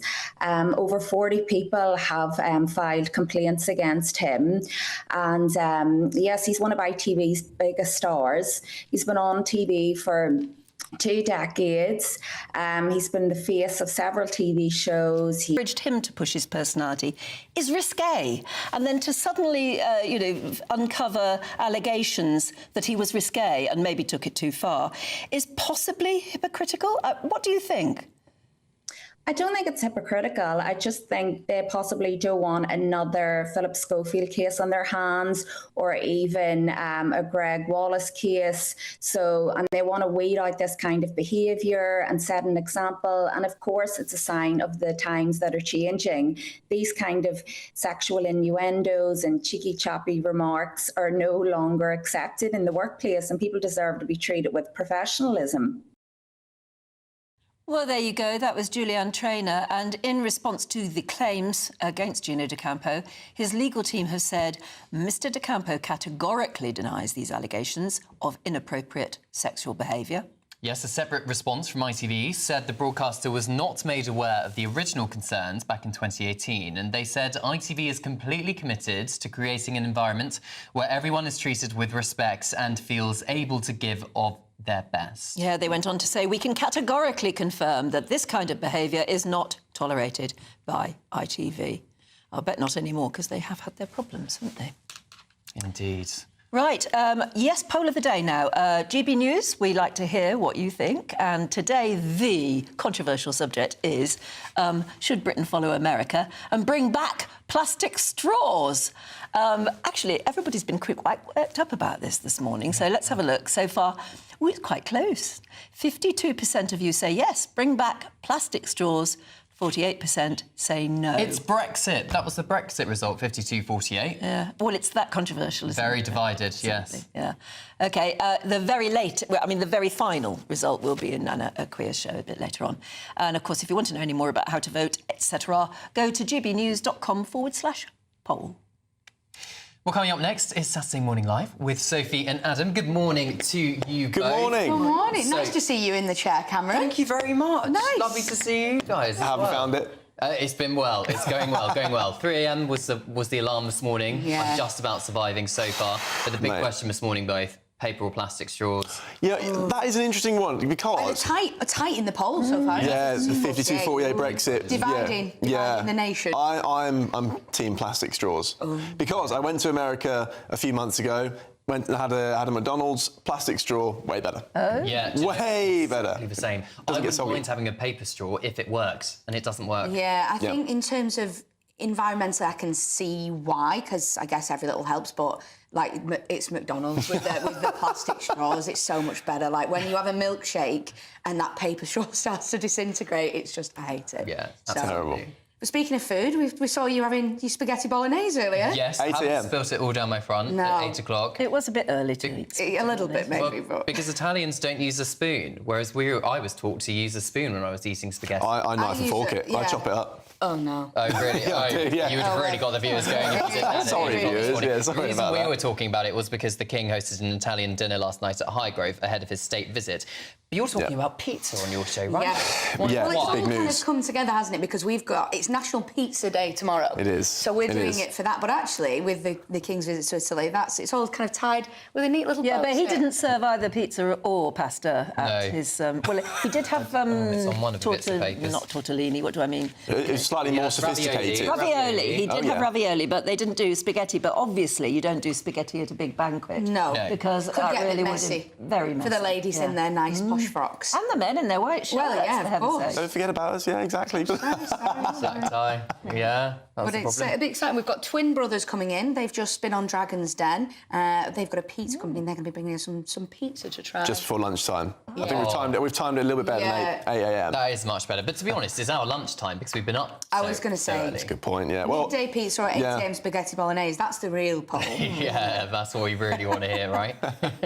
Honestly, I think the plastic straw, I think they'll pull ahead in the ratings, and I think they'll win out. That's my view. Anything else on in the programme, or are you just going to be eating pizza through most Just of it? 2 hours of pizza. No, we've got lots of stuff. We've got showbiz, sport as usual, bit of politics. It's a very, very busy 2 hours. Yeah, nice. good. As always, it seems. As always. These days. Favourite pizza toppings? Very quickly. Oh, it's very controversial. Ham and mushroom for me. Ham and mushroom. So no I'm pineapple. A meat face kind of the chicken pepperoni. So That's what you've got to do. Can't have a boring market. Okay, morning to Judy, who says, I worked in an Italian cafe in my school holidays way back in 1972 to 74. The owner, who became a great friend, told us they eat spaghetti just as Aidan did. He shoveled it in. Yeah. I mean, What, with a shoveled. spoon? With his spoon? Proper, yeah. No, not a spoon, no, a fork, but just leaning over and shoveling. And piled it in. And apparently that is the Italian way to do it. Anne came along and said, morning all, no to spoons. You hook about three or four strands of spaghetti onto your fork. You lift slightly from the bowl to loosen away the rest of the spaghetti, and then you place the tip of the fork to the side of the bowl and then swivel. You'll then have a clean... It clearly is. You then have a very clean, appropriate amount to pop into the mouth. But most people have been in touch saying how disgusting our spaghetti looked.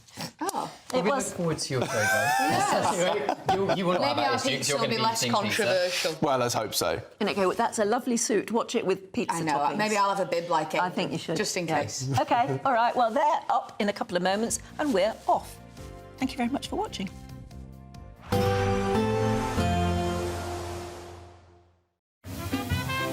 Heavy showers first thing will be followed by a warm, cosy day.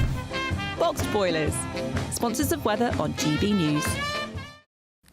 Hello, a very good morning to you. Welcome to the latest update from the Met Office for GB News. It's a cold weekend with easterly winds, grey skies and a mix of rain and sleet in many areas. Although there will be a touch of frost and some sunshine first thing across the north and west of Scotland, parts of Northern Ireland also getting off to a chilly start. But for the rest of the UK, we've got plenty of grey skies this morning. Low cloud, mistiness and outbreaks of rain and sleet moving northwestwards across parts of England, Wales and then into parts of Northern Ireland later.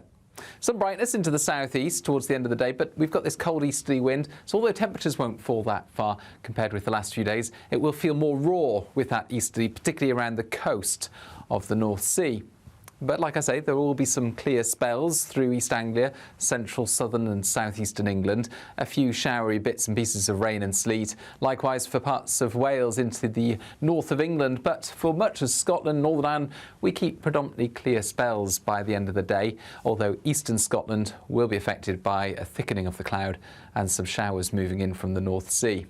Where we do have the clear skies across western Scotland and parts of Northern Ireland, 1 or 2 breaks elsewhere, temperatures will fall away overnight, a touch of frost once again, but actually for the vast majority it will be too cloudy and too breezy for a frost. So although a cold start to Sunday and another grey start to the day, temperatures broadly 2 to 4 Celsius. We've also got further showery rain and sleet, particularly across eastern parts of the UK on Sunday, as the easterly picks up a bit of strength once again. But wrapped up in this easterly is some milder air, so mostly anything falling out of the sky will be rain rather than sleet or snow. And there will be some brightness for western and more especially northwestern parts of the UK, with temperatures at around average 6 to 8 Celsius. Colder again on Monday with some wintry showers in the east. Expect a warm front, moving from the kitchen right through to the rest of the house. Boxed Boilers, sponsors of weather on GB News. Don't miss your chance to be one of 2 big winners in our latest Great British giveaway, as we have 2 prize bundles that have to be won. First, You'll win a totally tax-free £10,000 in cash to spend however you like. You'll also receive the very latest iPhone 16, and we'll send you on a shopping spree with £500 to spend in your favourite store. For another chance to win, text cash to 63232. One entry costs £2 plus one standard network rate message, or text bonus to 63232. 5 entries cost £5 plus one standard network rate message. Go to gbnews.com/win. Entries start from just £2. Call 0903 681 3232. Calls cost £2 plus your network access charge, or post your name and number to GB11 PO Box 8690 Derby DE1 9TT. UK only. Entrants must be 18 or over. Lines close at 6 p.m. on the 7th of March. Please check the closing time if listening or watching on demand. Good luck. This is GB News, Britain's news channel. We were talking earlier about the issue of Siri listening to you. Well, it's not just your own conversations being sort of harvested for data, but it's a problem with AI. So what seems to have happened yesterday is that Apple issued a alert saying that Luke Littler had won the darts before he had. I mean, imagine what would, if he then gone on to lose, how that would have looked. I mean, obviously, because he went on to win, at least they got the story right, but before it had happened. So what it seems to happen is that the AI farms existing stories, and what it has done, that's the alert. We can see the alert there now, and it also claiming that Brazilian tennis player Rafael Nadal had come out as gay, when actually a different Brazilian tennis player was actually mentioned in the original story. So what it does is you see that it's branded as BBC Sport. What the Apple AI system does is it farms alerts that it thinks people are getting from the source, and then summarises them into one. That's going to be my question. Into one alert. It looks to me like you would assume, OK, the BBC are reporting this. Absolutely. So the BBC News might be saying something else. So it could happen to any news organisation. This has highlighted a massive issue. I mean, having editorial judgment and quality control, because if this is going on, it's just contributing to the flow of misinformation. Yes. And we know that this is a problem on social media, people reporting false things. But if it seems to come from trusted news sources, that is a massive issue in credibility. I mean, if you had something like Reuters, who's a big news provider, doing this, you could hold people accountable, you could make changes, but when it's the AI doing it, I mean, what do? You're going to have to reprogram it in some way. And if you just lost control, if you're a news source, you've lost control of what goes out, because it basically farms it, puts your logo on it, and sends it out, even when it's nonsense. GB News, the People's Channel.